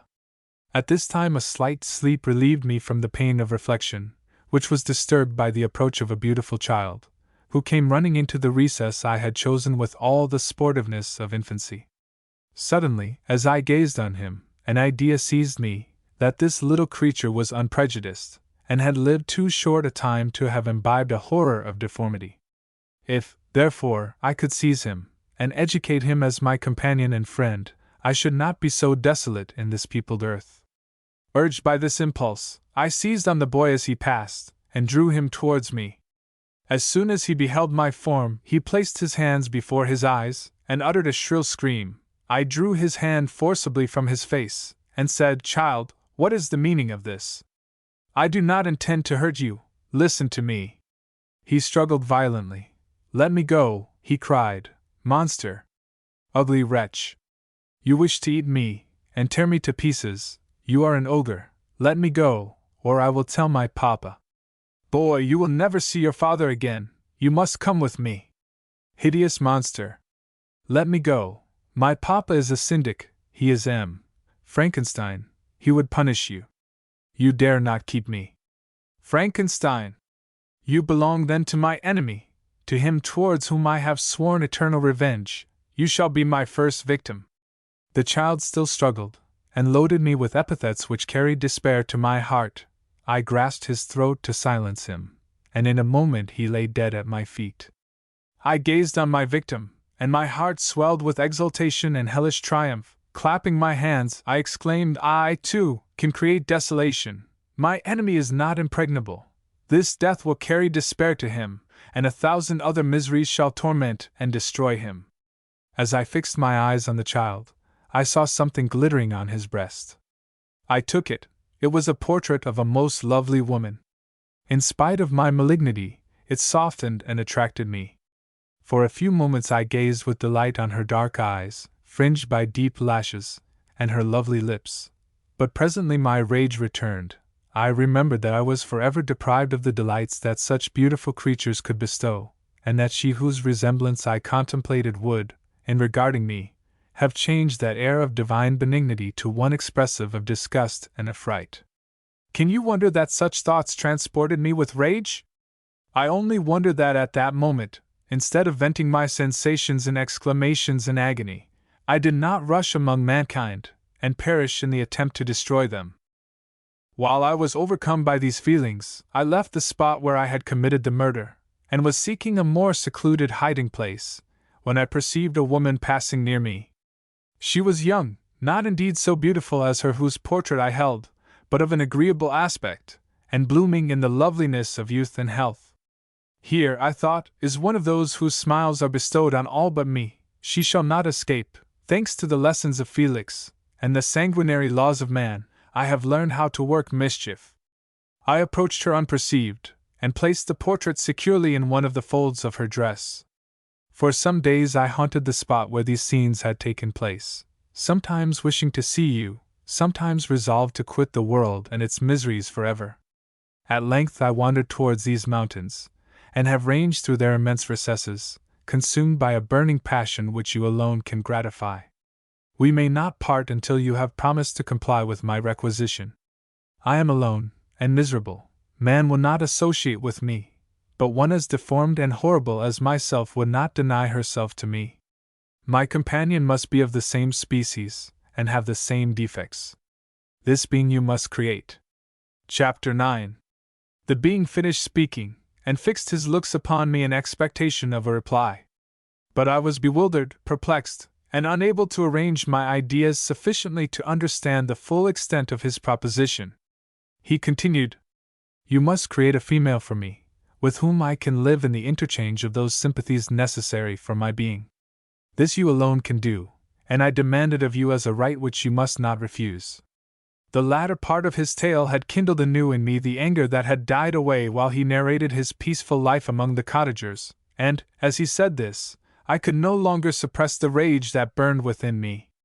"I do refuse it," I replied, "and no torture shall ever extort a consent from me. You may render me the most miserable of men, but you shall never make me base in my own eyes. Shall I create another like yourself, whose joint wickedness might desolate the world? Begone! I have answered you, you may torture me, but I will never consent." "You are in the wrong," replied the fiend, "and instead of threatening, I am content to reason with you. I am malicious because I am miserable. Am I not shunned and hated by all mankind? You, my Creator, would tear me to pieces and triumph, remember that, and tell me why I should pity man more than he pities me? You would not call it murder, if you could precipitate me into one of those ice rifts, and destroy my frame, the work of your own hands. Shall I respect man, when he contemns me? Let him live with me in the interchange of kindness, and instead of injury, I would bestow every benefit upon him with tears of gratitude at his acceptance. But that cannot be. The human senses are insurmountable barriers to our union. Yet mine shall not be the submission of abject slavery. I will revenge my injuries. If I cannot inspire love, I will cause fear, and chiefly towards you, my archenemy, because my Creator, do I swear inextinguishable hatred. Have a care, I will work at your destruction, nor finish until I desolate your heart, so that you curse the hour of your birth." A fiendish rage animated him as he said this. His face was wrinkled into contortions too horrible for human eyes to behold, but presently he calmed himself, and proceeded.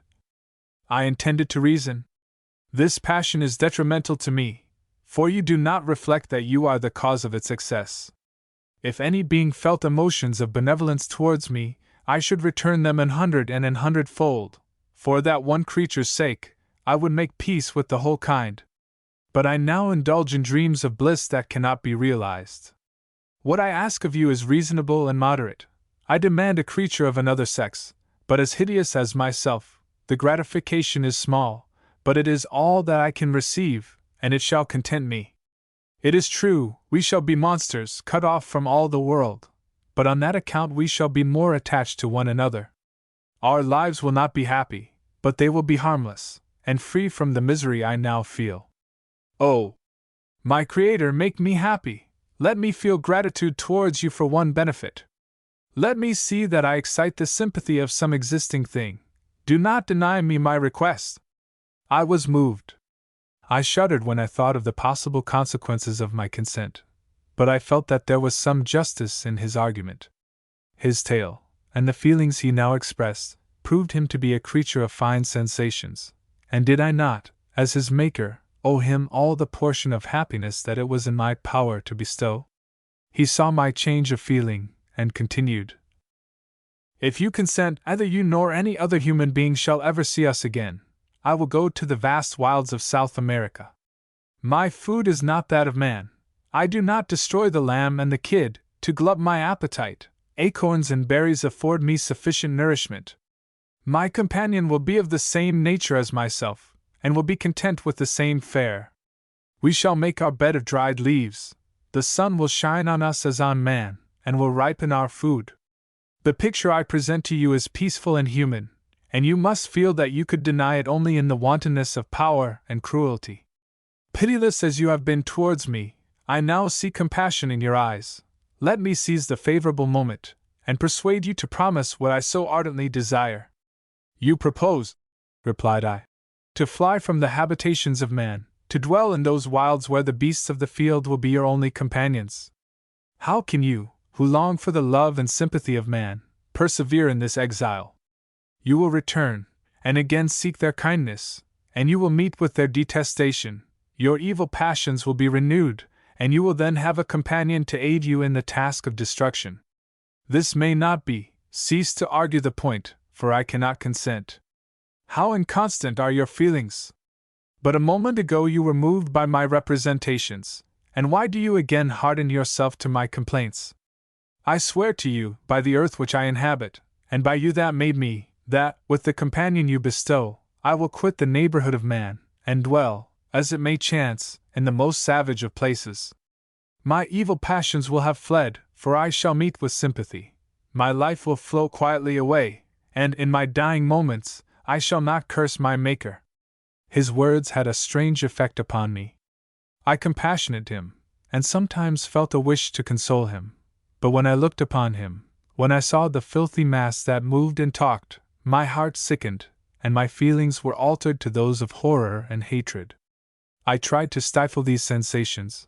I thought that as I could not sympathize with him, I had no right to withhold from him the small portion of happiness which was yet in my power to bestow. You swear, I said, to be harmless, but have you not already shown a degree of malice that should reasonably make me distrust you? May not even this be a feint that will increase your triumph by affording a wider scope for your revenge? How is this? I thought I had moved your compassion, and yet you still refuse to bestow on me the only benefit that can soften my heart and render me harmless. If I have no ties and no affections, hatred and vice must be my portion. The love of another will destroy the cause of my crimes, and I shall become a thing, of whose existence every one will be ignorant. My vices are the children of a forced solitude that I abhor, and my virtues will necessarily arise when I live in communion with an equal. I shall feel the affections of a sensitive being, and become linked to the chain of existence and events, from which I am now excluded. I paused some time to reflect on all he had related, and the various arguments which he had employed. I thought of the promise of virtues which he had displayed on the opening of his existence, and the subsequent blight of all kindly feeling by the loathing and scorn which his protectors had manifested towards him. His power and threats were not omitted in my calculations. A creature who could exist in the ice caves of the glaciers, and hide himself from pursuit among the ridges of inaccessible precipices, was a being possessing faculties it would be vain to cope with. After a long pause of reflection, I concluded that the justice due both to him and my fellow creatures demanded of me that I should comply with his request. Turning to him, therefore, I said, I consent to your demand, on your solemn oath to quit Europe forever, and every other place in the neighborhood of man, as soon as I shall deliver into your hands a female who will accompany you in your exile. I swear, he cried, by the sun, and by the blue sky of heaven, that if you grant my prayer, while they exist you shall never behold me again. Depart to your home, and commence your labors. I shall watch their progress with unutterable anxiety, and fear not but that when you are ready I shall appear. Saying this, he suddenly quitted me, fearful, perhaps, of any change in my sentiments. I saw him descend the mountain with greater speed than the flight of an eagle, and quickly lost him among the undulations of the sea of ice. His tale had occupied the whole day, and the sun was upon the verge of the horizon when he departed. I knew that I ought to hasten my descent towards the valley, as I should soon be encompassed in darkness, but my heart was heavy, and my steps slow. The labor of winding among the little paths of the mountains, and fixing my feet firmly as I advanced, perplexed me, occupied as I was by the emotions which the occurrences of the day had produced. Night was far advanced, when I came to the halfway resting place, and seated myself beside the fountain. The stars shone at intervals, as the clouds passed from over them. The dark pines rose before me, and every here and there broken tree lay on the ground. It was a scene of wonderful solemnity, and stirred strange thoughts within me. I wept bitterly, and clasping my hands in agony I exclaimed, Oh! Stars, and clouds, and winds, ye are all about to mock me. If ye really pity me, crush sensation and memory, let me become as naught, but if not, depart, depart and leave me in darkness. These were wild and miserable thoughts, but I cannot describe to you how the eternal twinkling of the stars weighed upon me, and how I listened to every blast of wind, as if it were a dull, ugly siroc on its way to consume me. Morning dawned before I arrived at the village of Chamonix, but my presence, so haggard and strange, hardly calmed the fears of my family, who had waited the whole night in anxious expectation of my return. The following day we returned to Geneva. The intention of my father in coming had been to divert my mind, and to restore me to my lost tranquillity, but the medicine had been fatal. And unable to account for the excess of misery I appeared to suffer, he hastened to return home, hoping the quiet and monotony of a domestic life would by degrees alleviate my sufferings from whatsoever cause they might spring. For myself, I was passive in all their arrangements, and the gentle affection of my beloved Elizabeth was inadequate to draw me from the depth of my despair. The promise I had made to the daemon weighed upon my mind, like Dante's iron cowl on the heads of the hellish hypocrites. All pleasures of earth and sky passed before me like a dream, and that thought only had to me the reality of life. Can you wonder that sometimes a kind of insanity possessed me, or that I saw continually about me a multitude of filthy animals inflicting on me incessant torture, that often extorted screams and bitter groans? By degrees, however, these feelings became calmed. I entered again into the everyday scene of life, if not with interest, at least with some degree of tranquility. Frankenstein, or the Modern Prometheus, or did I request thee, Maker, from my clay to mold me man? Did I solicit thee from darkness to promote me? Paradise Lost. Chapter 1. Day after day, week after week, passed away on my return to Geneva, and I could not collect the courage to recommence my work. I feared the vengeance of the disappointed fiend, yet I was unable to overcome my repugnance to the task which was enjoined me. I found that I could not compose a female without again devoting several months to profound study and laborious disquisition. I had heard of some discoveries having been made by an English philosopher, the knowledge of which was material to my success, and I sometimes thought of obtaining my father's consent to visit England for this purpose. But I clung to every pretense of delay, and could not resolve to interrupt my returning tranquillity. My health, which had hitherto declined, was now much restored, and my spirits, when unchecked by the memory of my unhappy promise, rose proportionably. My father saw this change with pleasure, and he turned his thoughts towards the best method of eradicating the remains of my melancholy, which every now and then would return by fits, and with a devouring blackness overcast the approaching sunshine. At these moments I took refuge in the most perfect solitude. I passed whole days on the lake alone in a little boat, watching the clouds, and listening to the rippling of the waves, silent and listless. But the fresh air and bright sun seldom failed to restore me to some degree of composure, and on my return, I met the salutations of my friends with a readier smile and a more cheerful heart. It was after my return from one of these rambles that my father, calling me aside, thus addressed me. "I am happy to remark, my dear son, that you have resumed your former pleasures, and seem to be returning to yourself. And yet you are still unhappy, and still avoid our society. For some time I was lost in conjecture as to the cause of this, but yesterday an idea struck me, and if it is well founded, I conjure you to avow it. Reserve on such a point would be not only useless, but draw down treble misery on us all." I trembled violently at this exordium, and my father continued, "I confess, my son, that I have always looked forward to your marriage with your cousin as the tie of our domestic comfort, and the stay of my declining years. You were attached to each other from your earliest infancy, you studied together, and appeared, in dispositions and tastes, entirely suited to one another. But so blind is the experience of man, that what I conceived to be the best assistance to my plan may have entirely destroyed it. You, perhaps, regard her as your sister, without any wish that she might become your wife. Nay, you may have met with another whom you may love, and considering yourself as bound in honor to your cousin, this struggle may occasion the poignant misery which you appear to feel. My dear father, reassure yourself. I love my cousin tenderly and sincerely. I never saw any woman who excited, as Elizabeth does, my warmest admiration and affection. My future hopes and prospects are entirely bound up in the expectation of our union. The expression of your sentiments on this subject, my dear Victor, gives me more pleasure than I have for some time experienced. If you feel thus, we shall assuredly be happy, however present events may cast a gloom over us. But it is this gloom, which appears to have taken so strong a hold of your mind, that I wish to dissipate. Tell me, therefore, whether you object to an immediate solemnization of the marriage.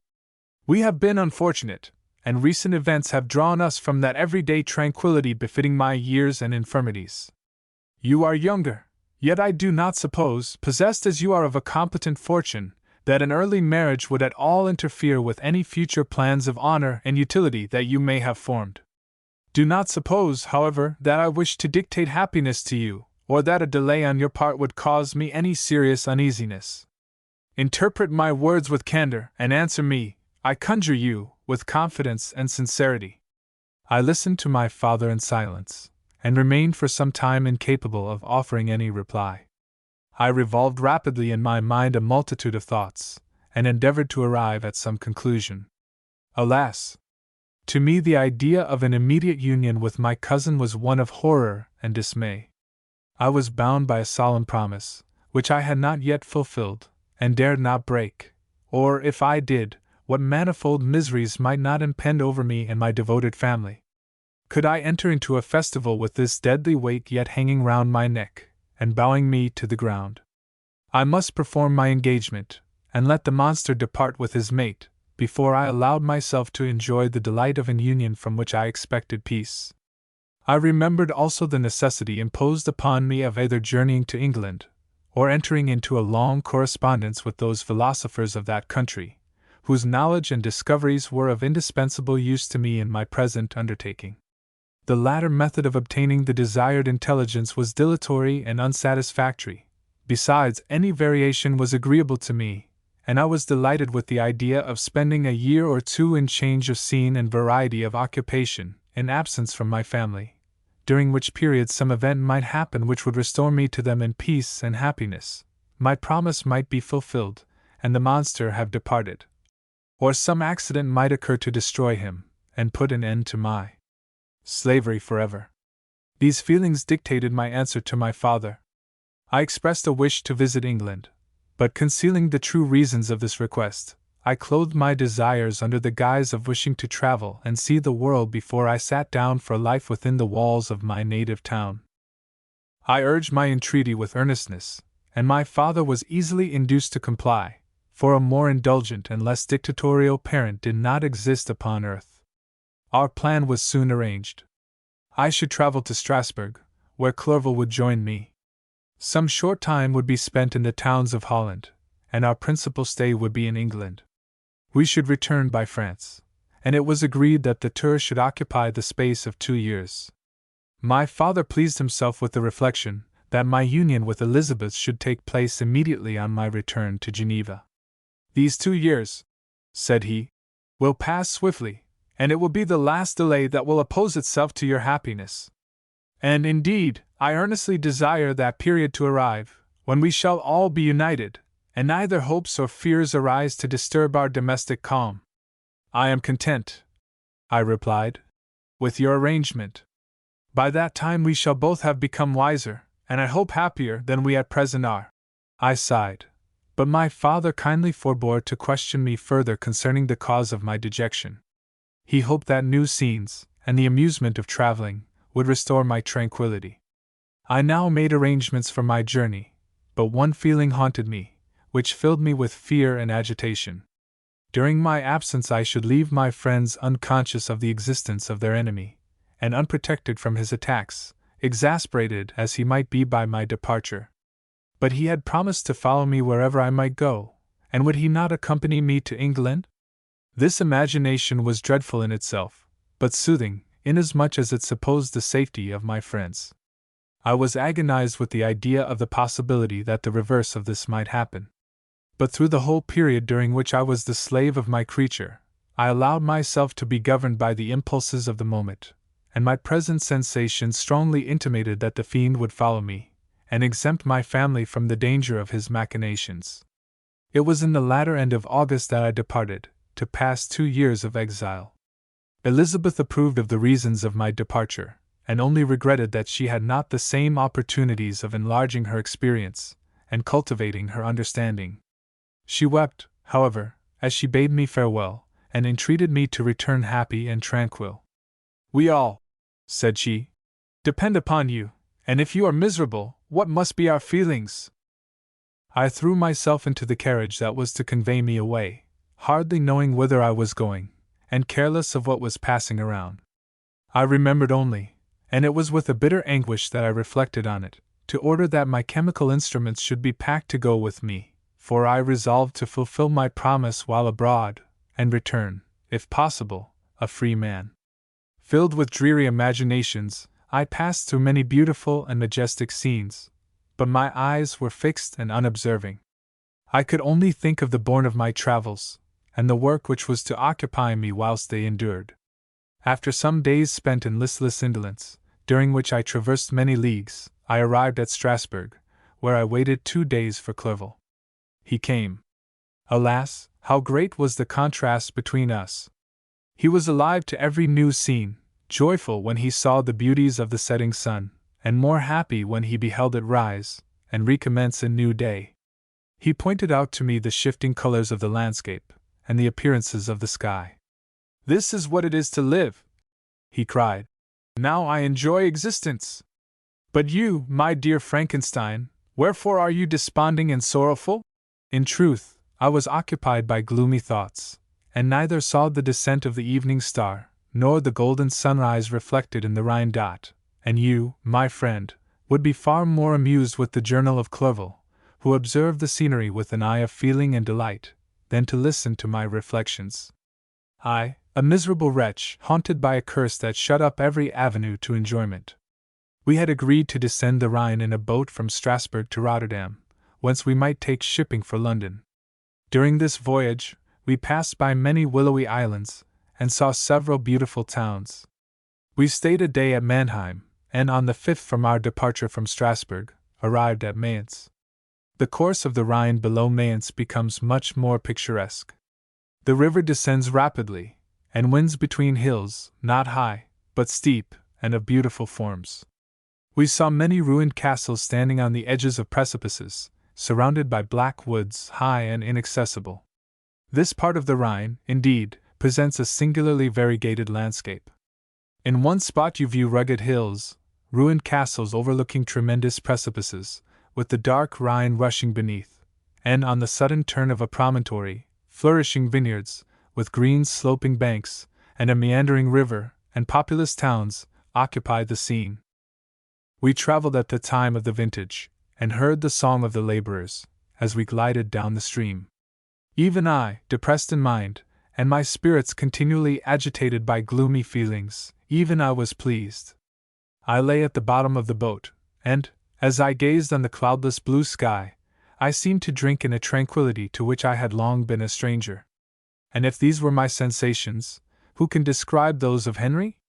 He felt as if he had been transported to fairyland, and enjoyed a happiness seldom tasted by man. "I have seen," he said, "the most beautiful scenes of my own country. I have visited the lakes of Lucerne and Uri, where the snowy mountains descend almost perpendicularly to the water, casting black and impenetrable shades, which would cause a gloomy and mournful appearance, were it not for the most verdant islands that relieve the eye by their gay appearance. I have seen this lake agitated by a tempest, when the wind tore up whirlwinds of water, and gave you an idea of what the water spout must be on the great ocean, and the waves dash with fury the base of the mountain, where the priest and his mistress were overwhelmed by an avalanche, and where their dying voices are still said to be heard amid the pauses of the nightly wind. I have seen the mountains of La Valais, and the Pays de Vaud, but this country, Victor, pleases me more than all those wonders. The mountains of Switzerland are more majestic and strange, but there is a charm in the banks of this divine river that I never before saw equaled. Look at that castle which overhangs yon precipice, and that also on the island, almost concealed amongst the foliage of those lovely trees, and now that group of laborers coming from among their vines, and that village half hid in the recess of the mountain. Oh, surely, the spirit that inhabits and guards this place has a soul more in harmony with man than those who pile the glacier or retire to the inaccessible peaks of the mountains of our own country. Clerval, beloved friend, even now it delights me to record your words, and to dwell on the praise of which you are so eminently deserving. He was a being formed in the very poetry of nature. His wild and enthusiastic imagination was chastened by the sensibility of his heart. His soul overflowed with ardent affections, and his friendship was of that devoted and wondrous nature that the worldly minded teach us to look for only in the imagination. But even human sympathies were not sufficient to satisfy his eager mind. The scenery of external nature, which others regard only with admiration, he loved with ardor. The sounding cataract haunted him like a passion, the tall rock, the mountain, and the deep and gloomy wood. Their colors and their forms were then to him an appetite, a feeling, and a love that had no need of a remoter charm, by thought supplied, or any interest unborrowed from the eye. And where does he now exist? Is this gentle and lovely being lost forever?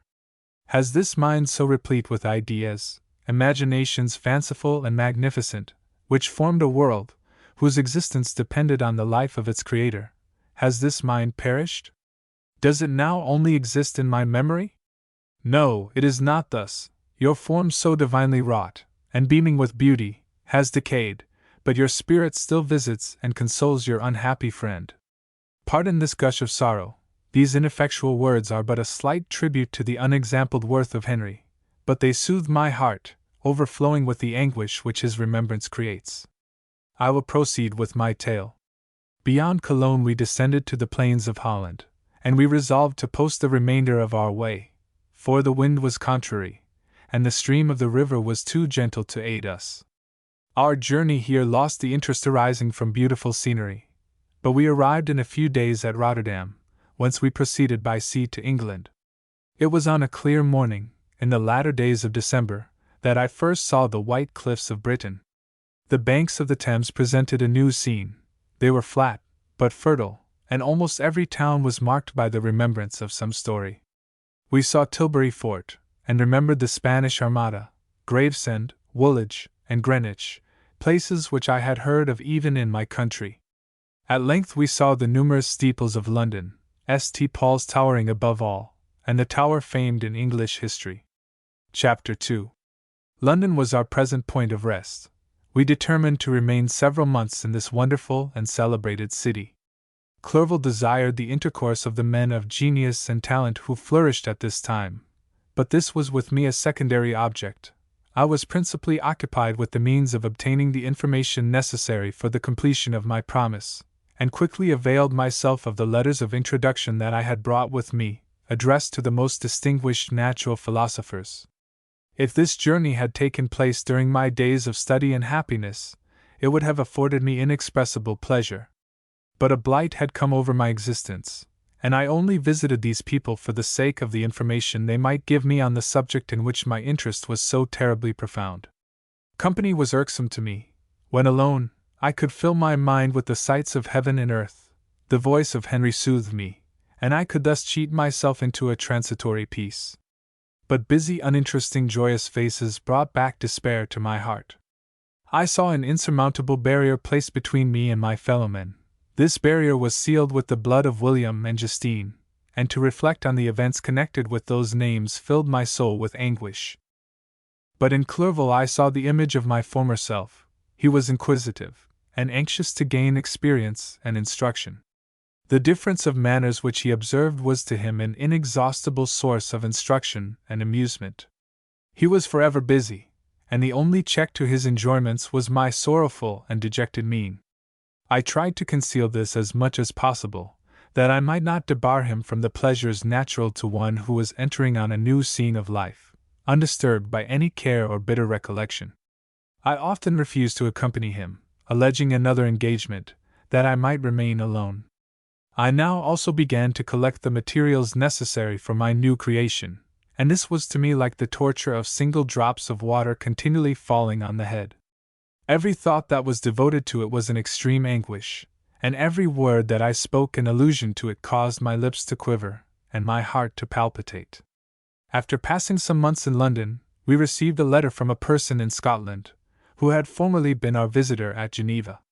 He mentioned the beauties of his native country, and asked us if those were not sufficient allurements to induce us to prolong our journey as far north as Perth, where he resided.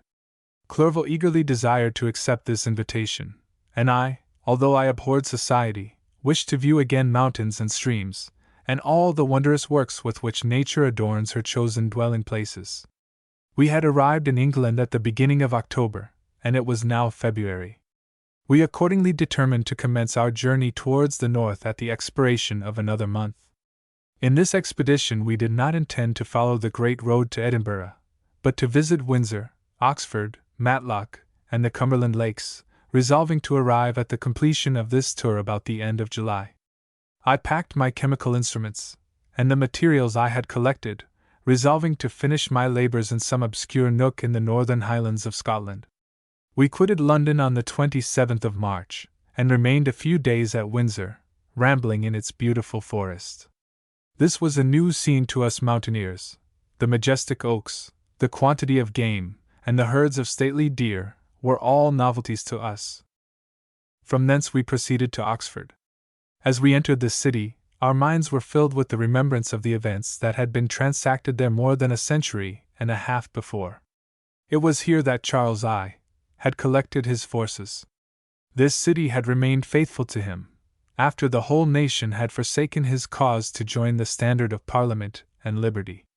The memory of that unfortunate king, and his companions, the amiable Falkland, the insolent Gower, his queen, and son, gave a peculiar interest to every part of the city, which they might be supposed to have inhabited.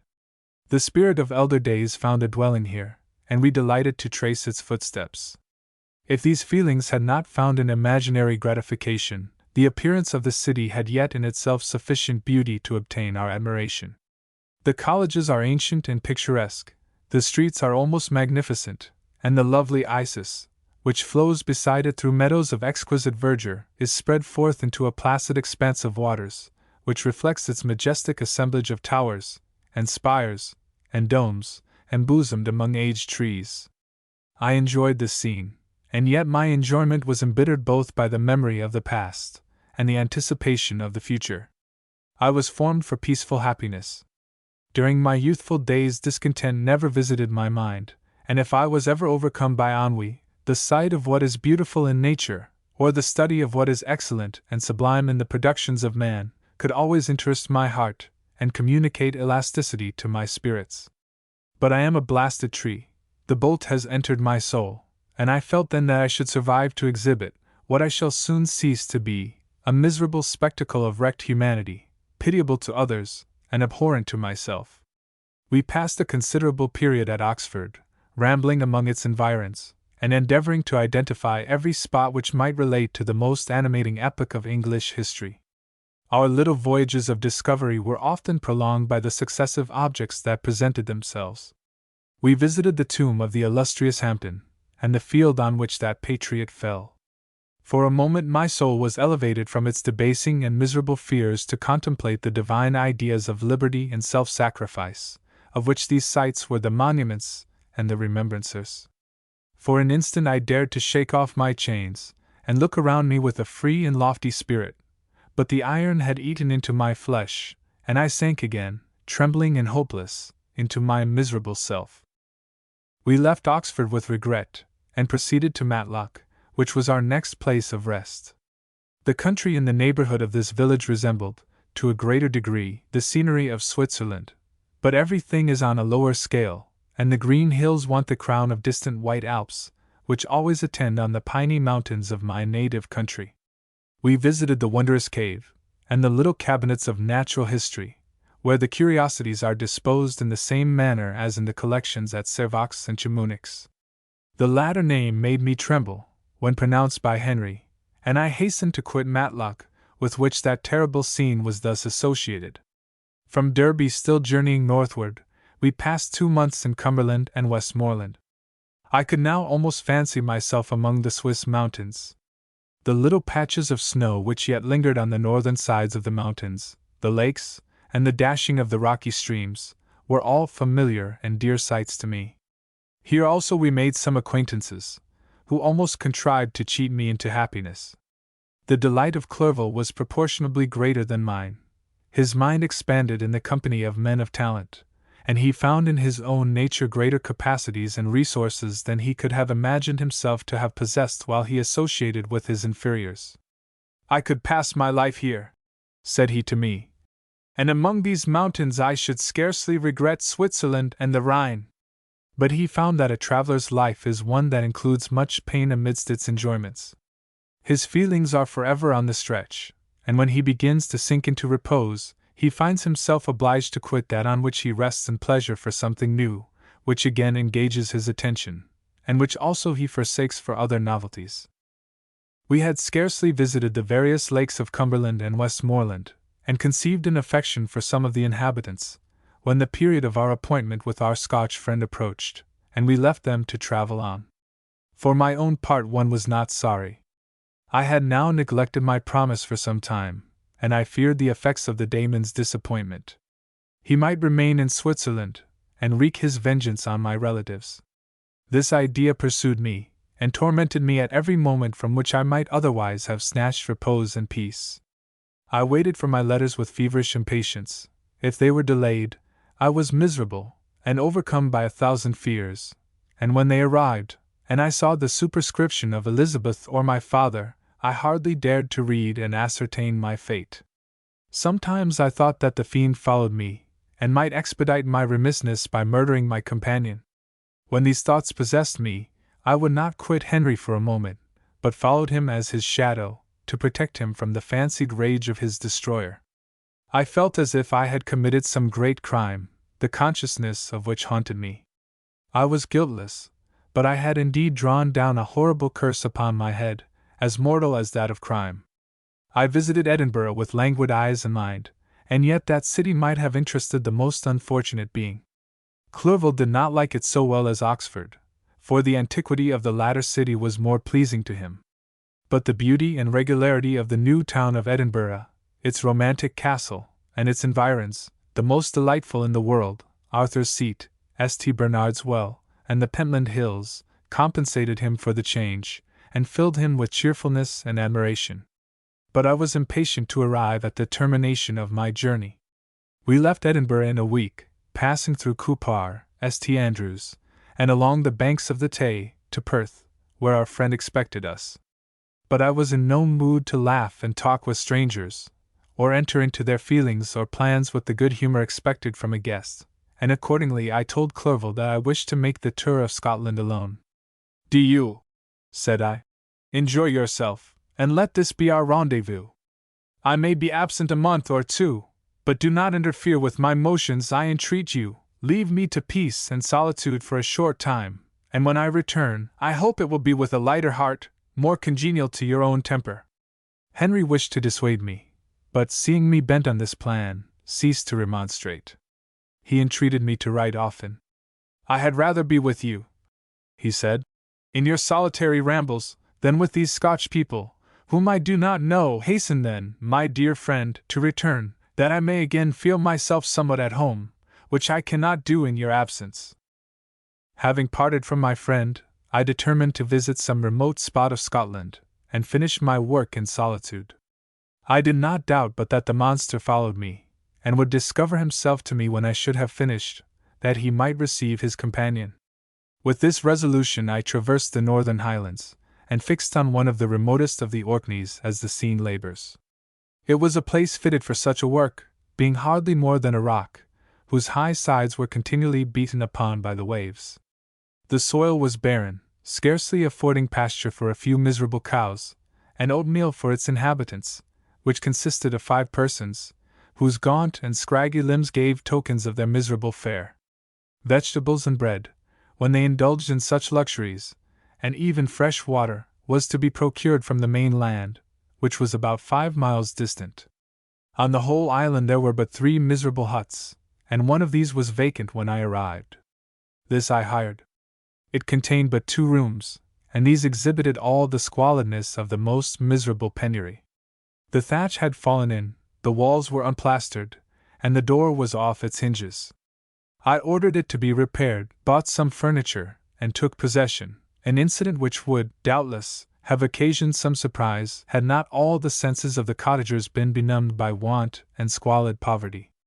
As it was, I lived ungazed at and unmolested, hardly thanked for the pittance of food and clothes which I gave. So much does suffering blunt even the coarsest sensations of men. In this retreat I devoted the morning to labor, but in the evening, when the weather permitted, I walked on the stony beach of the sea, to listen to the waves as they roared and dashed at my feet. It was a monotonous, yet ever-changing scene. I thought of Switzerland. It was far different from this desolate and appalling landscape. Its hills are covered with vines, and its cottages are scattered thickly in the plains. Its fair lakes reflect a blue and gentle sky, and when troubled by the winds, their tumult is but as the play of a lively infant, when compared to the roarings of the giant ocean. In this manner I distributed my occupations when I first arrived, but, as I proceeded in my labor, it became every day more horrible and irksome to me. Sometimes I could not prevail on myself to enter my laboratory for several days, and at other times I toiled day and night in order to complete my work. It was indeed a filthy process in which I was engaged. During my first experiment, a kind of enthusiastic frenzy had blinded me to the horror of my employment. My mind was intently fixed on the sequel of my labor, and my eyes were shut to the horror of my proceedings. But now I went to it in cold blood, and my heart often sickened at the work of my hands. Thus situated, employed in the most detestable occupation, immersed in a solitude where nothing could for an instant call my attention from the actual scene in which I was engaged, my spirits became unequal. I grew restless and nervous. Every moment I feared to meet my persecutor. Sometimes I sat with my eyes fixed on the ground, fearing to raise them lest they should encounter the object which I so much dreaded to behold. I feared to wander from the sight of my fellow creatures, lest when alone he should come to claim his companion. In the meantime I worked on, and my labor was already considerably advanced. I looked towards its completion with a tremulous and eager hope, which I dared not trust myself to question, but which was intermixed with obscure forebodings of evil that made my heart sicken in my bosom. Chapter 3. I sat one evening in my laboratory. The sun had set, and the moon was just rising from the sea. I had not sufficient light for my employment, and I remained idle, in a pause of consideration of whether I should leave my labor for the night, or hasten its conclusion by an unremitting attention to it. As I sat, a train of reflection occurred to me, which led me to consider the effects of what I was now doing. 3 years before I was engaged in the same manner, and had created a fiend whose unparalleled barbarity had desolated my heart, and filled it forever with the bitterest remorse. I was now about to form another being, of whose dispositions I was alike ignorant. She might become 10,000 times more malignant than her mate, and delight, for its own sake, in murder and wretchedness. He had sworn to quit the neighborhood of man, and hide himself in deserts, but she had not, and she, who in all probability was to become a thinking and reasoning animal, might refuse to comply with a compact made before her creation. They might even hate each other. The creature who already lived loathed his own deformity, and might he not conceive a greater abhorrence for it when it came before his eyes in the female form? She also might turn with disgust from him to the superior beauty of man. She might quit him, and he be again alone, exasperated by the fresh provocation of being deserted by one of his own species.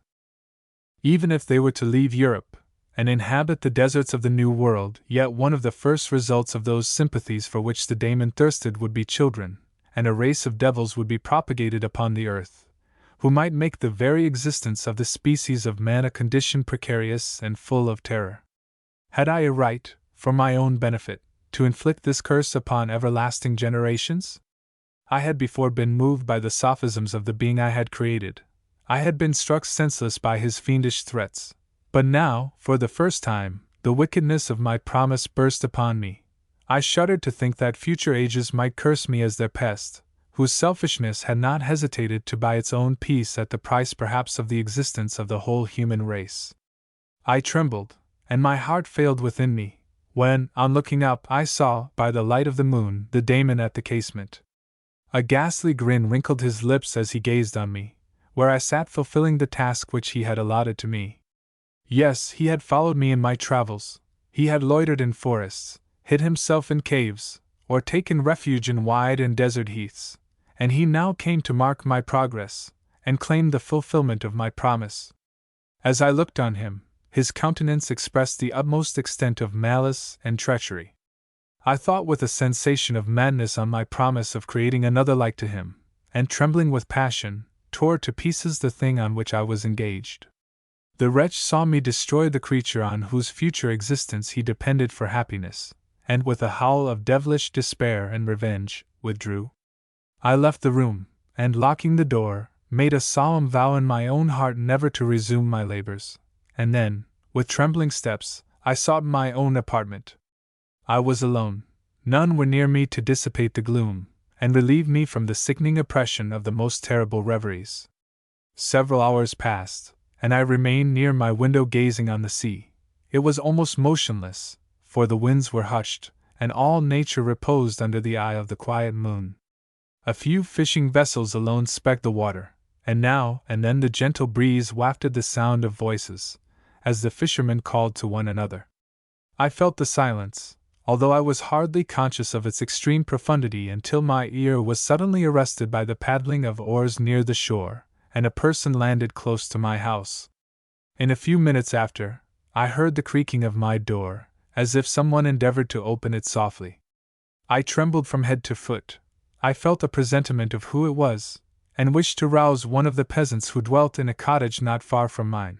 But I was overcome by the sensation of helplessness, so often felt in frightful dreams, when you in vain endeavor to fly from an impending danger, and was rooted to the spot. Presently I heard the sound of footsteps along the passage. The door opened, and the wretch whom I dreaded appeared. Shutting the door, he approached me, and said, in a smothered voice, "You have destroyed the work which you began. What is it that you intend? Do you dare to break your promise? I have endured toil and misery. I left Switzerland with you. I crept along the shores of the Rhine, among its willow islands, and over the summits of its hills. I have dwelt many months in the heaths of England, and among the deserts of Scotland. I have endured incalculable fatigue, and cold, and hunger. Do you dare destroy my hopes? Begone! I do break my promise. Never will I create another like yourself, equal in deformity and wickedness. Slave, I before reasoned with you, but you have proved yourself unworthy of my condescension. Remember that I have power. You believe yourself miserable, but I can make you so wretched that the light of day will be hateful to you. You are my creator, but I am your master. Obey. The hour of my weakness is past, and the period of your power is arrived. Your threats cannot move me to do an act of wickedness, but they confirm me in a resolution of not creating you a companion in vice. Shall I, in cool blood, set loose upon the earth a daemon, whose delight is in death and wretchedness? Begone! I am firm, and your words will only exasperate my rage." The monster saw my determination in my face, and gnashed his teeth in the impotence of anger. "Shall each man," cried he, "find a wife for his bosom, and each beast have his mate, and I be alone? I had feelings of affection, and they were requited by detestation and scorn. Man you may hate, but beware! Your hours will pass in dread and misery, and soon the bolt will fall which must ravish from you your happiness forever. Are you to be happy, while I grovel in the intensity of my wretchedness? You can blast my other passions, but revenge remains, revenge henceforth dearer than light or food. I may die, but first you, my tyrant and tormentor, shall curse the sun that gazes on your misery. Beware, for I am fearless, and therefore powerful. I will watch with the weariness of a snake, that I may sting with its venom. Man, you shall repent of the injuries you inflict. Devil, cease, and do not poison the air with these sounds of malice. I have declared my resolution to you, and I am no coward to bend beneath words. Leave me, I am inexorable. It is well. I go, but remember, I shall be with you on your wedding night." I started forward, and exclaimed, "Villain! Before you sign my death warrant, Be sure that you are yourself safe." I would have seized him, but he eluded me, and quitted the house with precipitation. In a few moments I saw him in his boat, which shot across the waters with an arrowy swiftness, and was soon lost amidst the waves. All was again silent, but his words rung in my ears. I burned with rage to pursue the murderer of my peace, and precipitate him into the ocean. I walked up and down my room hastily and perturbed, while my imagination conjured up 1,000 images to torment and sting me. Why had I not followed him, and closed with him in mortal strife? But I had suffered him to depart, and he had directed his course towards the mainland. I shuddered to think who might be the next victim sacrificed to his insatiate revenge. And then I thought again of his words, "I will be with you on your wedding night." That then was the period fixed for the fulfillment of my destiny. In that hour I should die, and at once satisfy and extinguish his malice. The prospect did not move me to fear, yet when I thought of my beloved Elizabeth, of her tears and endless sorrow, when she should find her lover so barbarously snatched from her, tears, the first I had shed for many months, streamed from my eyes, and I resolved not to fall before my enemy without a bitter struggle. The night passed away, and the sun rose from the ocean. My feelings became calmer, if it may be called calmness, when the violence of rage sinks into the depths of despair. I left the house, the horrid scene of the last night's contention, and walked on the beach of the sea, which I almost regarded as an insuperable barrier between me and my fellow creatures. Nay, a wish that such should prove the fact stole across me. I desired that I might pass my life on that barren rock, wearily it is true, but uninterrupted by any sudden shock of misery. If I returned, it was to be sacrificed, or to see those whom I most loved die under the grasp of a daemon whom I had myself created. I walked about the isle like a restless spectre, separated from all it loved, and miserable in the separation. When it became noon, and the sun rose higher, I lay down on the grass, and was overpowered by a deep sleep. I had been awake the whole of the preceding night, my nerves were agitated, and my eyes inflamed by watching and misery. The sleep into which I now sunk refreshed me, and when I awoke, I again felt as if I belonged to a race of human beings like myself, and I began to reflect upon what had passed with greater composure. Yet still the words of the fiend rung in my ears like a death knell. They appeared like a dream, yet distinct and oppressive as a reality. The sun had far descended, and I still sat on the shore, satisfying my appetite, which had become ravenous, with an oaten cake, when I saw a fishing boat land close to me, and one of the men brought me a packet. It contained letters from Geneva, and one from Clerval, entreating me to join him. He said that nearly a year had elapsed since we had quitted Switzerland, and France was yet unvisited. He entreated me, therefore, to leave my solitary isle, and meet him at Perth in a week from that time, when we might arrange the plan of our future proceedings. This letter in a degree recalled me to life, and I determined to quit my island at the expiration of 2 days. Yet, before I departed, there was a task to perform, on which I shuddered to reflect. I must pack my chemical instruments, and for that purpose I must enter the room which had been the scene of my odious work, and I must handle those utensils, the sight of which was sickening to me. The next morning, at daybreak, I summoned sufficient courage, and unlocked the door of my laboratory. The remains of the half-finished creature, whom I had destroyed, lay scattered on the floor, and I almost felt as if I had mangled the living flesh of a human being. I paused to collect myself, and then entered the chamber. With trembling hand I conveyed the instruments out of the room, but I reflected that I ought not to leave the relics of my work to excite the horror and suspicion of the peasants, and I accordingly put them into a basket, with a great quantity of stones, and laying them up, determined to throw them into the sea that very night, and in the meantime I sat upon the beach, employed in cleaning and arranging my chemical apparatus. Nothing could be more complete than the alteration that had taken place in my feelings since the night of the appearance of the daemon. I had before regarded my promise with a gloomy despair, as a thing that, with whatever consequences, must be fulfilled. But I now felt as if a film had been taken from before my eyes, and that I, for the first time, saw clearly. The idea of renewing my labors did not for one instant occur to me. The threat I had heard weighed on my thoughts. but I did not reflect that a voluntary act of mine could avert it. I had resolved in my own mind that to create another like the fiend I had first made would be an act of the basest and most atrocious selfishness, and I banished from my mind every thought that could lead to a different conclusion. Between 2 and 3 in the morning the moon rose, and I then, putting my basket aboard a little skiff, sailed out about 4 miles from the shore. The scene was perfectly solitary. A few boats were returning towards land, but I sailed away from them. I felt as if I was about the commission of a dreadful crime, and avoided with shuddering anxiety any encounter with my fellow creatures. At one time the moon, which had before been clear, was suddenly overspread by a thick cloud, and I took advantage of the moment of darkness, and cast my basket into the sea. I listened to the gurgling sound as it sunk, and then sailed away from the spot.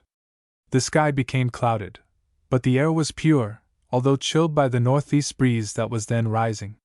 But it refreshed me, and filled me with such agreeable sensations, that I resolved to prolong my stay on the water, and fixing the rudder in a direct position, stretched myself at the bottom of the boat. Clouds hid the moon, everything was obscure, and I heard only the sound of the boat, as its keel cut through the waves. The murmur lulled me, and in a short time I slept soundly. I do not know how long I remained in this situation, but when I awoke I found that the sun had already mounted considerably. The wind was high, and the waves continually threatened the safety of my little skiff. I found that the wind was northeast, and must have driven me far from the coast from which I had embarked. I endeavored to change my course, but quickly found that if I again made the attempt the boat would be instantly filled with water. Thus situated, my only resource was to drive before the wind.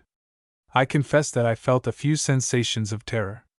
I had no compass with me, and was so little acquainted with the geography of this part of the world that the sun was of little benefit to me. I might be driven into the wide Atlantic, and feel all the tortures of starvation, or be swallowed up in the immeasurable waters that roared and buffeted around me. I had already been out many hours, and felt the torment of a burning thirst, a prelude to my other sufferings. I looked on the heavens, which were covered by clouds that flew before the wind only to be replaced by others. I looked upon the sea, it was to be my grave. Fiend, I exclaimed, your task is already fulfilled. I thought of Elizabeth, of my father, and of Clerval, and sunk into a reverie, so despairing and frightful, that even now, when the scene is on the point of closing before me forever, I shudder to reflect on it. Some hours passed thus, but by degrees, as the sun declined towards the horizon, the wind died away into a gentle breeze, and the sea became free from breakers. But these gave place to a heavy swell. I felt sick, and hardly able to hold the rudder, when suddenly I saw a line of high land towards the south. Almost spent, as I was, by fatigue, and the dreadful suspense I endured for several hours, this sudden certainty of life rushed like a flood of warm joy to my heart, and tears gushed from my eyes. How mutable are our feelings, and how strange is that clinging love we have of life even in the excess of misery! I constructed another sail with a part of my dress, and eagerly steered my course towards the land. It had a wild and rocky appearance, but as I approached nearer, I easily perceived the traces of cultivation. I saw vessels near the shore, and found myself suddenly transported back to the neighborhood of civilized man. I eagerly traced the windings of the land, and hailed a steeple which I at length saw issuing from behind a small promontory. As I was in a state of extreme debility, I resolved to sail directly towards the town as a place where I could most easily procure nourishment. Fortunately, I had money with me. As I turned the promontory, I perceived a small neat town and a good harbor, which I entered, my heart bounding with joy at my unexpected escape. As I was occupied in fixing the boat and arranging the sails, several people crowded towards the spot.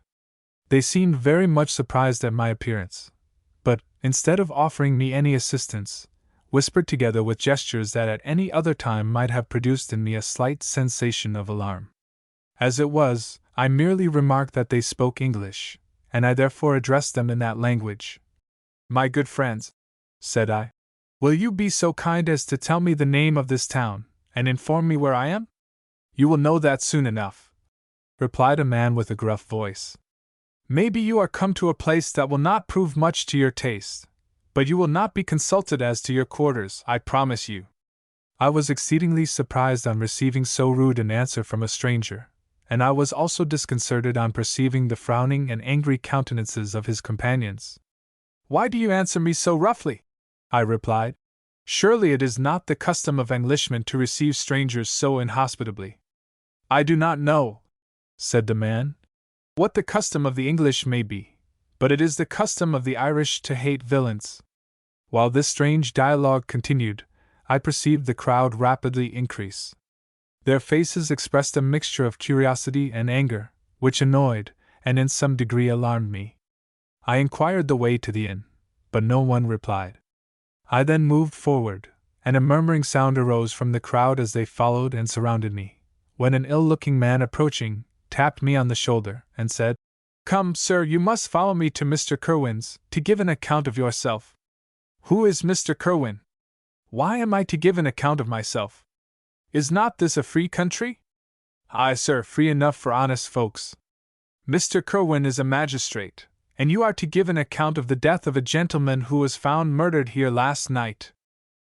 This answer startled me, but I presently recovered myself. I was innocent, that could easily be proved. Accordingly, I followed my conductor in silence, and was led to one of the best houses in the town. I was ready to sink from fatigue and hunger, but being surrounded by a crowd, I thought it politic to rouse all my strength, that no physical debility might be construed into apprehension or conscious guilt. Little did I then expect the calamity that was in a few moments to overwhelm me, and extinguish in horror and despair all fear of ignominy or death. I must pause here, for it requires all my fortitude to recall the memory of the frightful events which I am about to relate, in proper detail, to my recollection. Chapter 4. I was soon introduced into the presence of the magistrate, an old benevolent man, with calm and mild manners. He looked upon me, however, with some degree of severity, and then, turning towards my conductors, he asked who appeared as witnesses on this occasion. About half a dozen men came forward, and one being selected by the magistrate, he deposed that he had been out fishing the night before with his son and brother-in-law, Daniel Nugent, when, about 10 o'clock, they observed a strong northerly blast rising, and they accordingly put in for port. It was a very dark night, as the moon had not yet risen. They did not land at the harbor, but, as they had been accustomed, at a creek about 2 miles below. He walked on first, carrying a part of the fishing tackle, and his companions followed him at some distance. As he was proceeding along the sands, he struck his foot against something, and fell all his length on the ground. His companions came up to assist him, and by the light of their lantern, they found that he had fallen on the body of a man, who was to all appearance dead. Their first supposition was, that it was the corpse of some person who had been drowned, and was thrown on shore by the waves. But, upon examination, they found that the clothes were not wet, and even that the body was not then cold. They instantly carried it to the cottage of an old woman near the spot, and endeavored, but in vain, to restore it to life. He appeared to be a handsome young man, about 25 years of age. He had apparently been strangled, for there was no sign of any violence, except the black mark of fingers on his neck. The first part of this deposition did not in the least interest me, but when the mark of the fingers was mentioned, I remembered the murder of my brother, and felt myself extremely agitated. My limbs trembled, and a mist came over my eyes, which obliged me to lean on a chair for support. The magistrate observed me with a keen eye, and of course drew an unfavorable augury from my manner. The son confirmed his father's account, but when Daniel Nugent was called, he swore positively that, just before the fall of his companion, he saw a boat, with a single man in it, at a short distance from the shore, and, as far as he could judge by the light of a few stars, it was the same boat in which I had just landed. A woman deposed that she lived near the beach, and was standing at the door of her cottage, waiting for the return of the fisherman, about an hour before she heard of the discovery of the body, when she saw a boat, with only one man in it, push off from that part of the shore where the corpse was afterwards found. Another woman confirmed the account of the fisherman having brought the body into her house. It was not cold. They put it into a bed, and rubbed it, and Daniel went to the town for an apothecary, but life was quite gone. Several other men were examined concerning my landing, and they agreed that, with the strong north wind that had arisen during the night, it was very probable that I had beaten about for many hours, and had been obliged to return nearly to the same spot from which I had departed. Besides, they observed that it appeared that I had brought the body from another place, and it was likely that as I did not appear to know the shore, I might have put into the harbor ignorant of the distance of the town from the place where I had deposited the corpse. Mr. Kirwin, on hearing this evidence, desired that I should be taken into the room where the body lay for interment, that it might be observed what effect the sight of it would produce upon me. This idea was probably suggested by the extreme agitation I had exhibited when the mode of the murder had been described. I was accordingly conducted by the magistrate and several other persons to the inn. I could not help being struck by the strange coincidences that had taken place during this eventful night, but, knowing that I had been conversing with several persons in the island I had inhabited about the time that the body had been found, I was perfectly tranquil as to the consequences of the affair. I entered the room where the corpse lay, and was led up to the coffin. How can I describe my sensations on beholding it? I feel yet parched with horror, nor can I reflect on that terrible moment without shuddering in agony, that faintly reminds me of the anguish of the recognition. The trial, the presence of the magistrate and witnesses, passed like a dream from my memory, when I saw the lifeless form of Henry Clerval stretched before me. I gasped for breath, and throwing myself on the body, I exclaimed, "Have my murderous machinations deprived you also, my dearest Henry, of life? 2 I have already destroyed, other victims await their destiny, but you, Clerval, my friend, my benefactor." The human frame could no longer support the agonizing suffering that I endured, and I was carried out of the room in strong convulsions. A fever succeeded to this. I lay for 2 months on the point of death. My ravings, as I afterwards heard, were frightful. I called myself the murderer of William, of Justine, and of Clerval. Sometimes I entreated my attendants to assist me in the destruction of the fiend by whom I was tormented, and at others, I felt the fingers of the monster already grasping my neck, and screamed aloud with agony and terror. Fortunately, as I spoke my native language, Mr. Kirwin alone understood me, but my gestures and bitter cries were sufficient to affright the other witnesses. Why did I not die?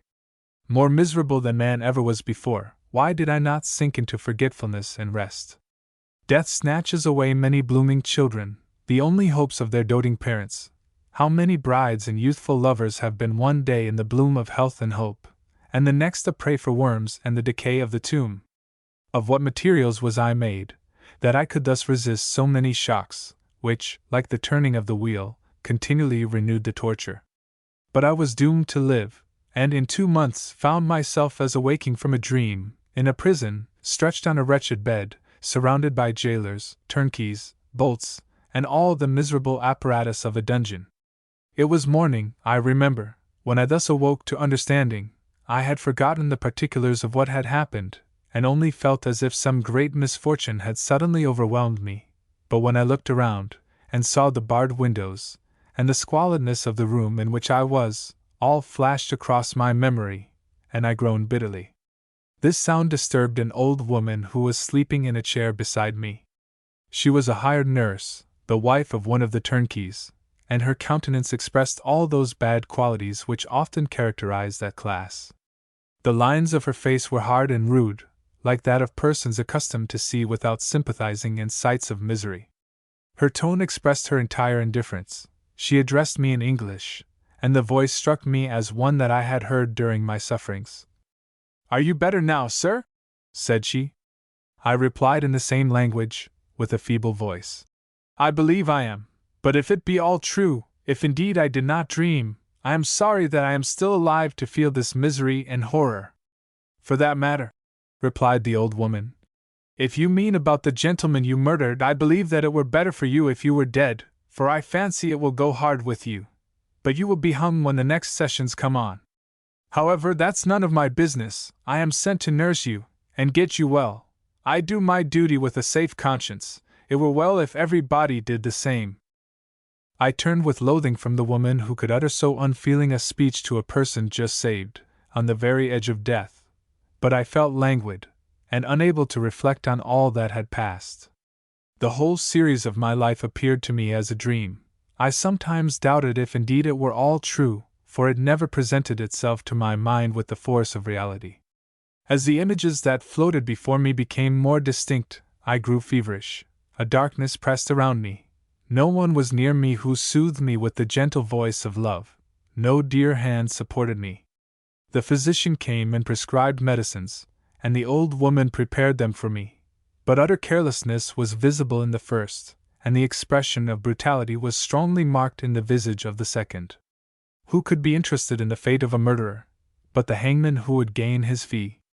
These were my first reflections, but I soon learned that Mr. Kerwin had shown me extreme kindness. He had caused the best room in the prison to be prepared for me. Wretched indeed was the best, and it was he who had provided a physician and a nurse.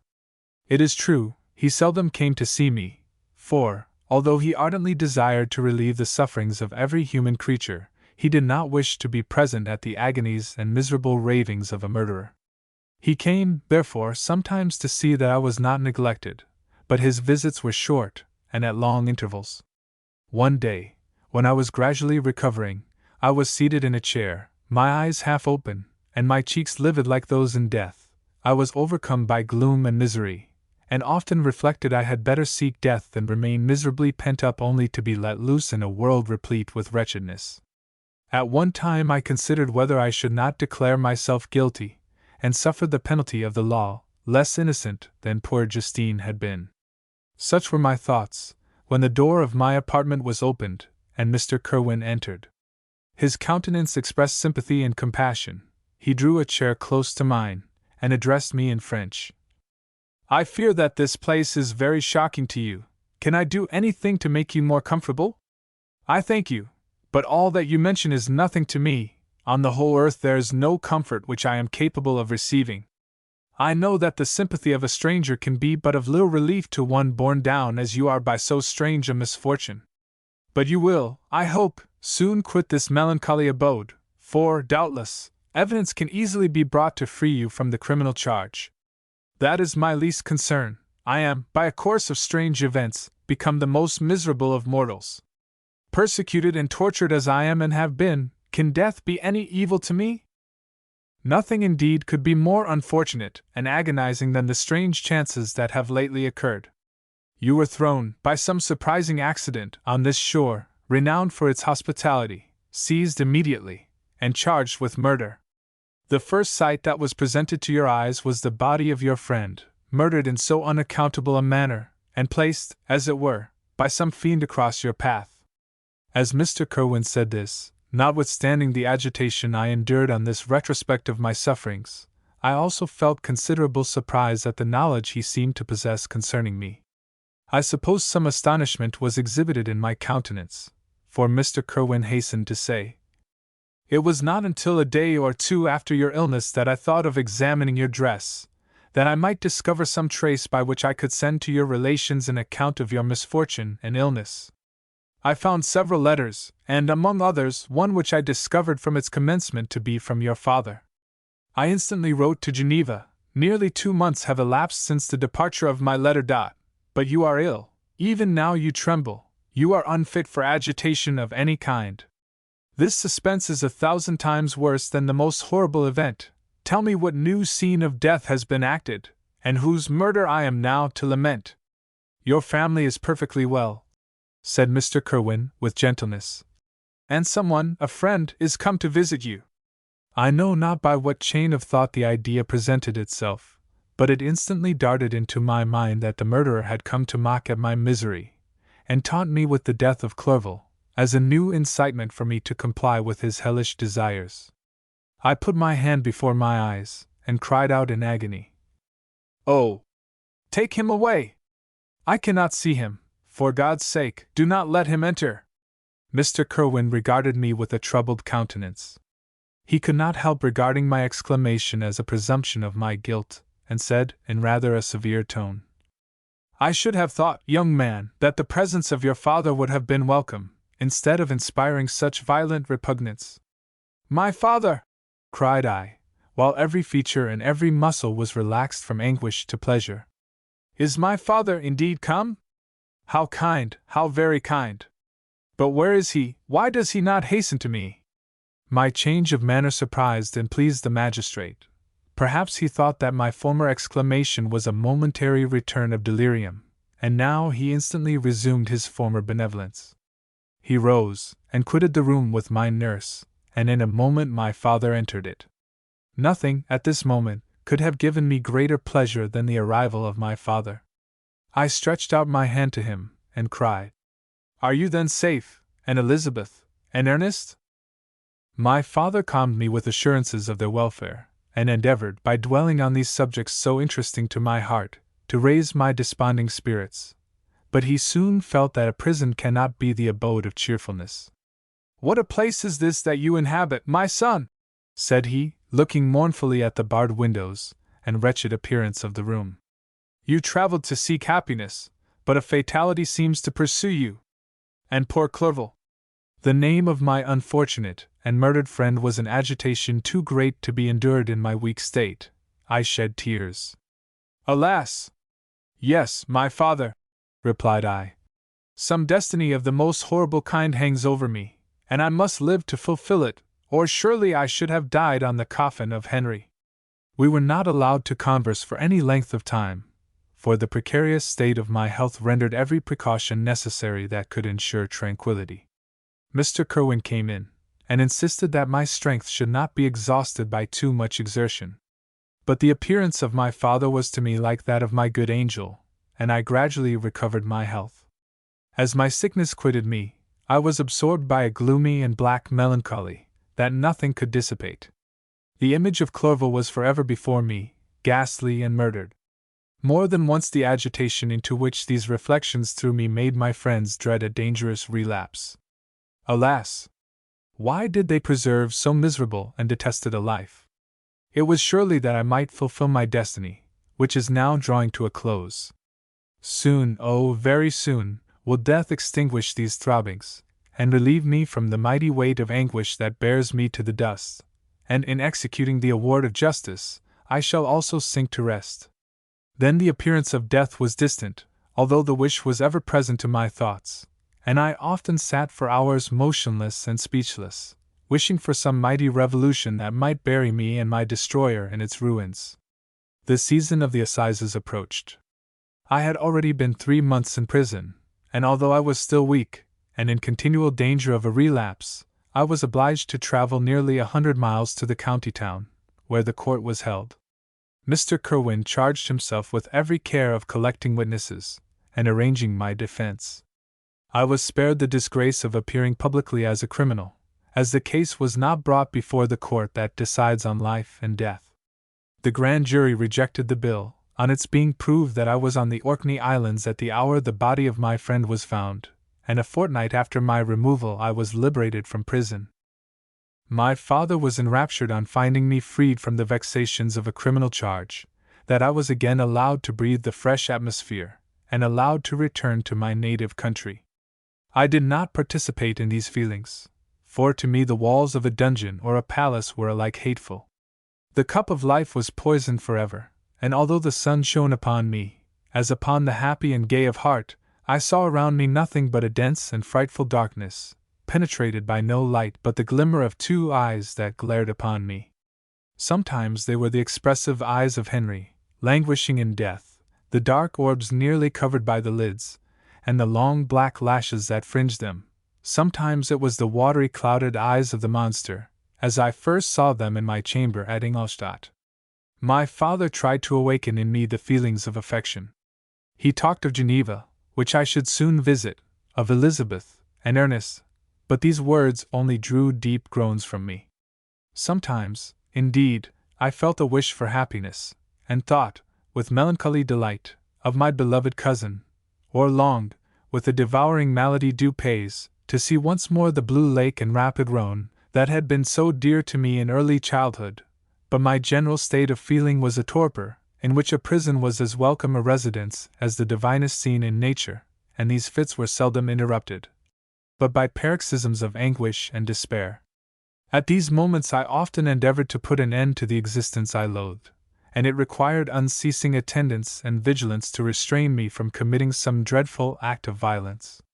I remember, as I quitted the prison, I heard one of the men say, "He may be innocent of the murder, but he has certainly a bad conscience." These words struck me. A bad conscience. Yes, surely I had one. William, Justine, and Clerval had died through my infernal machinations. "And whose death," cried I, "is to finish the tragedy? Ah! My father, do not remain in this wretched country. Take me where I may forget myself, my existence, and all the world." My father easily acceded to my desire, and, after having taken leave of Mr. Kirwin, we hastened to Dublin. I felt as if I was relieved from a heavy weight, when the packet sailed with a fair wind from Ireland, and I had quitted forever the country which had been to me the scene of so much misery. It was midnight. My father slept in the cabin, and I lay on the deck, looking at the stars, and listening to the dashing of the waves. I hailed the darkness that shut Ireland from my sight, and my pulse beat with a feverish joy, when I reflected that I should soon see Geneva. The past appeared to me in the light of a frightful dream, yet the vessel in which I was, the wind that blew me from the detested shore of Ireland, and the sea which surrounded me, told me too forcibly that I was deceived by no vision, and that Clerval, my friend and dearest companion, had fallen a victim to me and the monster of my creation. I repassed, in my memory, my whole life, my quiet happiness while residing with my family in Geneva, the death of my mother, and my departure for Ingolstadt. I remembered shuddering at the mad enthusiasm that hurried me on to the creation of my hideous enemy, and I called to mind the night during which he first lived. I was unable to pursue the train of thought. 1,000 feelings pressed upon me, and I wept bitterly. Ever since my recovery from the fever I had been in the custom of taking every night a small quantity of laudanum, for it was by means of this drug only that I was enabled to gain the rest necessary for the preservation of life. Oppressed by the recollection of my various misfortunes, I now took a double dose, and soon slept profoundly. But sleep did not afford me respite from thought and misery. My dreams presented 1,000 objects that scared me. Towards morning I was possessed by a kind of nightmare. I felt the fiend's grasp in my neck, and could not free myself from it. Groans and cries rung in my ears. My father, who was watching over me, perceiving my restlessness, awoke me, and pointed to the port of Holyhead, which we were now entering. Chapter 5. We had resolved not to go to London, but to cross the country to Portsmouth, and thence to embark for Havre. I preferred this plan principally because I dreaded to see again those places in which I had enjoyed a few moments of tranquillity with my beloved Clerval. I thought with horror of seeing again those persons whom we had been accustomed to visit together, and who might make inquiries concerning an event, the very remembrance of which made me again feel the pang I endured when I gazed on his lifeless form in the inn. As for my father, his desires and exertions were bounded to the again seeing me restored to health and peace of mind. His tenderness and attentions were unremitting. My grief and gloom was obstinate, but he would not despair. Sometimes he thought that I felt deeply the degradation of being obliged to answer a charge of murder, and he endeavored to prove to me the futility of pride. "Alas! My father," said I, "how little do you know me! Human beings, their feelings and passions, would indeed be degraded, if such a wretch as I felt pride. Justine, poor unhappy Justine, was as innocent as I, and she suffered the same charge, she died for it, and I am the cause of this, I murdered her. William, Justine, and Henry, they all died by my hands." My father had often, during my imprisonment, heard me make the same assertion. When I thus accused myself, he sometimes seemed to desire an explanation, and at others he appeared to consider it as caused by delirium, and that, during my illness, some idea of this kind had presented itself to my imagination, the remembrance of which I preserved in my convalescence. I avoided explanation, and maintained a continual silence concerning the wretch I had created. I had a feeling that I should be supposed mad, and this forever chained my tongue, when I would have given the whole world to have confided the fatal secret. Upon this occasion my father said, with an expression of unbounded wonder, "What do you mean, Victor? Are you mad? My dear son, I entreat you never to make such an assertion again. I am not mad, I cried energetically. The sun and the heavens, who have viewed my operations, can bear witness of my truth. I am the assassin of those most innocent victims. They died by my machinations. 1,000 times would I have shed my own blood, drop by drop, to have saved their lives, but I could not, my father, indeed I could not sacrifice the whole human race. The conclusion of this speech convinced my father that my ideas were deranged, and he instantly changed the subject of our conversation, and endeavored to alter the course of my thoughts. He wished as much as possible to obliterate the memory of the scenes that had taken place in Ireland, and never alluded to them, or suffered me to speak of my misfortunes. As time passed away, I became more calm. Misery had her dwelling in my heart, but I no longer talked in the same incoherent manner of my own crimes. Sufficient for me was the consciousness of them. By the utmost self-violence, I curbed the imperious voice of wretchedness, which sometimes desired to declare itself to the whole world, and my manners were calmer and more composed than they had ever been since my journey to the Sea of Ice. We arrived at Havre on the 8th of May, and instantly proceeded to Paris, where my father had some business which detained us a few weeks. In this city, I received the following letter from Elizabeth. Victor Frankenstein. My dearest friend. My dearest friend.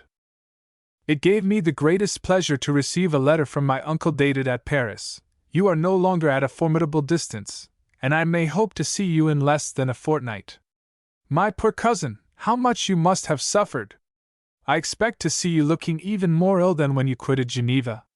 This winter has been passed most miserably, tortured as I have been by anxious suspense, yet I hope to see peace in your countenance, and to find that your heart is not totally devoid of comfort and tranquility. Yet I fear that the same feelings now exist that made you so miserable a year ago, even perhaps augmented by time. I would not disturb you at this period, when so many misfortunes weigh upon you, but a conversation that I had with my uncle previous to his departure renders some explanation necessary before we meet. Explanation! You may possibly say, what can Elizabeth have to explain? If you really say this, my questions are answered, and I have no more to do than to sign myself your affectionate cousin. But you are distant from me, and it is possible that you may dread, and yet be pleased with this explanation, and in a probability of this being the case, I dare not any longer postpone writing what, during your absence, I have often wished to express to you, but have never had the courage to begin. You well know, Victor, that our union had been the favorite plan of your parents ever since our infancy. We were told this when young, and taught to look forward to it as an event that would certainly take place. We were affectionate playfellows during childhood, and I believe, dear and valued friends to one another as we grew older. But as brother and sister often entertain a lively affection towards each other, without desiring a more intimate union, may not such also be our case? Tell me, dearest Victor. Answer me, I conjure you, by our mutual happiness, with simple truth, do you not love another? You have traveled, you have spent several years of your life at Ingolstadt, and I confess to you, my friend, that when I saw you last autumn so unhappy, flying to solitude, from the society of every creature, I could not help supposing that you might regret our connection, and believe yourself bound in honor to fulfill the wishes of your parents, although they opposed themselves to your inclinations. But this is false reasoning. I confess to you, my cousin, that I love you, and that in my airy dreams of futurity you have been my constant friend and companion. But it is your happiness I desire as well as my own, when I declare to you that our marriage would render me eternally miserable, unless it were the dictate of your own free choice. Even now I weep to think that, borne down as you are by the cruelest misfortunes, you may stifle, by the word honor, all hope of that love and happiness which would alone restore you to yourself. I, who have so interested an affection for you, may increase your miseries tenfold, by being an obstacle to your wishes. Ah, Victor, be assured that your cousin and playmate has too sincere a love for you not to be made miserable by this supposition. Be happy, my friend, and if you obey me in this one request, remain satisfied that nothing on earth will have the power to interrupt my tranquility. Do not let this letter disturb you. Do not answer it tomorrow, or the next day, or even until you come, if it will give you pain. My uncle will send me news of your health, and if I see but one smile on your lips when we meet, occasioned by this or any other exertion of mine, I shall need no other happiness. Elizabeth Lavenza. Elizabeth Lavenza. Geneva, May 18, 17. This letter revived in my memory what I had before forgotten, the threat of the fiend. I will be with you on your wedding night. Such was my sentence, and on that night would the daemon employ every art to destroy me, and tear me from the glimpse of happiness which promised partly to console my sufferings. On that night he had determined to consummate his crimes by my death. Well, be it so. A deadly struggle would then assuredly take place, in which if he was victorious, I should be at peace, and his power over me be at an end. If he were vanquished, I should be a free man. Alas! What freedom! Such as the peasant enjoys when his family have been massacred before his eyes, his cottage burnt, his lands laid waste, and he is turned adrift, homeless, penniless, and alone, but free. Such would be my liberty, except that in my Elizabeth I possessed a treasure, alas! Balanced by those horrors of remorse and guilt, which would pursue me until death. Sweet and beloved Elizabeth! I read and reread her letter, and some softened feelings stole into my heart, and dared to whisper paradisiacal dreams of love and joy. But the apple was already eaten, and the angel's arm bared to drive me from all hope. Yet I would die to make her happy. If the monster executed his threat, death was inevitable. Yet, again, I considered whether my marriage would hasten my fate. My destruction might indeed arrive a few months sooner, but if my torturer should suspect that I postponed it, influenced by his menaces, he would surely find other, and perhaps more dreadful means of revenge. He had vowed to be with me on my wedding night, yet he did not consider that threat as binding him to peace in the meantime, for, as if to shew me that he was not yet satiated with blood, he had murdered Clerval immediately after the enunciation of his threats. I resolved, therefore, that if my immediate union with my cousin would conduce either to hers or my father's happiness, my adversary's designs against my life should not retard it a single hour. In this state of mind I wrote to Elizabeth. My letter was calm and affectionate. I fear, my beloved girl, I said, little happiness remains for us on earth, yet all that I may one day enjoy is concentered in you. Chase away your idle fears. To you alone do I consecrate my life, and my endeavors for contentment. I have one secret, Elizabeth, a dreadful one. When revealed to you, it will chill your frame with horror, and then, far from being surprised at my misery, you will only wonder that I survive what I have endured.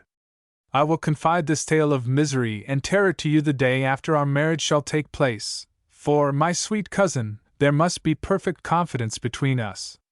But until then, I conjure you, do not mention or allude to it. This I most earnestly entreat, and I know you will comply. In about a week after the arrival of Elizabeth's letter, we returned to Geneva. My cousin welcomed me with warm affection, yet tears were in her eyes, as she beheld my emaciated frame and feverish cheeks. I saw a change in her also. She was thinner, and had lost much of that heavenly vivacity that had before charmed me, but her gentleness, and soft looks of compassion, made her a more fit companion for one blasted and miserable as I was. The tranquility which I now enjoyed did not endure. Memory brought madness with it, and when I thought on what had passed, a real insanity possessed me. Sometimes I was furious, and burnt with rage, sometimes low and despondent. I neither spoke or looked, but sat motionless, bewildered by the multitude of miseries that overcame me. Elizabeth alone had the power to draw me from these fits. Her gentle voice would soothe me when transported by passion, and inspire me with human feelings when sunk in torpor. She wept with me, and for me. When reason returned, she would remonstrate, and endeavor to inspire me with resignation. Ah! It is well for the unfortunate to be resigned, but for the guilty there is no peace. The agonies of remorse poison the luxury there is otherwise sometimes found in indulging the excess of grief. Soon after my arrival my father spoke of my immediate marriage with my cousin. I remained silent. Have you, then, some other attachment? None on earth. I love Elizabeth, and look forward to our union with delight. Let the day therefore be fixed, and on it I will consecrate myself, in life or death, to the happiness of my cousin. My dear Victor, do not speak thus. Heavy misfortunes have befallen us, but let us only cling closer to what remains, and transfer our love for those whom we have lost to those who yet live. Our circle will be small, but bound close by the ties of affection and mutual misfortune. And when time shall have softened your despair, new and dear objects of care will be born to replace those of whom we have been so cruelly deprived. Such were the lessons of my father. But to me the remembrance of the threat returned, nor can you wonder that, omnipotent as the fiend had yet been in his deeds of blood, I should almost regard him as invincible, and that when he had pronounced the words, "I shall be with you on your wedding night," I should regard the threatened fate as unavoidable. But death was no evil to me, if the loss of Elizabeth were balanced with it, and I therefore, with a contented and even cheerful countenance, agreed with my father, that if my cousin would consent, the ceremony should take place in 10 days, and thus put, as I imagined, the seal to my fate. Great God! If for one instant I had thought what might be the hellish intention of my fiendish adversary, I would rather have banished myself forever from my native country, and wandered a friendless outcast over the earth, than have consented to this miserable marriage. But, as if possessed of magic powers, the monster had blinded me to his real intentions, and when I thought that I prepared only my own death, I hastened that of a far dearer victim. As the period fixed for our marriage drew nearer, whether from cowardice or a prophetic feeling, I felt my heart sink within me. But I concealed my feelings by an appearance of hilarity, that brought smiles and joy to the countenance of my father, but hardly deceived the ever-watchful and nicer eye of Elizabeth. She looked forward to our union with placid contentment, not unmingled with a little fear, which past misfortunes had impressed, that what now appeared certain and tangible happiness might soon dissipate into an airy dream, and leave no trace but deep and everlasting regret. Preparations were made for the event, congratulatory visits were received, and all wore a smiling appearance. I shut up, as well as I could, in my own heart the anxiety that preyed there, and entered with seeming earnestness into the plans of my father, although they might only serve as the decorations of my tragedy. A house was purchased for us near Cologne, by which we should enjoy the pleasures of the country, and yet be so near Geneva as to see my father every day, who would still reside within the walls, for the benefit of Ernest, that he might follow his studies at the schools. In the meantime I took every precaution to defend my person, in case the fiend should openly attack me.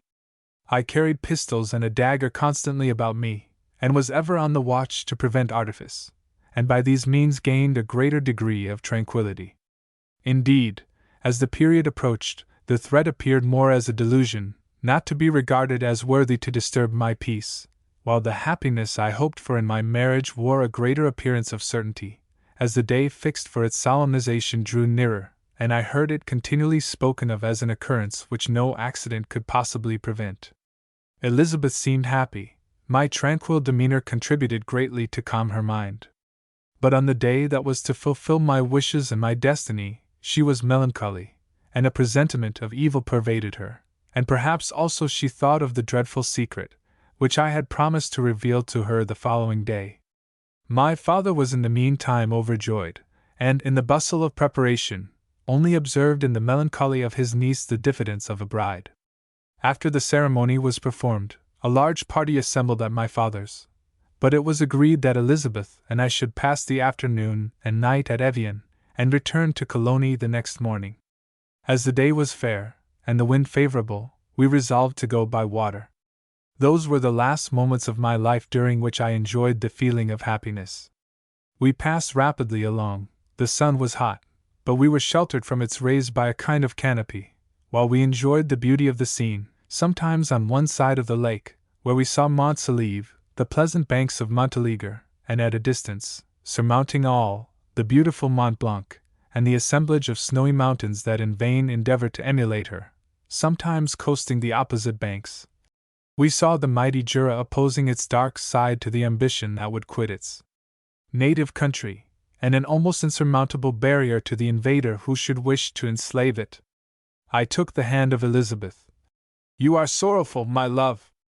"Ah! If you knew what I have suffered, and what I may yet endure, you would endeavor to let me taste the quiet and freedom from despair that this one day at least permits me to enjoy. Be happy, my dear Victor, replied Elizabeth.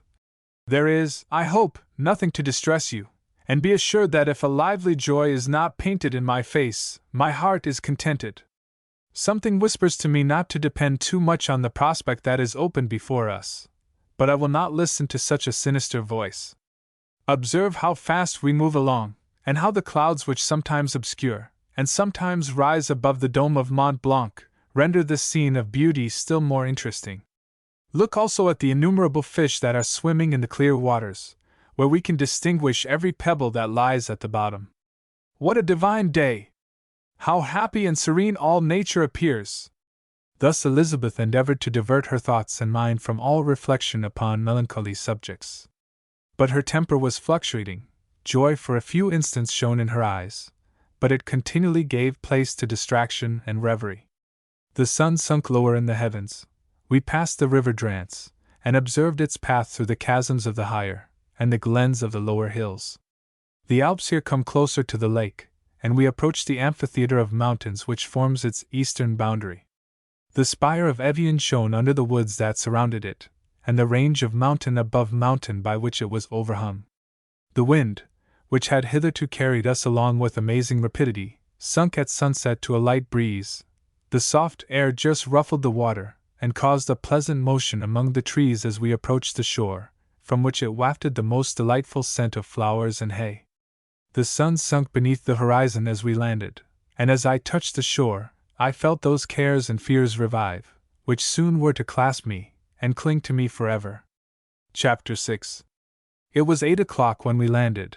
We walked for a short time on the shore, enjoying the transitory light, and then retired to the inn, and contemplated the lovely scene of waters, woods, and mountains, obscured in darkness, yet still displaying their black outlines. The wind, which had fallen in the south, now rose with great violence in the west. The moon had reached her summit in the heavens, and was beginning to descend. The clouds swept across it swifter than the flight of the vulture, and dimmed her rays, while the lake reflected the scene of the busy heavens, rendered still busier by the restless waves that were beginning to rise. Suddenly a heavy storm of rain descended. I had been calm during the day, but so soon as night obscured the shapes of objects, 1,000 fears arose in my mind. I was anxious and watchful, while my right hand grasped a pistol which was hidden in my bosom. Every sound terrified me, but I resolved that I would sell my life dearly, and not relax the impending conflict until my own life, or that of my adversary, were extinguished. Elizabeth observed my agitation for some time in timid and fearful silence. At length she said, "What is it that agitates you, my dear Victor? What is it you fear?" "Oh, peace, peace, my love," replied I. "This night, and all will be safe, but this night is dreadful, very dreadful." I passed an hour in this state of mind, when suddenly I reflected how dreadful the combat which I momentarily expected would be to my wife, and I earnestly entreated her to retire, resolving not to join her until I had obtained some knowledge as to the situation of my enemy. She left me, and I continued some time walking up and down the passages of the house, and inspecting every corner that might afford a retreat to my adversary. But I discovered no trace of him, and was beginning to conjecture that some fortunate chance had intervened to prevent the execution of his menaces, when suddenly I heard a shrill and dreadful scream. It came from the room into which Elizabeth had retired.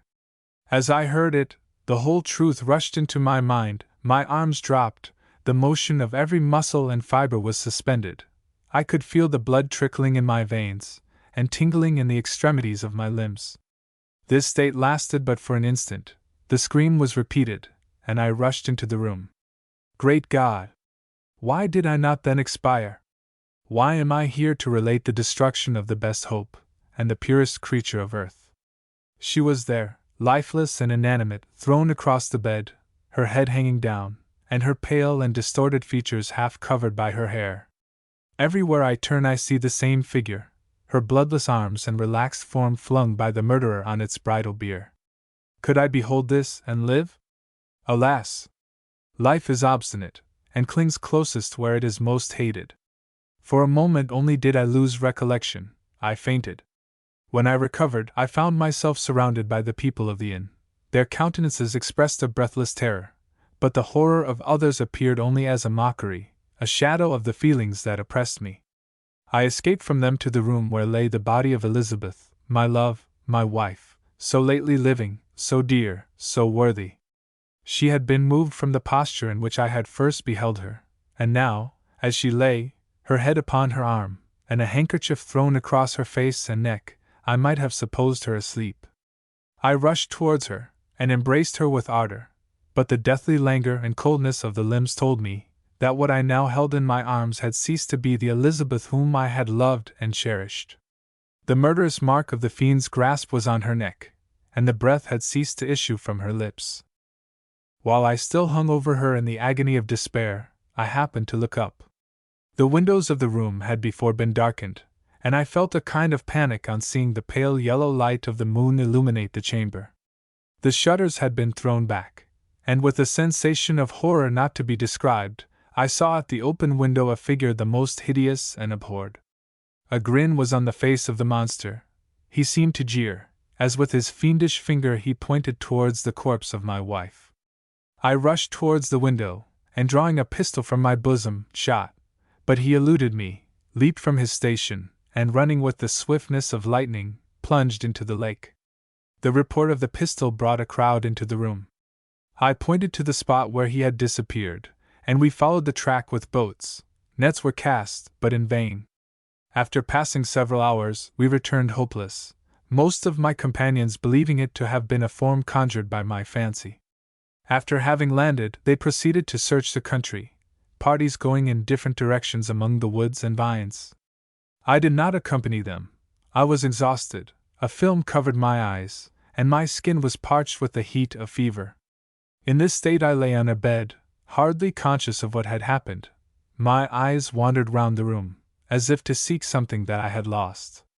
At length I remembered that my father would anxiously expect the return of Elizabeth and myself, and that I must return alone. This reflection brought tears into my eyes, and I wept for a long time, but my thoughts rambled to various subjects, reflecting on my misfortunes and their cause. I was bewildered in a cloud of wonder and horror. The death of William, the execution of Justine, the murder of Clerval, and lastly of my wife. Even at that moment I knew not that my only remaining friends were safe from the malignity of the fiend. My father even now might be writhing under his grasp, and Ernest might be dead at his feet. This idea made me shudder, and recalled me to action. I started up, and resolved to return to Geneva with all possible speed. There were no horses to be procured, and I must return by the lake, but the wind was unfavorable, and the rain fell in torrents. However, it was hardly morning, and I might reasonably hope to arrive by night. I hired men to row, and took an oar myself, for I had always experienced relief from mental torment in bodily exercise. But the overflowing misery I now felt, and the excess of agitation that I endured, rendered me incapable of any exertion. I threw down the oar, and leaning my head upon my hands, gave way to every gloomy idea that arose. If I looked up, I saw the scenes which were familiar to me in my happier time, and which I had contemplated but the day before in the company of her who was now but a shadow and a recollection. Tears streamed from my eyes. The rain had ceased for a moment, and I saw the fish play in the waters as they had done a few hours before. They had then been observed by Elizabeth. Nothing is so painful to the human mind as a great and sudden change. The sun might shine, or the clouds might lower, but nothing could appear to me as it had done the day before. A fiend had snatched from me every hope of future happiness. No creature had ever been so miserable as I was. So frightful an event is single in the history of man.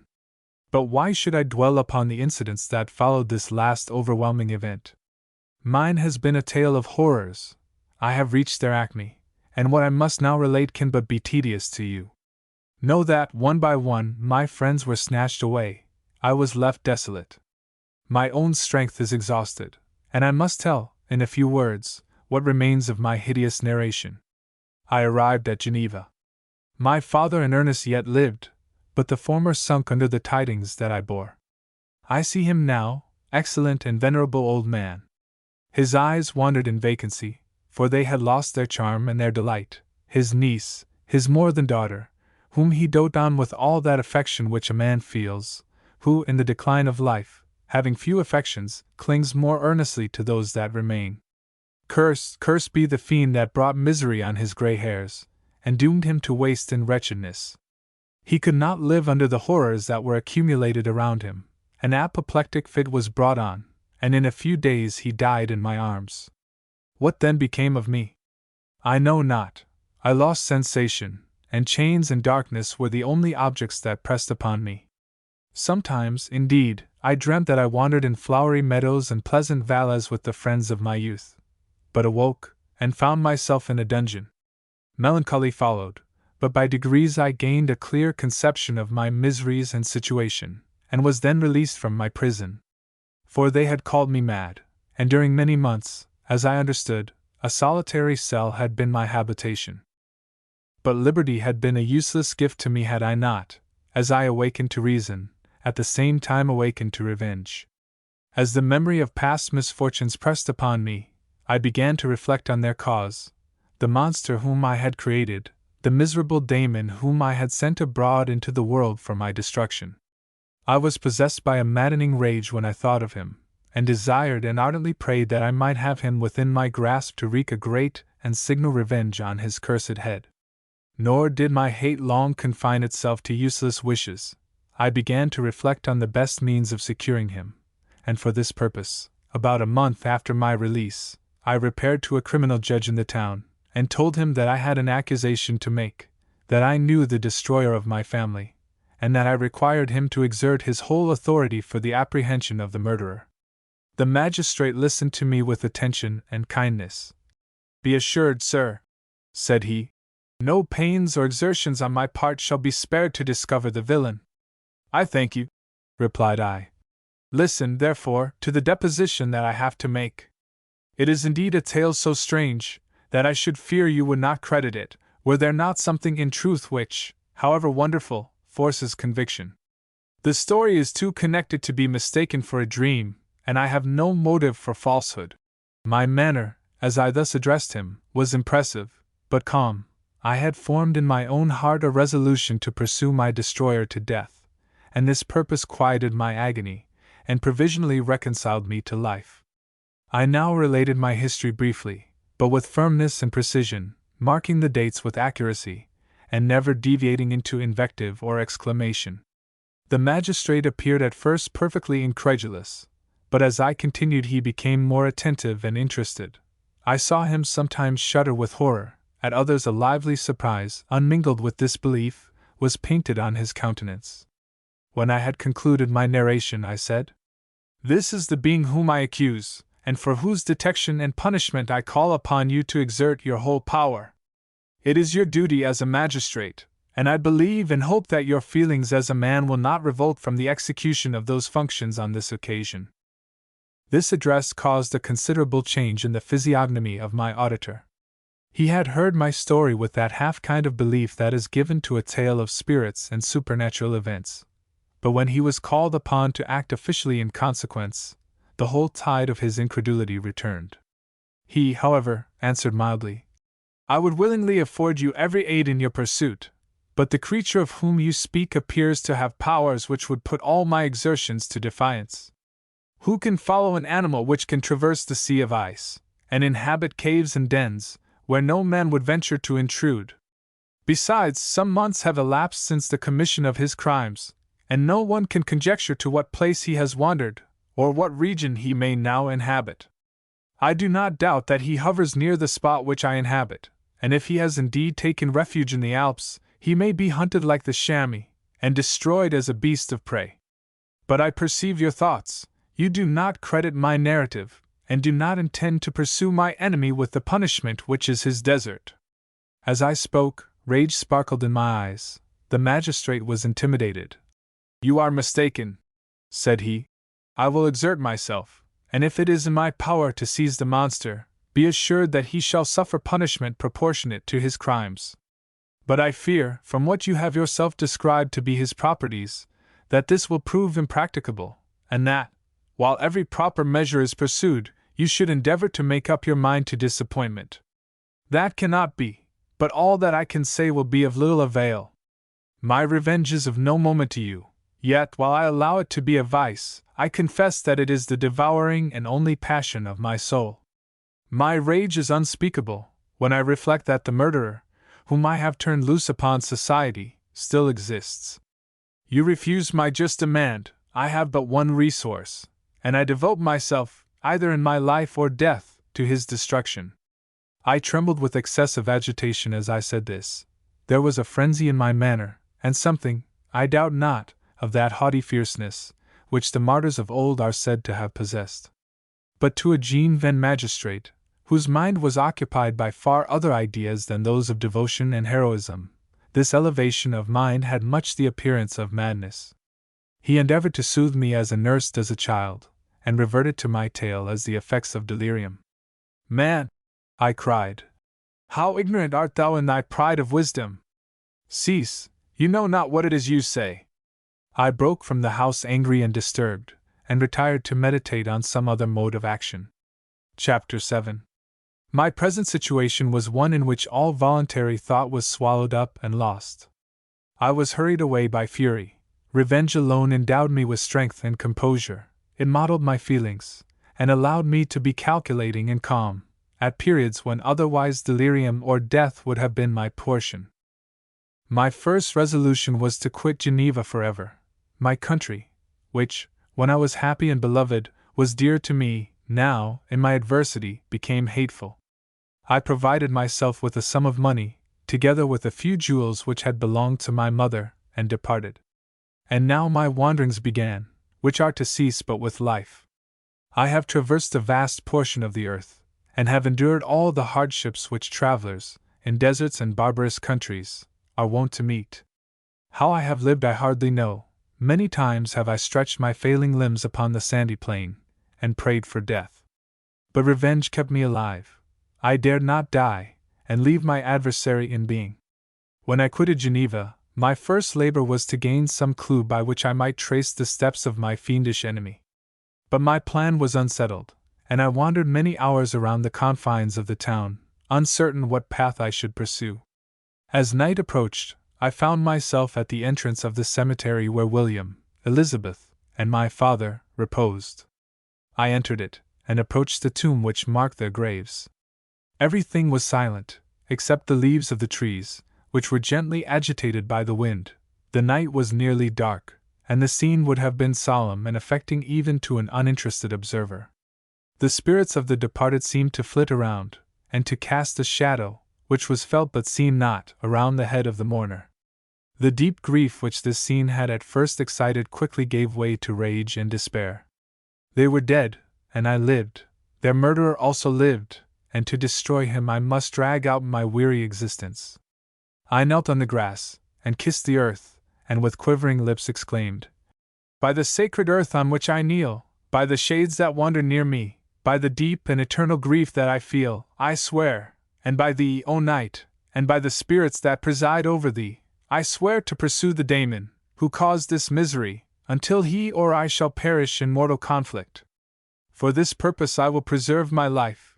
To execute this dear revenge, will I again behold the sun, and tread the green herbage of earth, which otherwise should vanish from my eyes forever. And I call on you, spirits of the dead, and on you, wandering ministers of vengeance, to aid and conduct me in my work. Let the cursed and hellish monster drink deep of agony. Let him feel the despair that now torments me. I had begun my adjuration with solemnity, and an awe which almost assured me that the shades of my murdered friends heard and approved my devotion. But the furies possessed me as I concluded, and rage choked my utterance. I was answered through the stillness of night by a loud and fiendish laugh. It rung on my ears long and heavily. The mountains re-echoed it, and I felt as if all hell surrounded me with mockery and laughter. Surely in that moment I should have been possessed by frenzy, and have destroyed my miserable existence. But that my vow was heard, and that I was reserved for vengeance. The laughter died away, when a well-known and abhorred voice, apparently close to my ear, addressed me in an audible whisper. I am satisfied, miserable wretch! You have determined to live, and I am satisfied. I darted towards the spot from which the sound proceeded, but the devil eluded my grasp. Suddenly the broad disk of the moon arose, and shone full upon his ghastly and distorted shape, as he fled with more than mortal speed. I pursued him, and for many months this has been my task. Guided by a slight clue, I followed the windings of the Rhone, but vainly. The blue Mediterranean appeared, and by a strange chance, I saw the fiend enter by night, and hide himself in a vessel bound for the Black Sea. I took my passage in the same ship, but he escaped, I know not how. Amidst the wilds of Tartary and Russia, although he still evaded me, I have ever followed in his track. Sometimes the peasants, scared by this horrid apparition, informed me of his path. Sometimes he himself, who feared that if I lost all trace I should despair and die, often left some mark to guide me. The snows descended on my head, and I saw the print of his huge step on the white plain. To you first entering on life, to whom care is new, and agony unknown, how can you understand what I have felt, and still feel? Cold, want, and fatigue were the least pains which I was destined to endure. I was cursed by some devil, and carried about with me my eternal hell. Yet still a spirit of good followed and directed my steps, and when I most murmured, would suddenly extricate me from seemingly insurmountable difficulties. Sometimes, when nature, overcome by hunger, sunk under the exhaustion, a repast was prepared for me in the desert, that restored and inspirited me. The fare was indeed coarse, such as the peasants of the country ate, but I may not doubt that it was set there by the spirits that I had invoked to aid me. Often, when all was dry, the heavens cloudless, and I was parched by thirst, a slight cloud would bedim the sky, shed the few drops that revived me, and vanish. I followed, when I could, the courses of the rivers, but the daemon generally avoided these, as it was here that the population of the country chiefly collected. In other places human beings were seldom seen, and I generally subsisted on the wild animals that crossed my path. I had money with me, and gained the friendship of the villagers by distributing it, or bringing with me some food that I had killed, which, after taking a small part, I always presented to those who had provided me with fire and utensils for cooking. My life, as it passed thus, was indeed hateful to me, and it was during sleep alone that I could taste joy. O blessed sleep! Often, when most miserable, I sank to repose, and my dreams lulled me even to rapture. The spirits that guarded me had provided these moments, or rather hours, of happiness, that I might retain strength to fulfill my pilgrimage. Deprived of this respite, I should have sunk under my hardships. During the day I was sustained and inspirited by the hope of night, for in sleep I saw my friends, my wife, and my beloved country. Again I saw the benevolent countenance of my father, heard the silver tones of my Elizabeth's voice, and beheld Clerval enjoying health and youth. Often, when wearied by a toilsome march, I persuaded myself that I was dreaming until night should come, and that I should then enjoy reality in the arms of my dearest friends. What agonizing fondness did I feel for them! How did I cling to their dear forms, as sometimes they haunted even my waking hours, and persuade myself that they still lived! At such moments vengeance, that burned within me, died in my heart, and I pursued my path towards the destruction of the daemon, more as a task enjoined by heaven, as the mechanical impulse of some power of which I was unconscious, than as the ardent desire of my soul. What his feelings were whom I pursued I cannot know. Sometimes, indeed, he left marks in writing on the barks of the trees, or cut in stone, that guided me, and instigated my fury. My reign is not yet over. These words were legible in one of these inscriptions. You live, and my power is complete. Follow me. I seek the everlasting ices of the north, where you will feel the misery of cold and frost, to which I am impassive. You will find near this place, if you follow not too tardily, a dead hare. Eat and be refreshed. Come on, my enemy, we have yet to wrestle for our lives, but many hard and miserable hours must you endure, until that period shall arrive. Scoffing devil! Again do I vow vengeance, again do I devote thee, miserable fiend, to torture and death.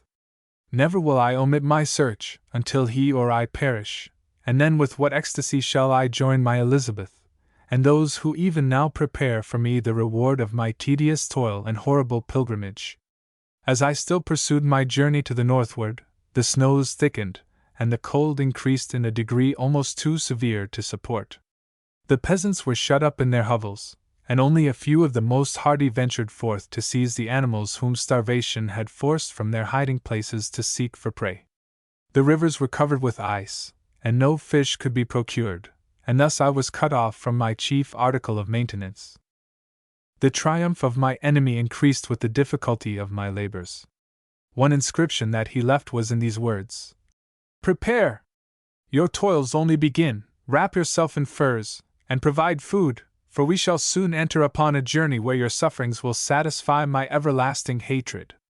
My courage and perseverance were invigorated by these scoffing words. I resolved not to fail in my purpose, and calling on heaven to support me, I continued with unabated fervor to traverse immense deserts, until the ocean appeared at a distance, and formed the utmost boundary of the horizon. Oh, how unlike it was to the blue seas of the south! Covered with ice, it was only to be distinguished from land by its superior wildness and ruggedness.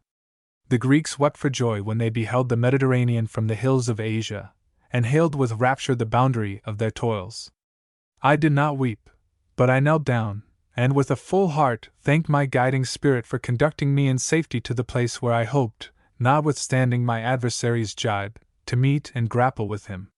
Some weeks before this period I had procured a sledge and dogs, and thus traversed the snows with inconceivable speed. I know not whether the fiend possessed the same advantages, but I found that, as before I had daily lost ground in the pursuit, I now gained on him, so much so, that when I first saw the ocean, he was but 1 day's journey in advance, and I hoped to intercept him before he should reach the beach. With new courage, therefore, I pressed on, and in 2 days arrived at a wretched hamlet on the seashore. I inquired of the inhabitants concerning the fiend, and gained accurate information. A gigantic monster, they said, had arrived the night before, armed with a gun and many pistols, putting to flight the inhabitants of a solitary cottage, through fear of his terrific appearance. He had carried off their store of winter food, and placing it in a sledge, to draw which he had seized on a numerous drove of trained dogs, he had harnessed them, and the same night, to the joy of the horror-struck villagers, had pursued his journey across the sea in a direction that led to no land, and they conjectured that he must speedily be destroyed by the breaking of the ice, or frozen by the eternal frosts. On hearing this information, I suffered a temporary access of despair. He had escaped me, and I must commence a destructive and almost endless journey across the mountainous ices of the ocean, amidst cold that few of the inhabitants could long endure, and which I, the native of a genial and sunny climate, could not hope to survive. Yet at the idea that the fiend should live and be triumphant, my rage and vengeance returned, and like a mighty tide, overwhelmed every other feeling. After a slight repose, during which the spirits of the dead hovered round, and instigated me to toil and revenge, I prepared for my journey. I exchanged my land sledge for one fashioned for the inequalities of the frozen ocean, and purchasing a plentiful stock of provisions, I departed from land. I cannot guess how many days have passed since then, but I have endured misery, which nothing but the eternal sentiment of a just retribution burning within my heart could have enabled me to support. Immense and rugged mountains of ice often barred up my passage, and I often heard the thunder of the ground sea, which threatened my destruction. But again the frost came, and made the paths of the sea secure. By the quantity of provision which I had consumed, I should guess that I had passed 3 weeks in this journey, and the continual protraction of hope, returning back upon the heart, often wrung bitter drops of despondency and grief from my eyes. Despair had indeed almost secured her prey, and I should soon have sunk beneath this misery, when once, after the poor animals that carried me had with incredible toil gained the summit of a sloping ice mountain, and one sinking under his fatigue died, I viewed the expanse before me with anguish, when suddenly my eye caught a dark speck upon the dusky plain. I strained my sight to discover what it could be, and uttered a wild cry of ecstasy when I distinguished a sledge, and the distorted proportions of a well-known form within. Oh! With what a burning gush did hope revisit my heart! Warm tears filled my eyes, which I hastily wiped away, that they might not intercept the view I had of the daemon. But still my sight was dimmed by the burning drops, until, giving way to the emotions that oppressed me, I wept aloud. But this was not the time for delay. I disencumbered the dogs of their dead companion, gave them a plentiful portion of food, and after an hour's rest, which was absolutely necessary, and yet which was bitterly irksome to me, I continued my route. The sledge was still visible, nor did I again lose sight of it, except at the moments when for a short time some ice rock concealed it with its intervening crags. I indeed perceptibly gained on it, and when, after nearly 2 days' journey, I beheld my enemy at no more than a mile distant, my heart bounded within me. But now, when I appeared almost within grasp of my enemy, my hopes were suddenly extinguished, and I lost all trace of him more utterly than I had ever done before. A ground sea was heard.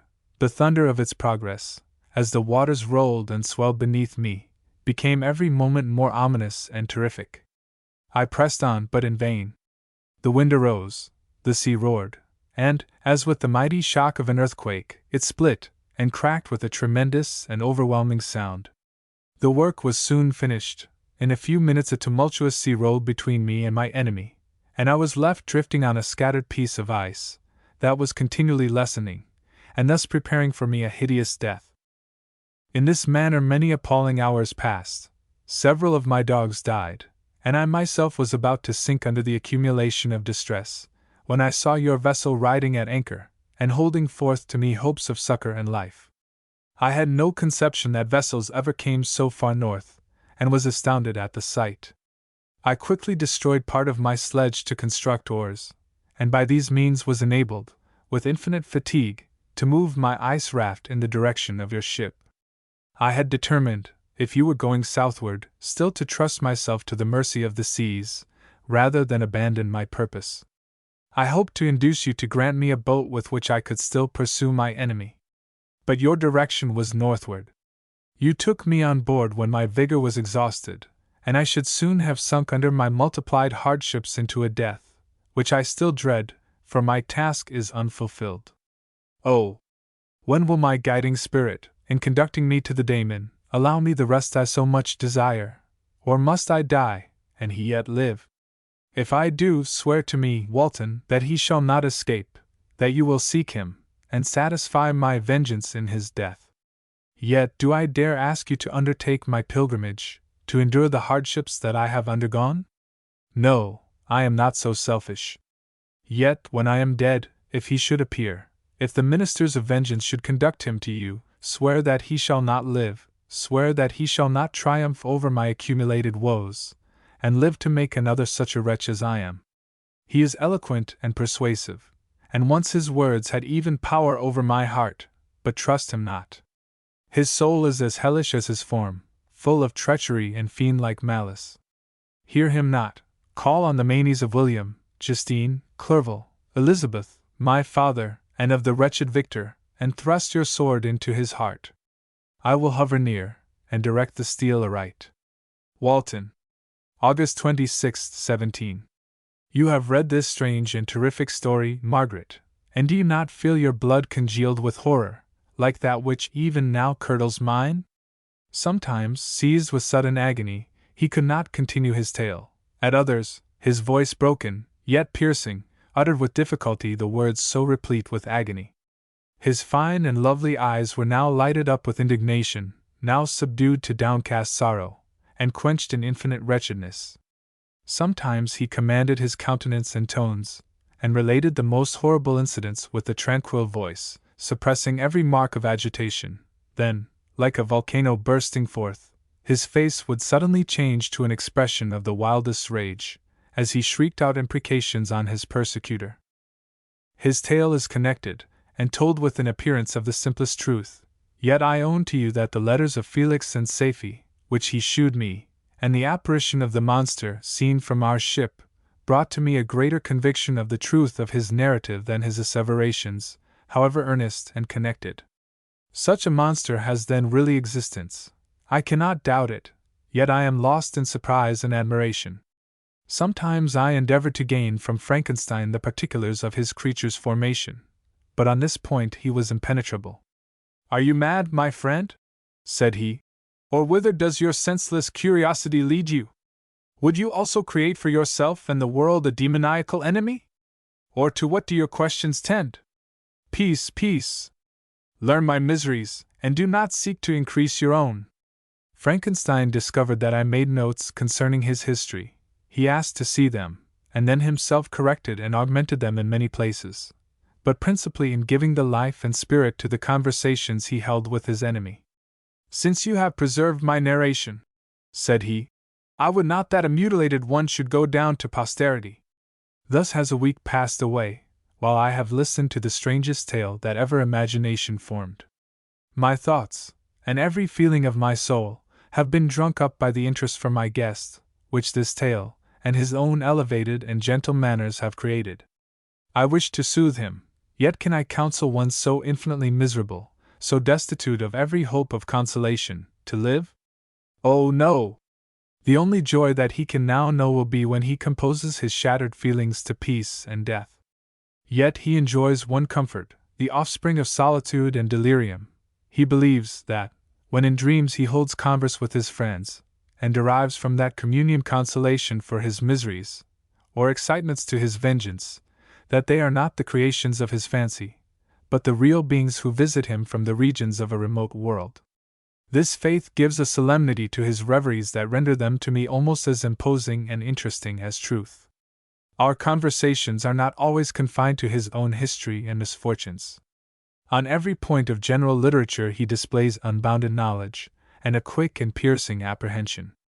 His eloquence is forcible and touching, nor can I hear him, when he relates a pathetic incident, or endeavors to move the passions of pity or love, without tears. What a glorious creature must he have been in the days of his prosperity, when he is thus noble and godlike in ruin. He seems to feel his own worth, and the greatness of his fall. "When younger," said he, "I felt as if I were destined for some great enterprise. My feelings are profound, but I possessed a coolness of judgment that fitted me for illustrious achievements. This sentiment of the worth of my nature supported me, when others would have been oppressed, for I deemed it criminal to throw away in useless grief those talents that might be useful to my fellow creatures. When I reflected on the work I had completed, no less a one than the creation of a sensitive and rational animal, I could not rank myself with the herd of common projectors. But this feeling, which supported me in the commencement of my career, now serves only to plunge me lower in the dust. All my speculations and hopes are as nothing, and like the archangel who aspired to omnipotence, I am chained in an eternal hell. My imagination was vivid, yet my powers of analysis and application were intense. By the union of these qualities I conceived the idea, and executed the creation of a man. Even now I cannot recollect, without passion, my reveries while the work was incomplete. I trod heaven in my thoughts, now exulting in my powers, now burning with the idea of their effects. From my infancy I was imbued with high hopes and a lofty ambition, but how am I sunk? Oh! My friend, if you had known me as I once was, you would not recognize me in this state of degradation. Despondency rarely visited my heart, a high destiny seemed to bear me on, until I fell, never, never again to rise. Must I then lose this admirable being? I have longed for a friend, I have sought one who would sympathize with and love me. Behold, on these desert seas I have found such a one, but I fear, I have gained him only to know his value, and lose him. I would reconcile him to life, but he repulses the idea. "I thank you, Walton," he said, "for your kind intentions towards so miserable a wretch, but when you speak of new ties and fresh affections, think you that any can replace those who are gone? Can any man be to me as Clerval was, or any woman another Elizabeth?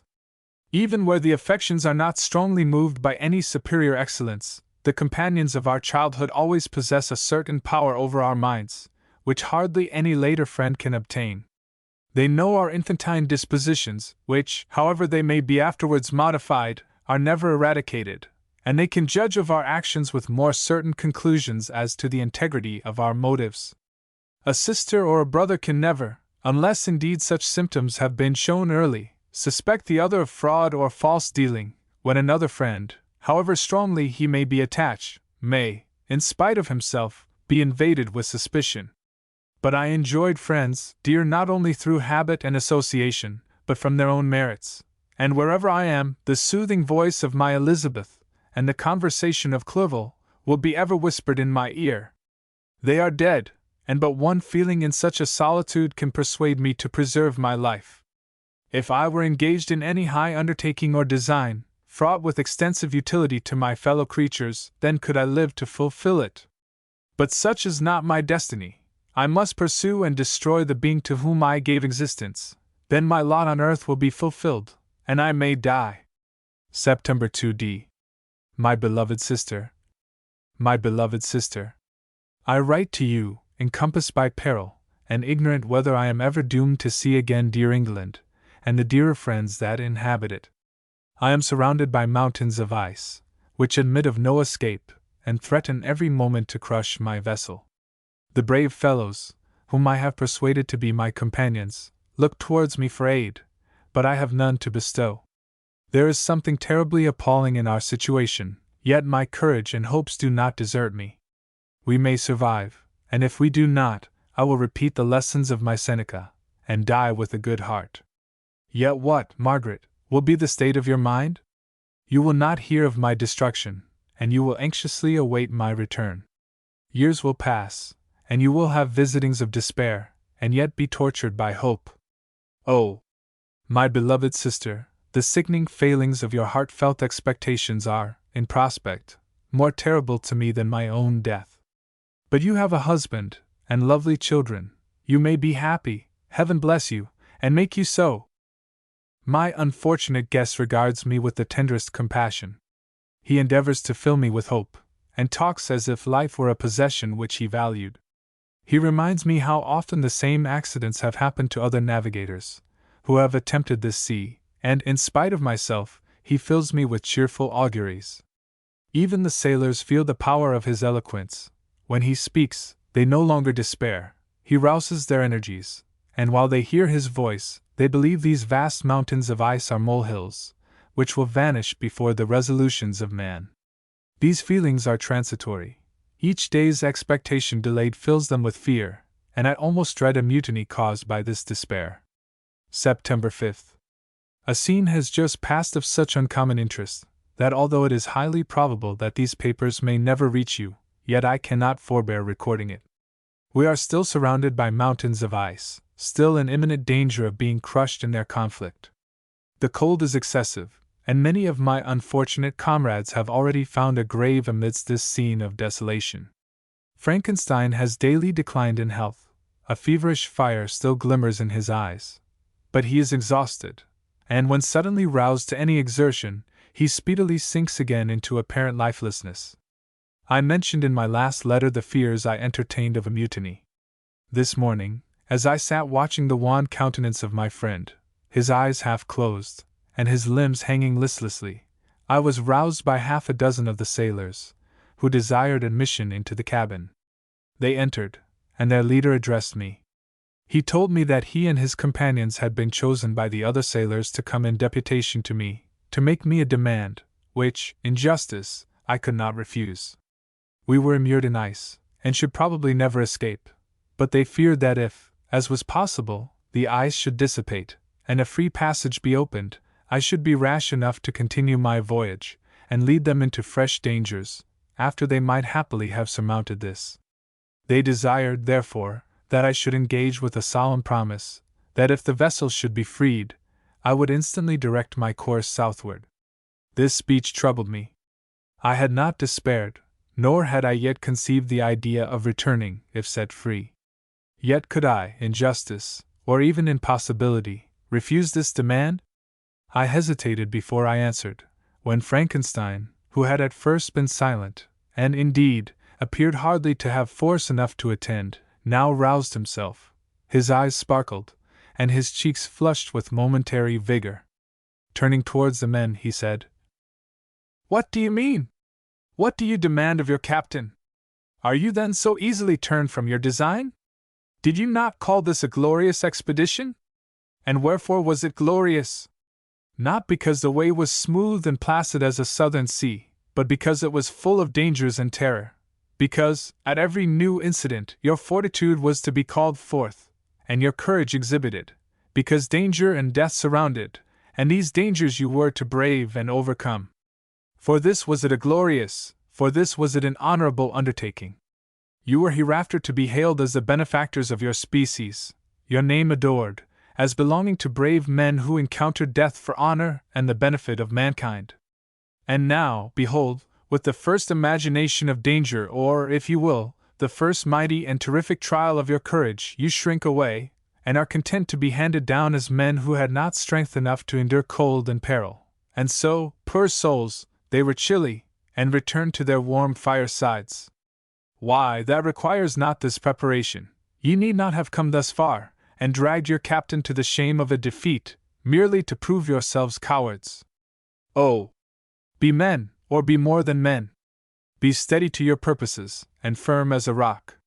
This ice is not made of such stuff as your hearts might be. It is mutable, cannot withstand you, if you say that it shall not. Do not return to your families with the stigma of disgrace marked on your brows.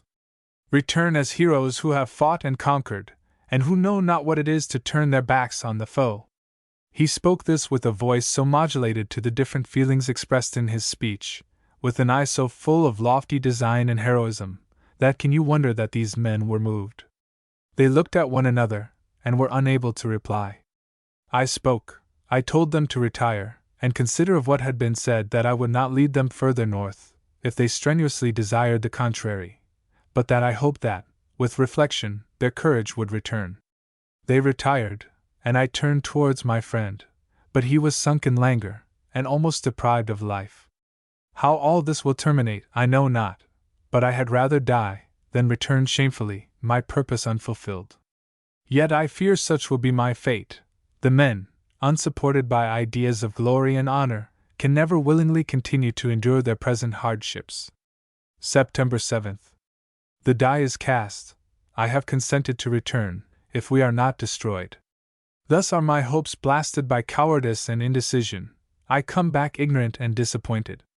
It requires more philosophy than I possess to bear this injustice with patience.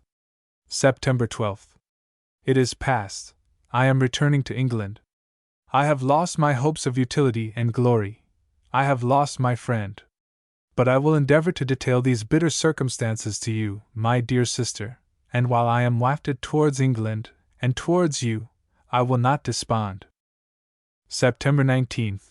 The ice began to move, and roarings like thunder were heard at a distance, as the island split and cracked in every direction. We were in the most imminent peril, but, as we could only remain passive, my chief attention was occupied by my unfortunate guest, whose illness increased in such a degree that he was entirely confined to his bed. The ice cracked behind us, and was driven with force towards the north. A breeze sprung from the west, and on the 11th the passage towards the south became perfectly free. When the sailors saw this, and that their return to their native country was apparently assured, a shout of tumultuous joy broke from them, loud and long continued. Frankenstein, who was dozing, awoke, and asked the cause of the tumult. They shout, I said, because they will soon return to England. Do you then really return? Alas! Yes, I cannot withstand their demands. I cannot lead them unwillingly to danger, and I must return. Do so if you will, but I will not. You may give up your purpose, but mine is assigned to me by heaven, and I dare not. I am weak, but surely the spirits who assist my vengeance will endow me with sufficient strength. Saying this, he endeavored to spring from the bed, but the exertion was too great for him. He fell back, and fainted. It was long before he was restored, and I often thought that life was entirely extinct. At length he opened his eyes, but he breathed with difficulty, and was unable to speak. The surgeon gave him a composing draught, and ordered us to leave him undisturbed. In the meantime he told me that my friend had certainly not many hours to live. His sentence was pronounced, and I could only grieve and be patient. I sat by his bed watching him. His eyes were closed, and I thought he slept, but presently he called to me in a feeble voice, and bidding me come near said, Alas! The strength I relied on is gone. I feel that I shall soon die, and he, my enemy and persecutor, may still be in being. Think not, Walton, that in the last moments of my existence I feel that burning hatred, and ardent desire of revenge, I once expressed, but I feel myself justified in desiring the death of my adversary. During these last days I have been occupied in examining my past conduct, nor do I find it blamable. In a fit of enthusiastic madness I created a rational creature, and was bound towards him, to assure, as far as was in my power, his happiness and well-being. This was my duty, but there was another still paramount to that. My duties towards my fellow creatures had greater claims to my attention, because they included a greater proportion of happiness or misery. Urged by this view, I refused, and I did right in refusing, to create a companion for the first creature. He shewed unparalleled malignity and selfishness. In evil, he destroyed my friends. He devoted to destruction beings who possessed exquisite sensations, happiness, and wisdom, nor do I know where this thirst for vengeance may end. Miserable himself, that he may render no other wretched, he ought to die. The task of his destruction was mine, but I have failed. When actuated by selfish and vicious motives, I asked you to undertake my unfinished work, and I renew this request now, when I am only induced by reason and virtue. Yet I cannot ask you to renounce your country and friends, to fulfill this task, and now that you are returning to England, you will have little chance of meeting with him. But the consideration of these points, and the well-balancing of what you may esteem your duties, I leave to you. My judgment and ideas are already disturbed by the near approach of death. I dare not ask you to do what I think right, for I may still be misled by passion. That he should live to be an instrument of mischief disturbs me. In other respects, this hour, when I momentarily expect my release, is the only happy one which I have enjoyed for several years. The forms of the beloved dead flit before me, and I hasten to their arms. Farewell, Walton! Seek happiness in tranquility, and avoid ambition, even if it be only the apparently innocent one of distinguishing yourself in science and discoveries. Yet why do I say this? I have myself been blasted in these hopes, yet another may succeed. His voice became fainter as he spoke, and at length, exhausted by his effort, he sunk into silence. About half an hour afterwards he attempted again to speak, but was unable. He pressed my hand feebly, and his eyes closed forever, while the irradiation of a gentle smile passed away from his lips. Margaret, what comment can I make on the untimely extinction of this glorious spirit? What can I say that will enable you to understand the depth of my sorrow? All that I should express would be inadequate and feeble. My tears flow, my mind is overshadowed by a cloud of disappointment. But I journey towards England, and I may there find consolation. I am interrupted. What do these sounds portend? It is midnight, the breeze blows fairly, and the watch on deck scarcely stir. Again, there is a sound as of a human voice, but hoarser. It comes from the cabin where the remains of Frankenstein still lie. I must arise and examine. Good night, my sister. Great God! What a scene has just taken place! I am yet dizzy with the remembrance of it. I hardly know whether I shall have the power to detail it, yet the tale which I have recorded would be incomplete without this final and wonderful catastrophe. I entered the cabin, where lay the remains of my ill-fated and admirable friend. Over him hung a form which I cannot find words to describe, gigantic in stature, yet uncouth and distorted in its proportions. As he hung over the coffin, his face was concealed by long locks of ragged hair, but one vast hand was extended, in color and apparent texture like that of a mummy. When he heard the sound of my approach, he ceased to utter exclamations of grief and horror, and sprung towards the window. Never did I behold a vision so horrible as his face, of such loathsome, yet appalling hideousness. I shut my eyes involuntarily, and endeavored to recollect what were my duties with regard to this destroyer. I called on him to stay. He paused, looking on me with wonder, and again turning towards the lifeless form of his creator, he seemed to forget my presence, and every feature and gesture seemed instigated by the wildest rage of some uncontrollable passion. "That is also my victim!" he exclaimed. "In his murder my crimes are consummated, The miserable series of my being is wound to its close. Oh, Frankenstein! Generous and self-devoted being! What does it avail that I now ask thee to pardon me? I, who irretrievably destroyed thee by destroying all thou lovedst. Alas! He is cold, he may not answer me.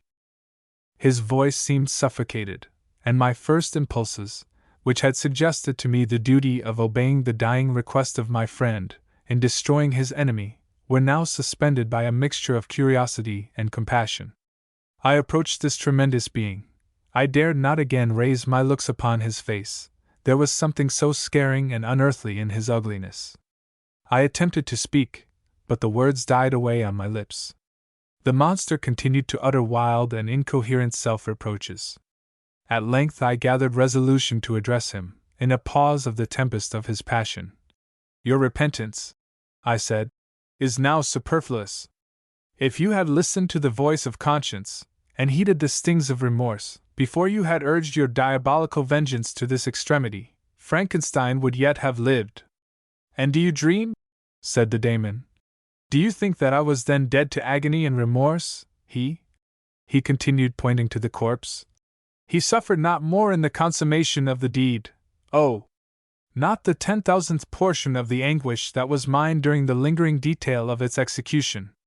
A frightful selfishness hurried me on, while my heart was poisoned with remorse. Think ye that the groans of Clerval were music to my ears? My heart was fashioned to be susceptible of love and sympathy, and when wrenched by misery to vice and hatred, it did not endure the violence of the change without torture such as you cannot even imagine. After the murder of Clerval, I returned to Switzerland, heartbroken and overcome. I pitied Frankenstein. My pity amounted to horror. I abhorred myself.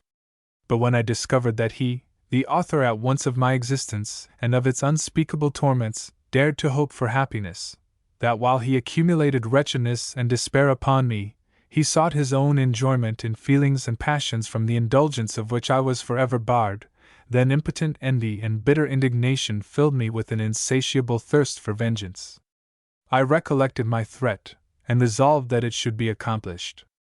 I knew that I was preparing for myself a deadly torture, but I was the slave, not the master of an impulse, which I detested, yet could not disobey. Yet when she died, nay, then I was not miserable. I had cast off all feeling, subdued all anguish to riot in the excess of my despair. Evil thenceforth became my good. Urged thus far, I had no choice but to adapt my nature to an element which I had willingly chosen. The completion of my demoniacal design became an insatiable passion. And now it is ended. There is my last victim. I was at first touched by the expressions of his misery, yet when I called to mind what Frankenstein had said of his powers of eloquence and persuasion, and when I again cast my eyes on the lifeless form of my friend, indignation was rekindled within me. Wretch, I said, it is well that you come here to whine over the desolation that you have made. You throw a torch into a pile of buildings, and when they are consumed you sit among the ruins, and lament the fall. Hypocritical fiend! If he whom you mourn still lived, still would he be the object, again would he become the prey of your accursed vengeance. It is not pity that you feel, you lament only because the victim of your malignity is withdrawn from your power. Oh, it is not thus, interrupted the being. Yet such must be the impression conveyed to you by what appears to be the purport of my actions. Yet I seek not a fellow feeling in my misery. No sympathy may I ever find. When I first sought it, it was the love of virtue, the feelings of happiness and affection with which my whole being overflowed, that I wished to be participated. But now, that virtue has become to me a shadow, and that happiness and affection are turned into bitter and loathing despair, in what should I seek for sympathy? I am content to suffer alone, while my suffering shall endure. When I die, I am well satisfied that abhorrence and opprobrium should load my memory. Once my fancy was soothed with dreams of virtue, of fame, and of enjoyment. Once I falsely hoped to meet with beings, who, pardoning my outward form, would love me for the excellent qualities which I was capable of bringing forth. I was nourished with high thoughts of honor and devotion. But now vice has degraded me beneath the meanest animal. No crime, no mischief, no malignity, no misery, can be found comparable to mine. When I call over the frightful catalogue of my deeds, I cannot believe that I am he whose thoughts were once filled with sublime and transcendent visions of the beauty and the majesty of goodness. But it is even so, the fallen angel becomes a malignant devil. Yet even that enemy of God and man had friends and associates in his desolation. I am quite alone. You, who call Frankenstein your friend, seem to have a knowledge of my crimes and his misfortunes.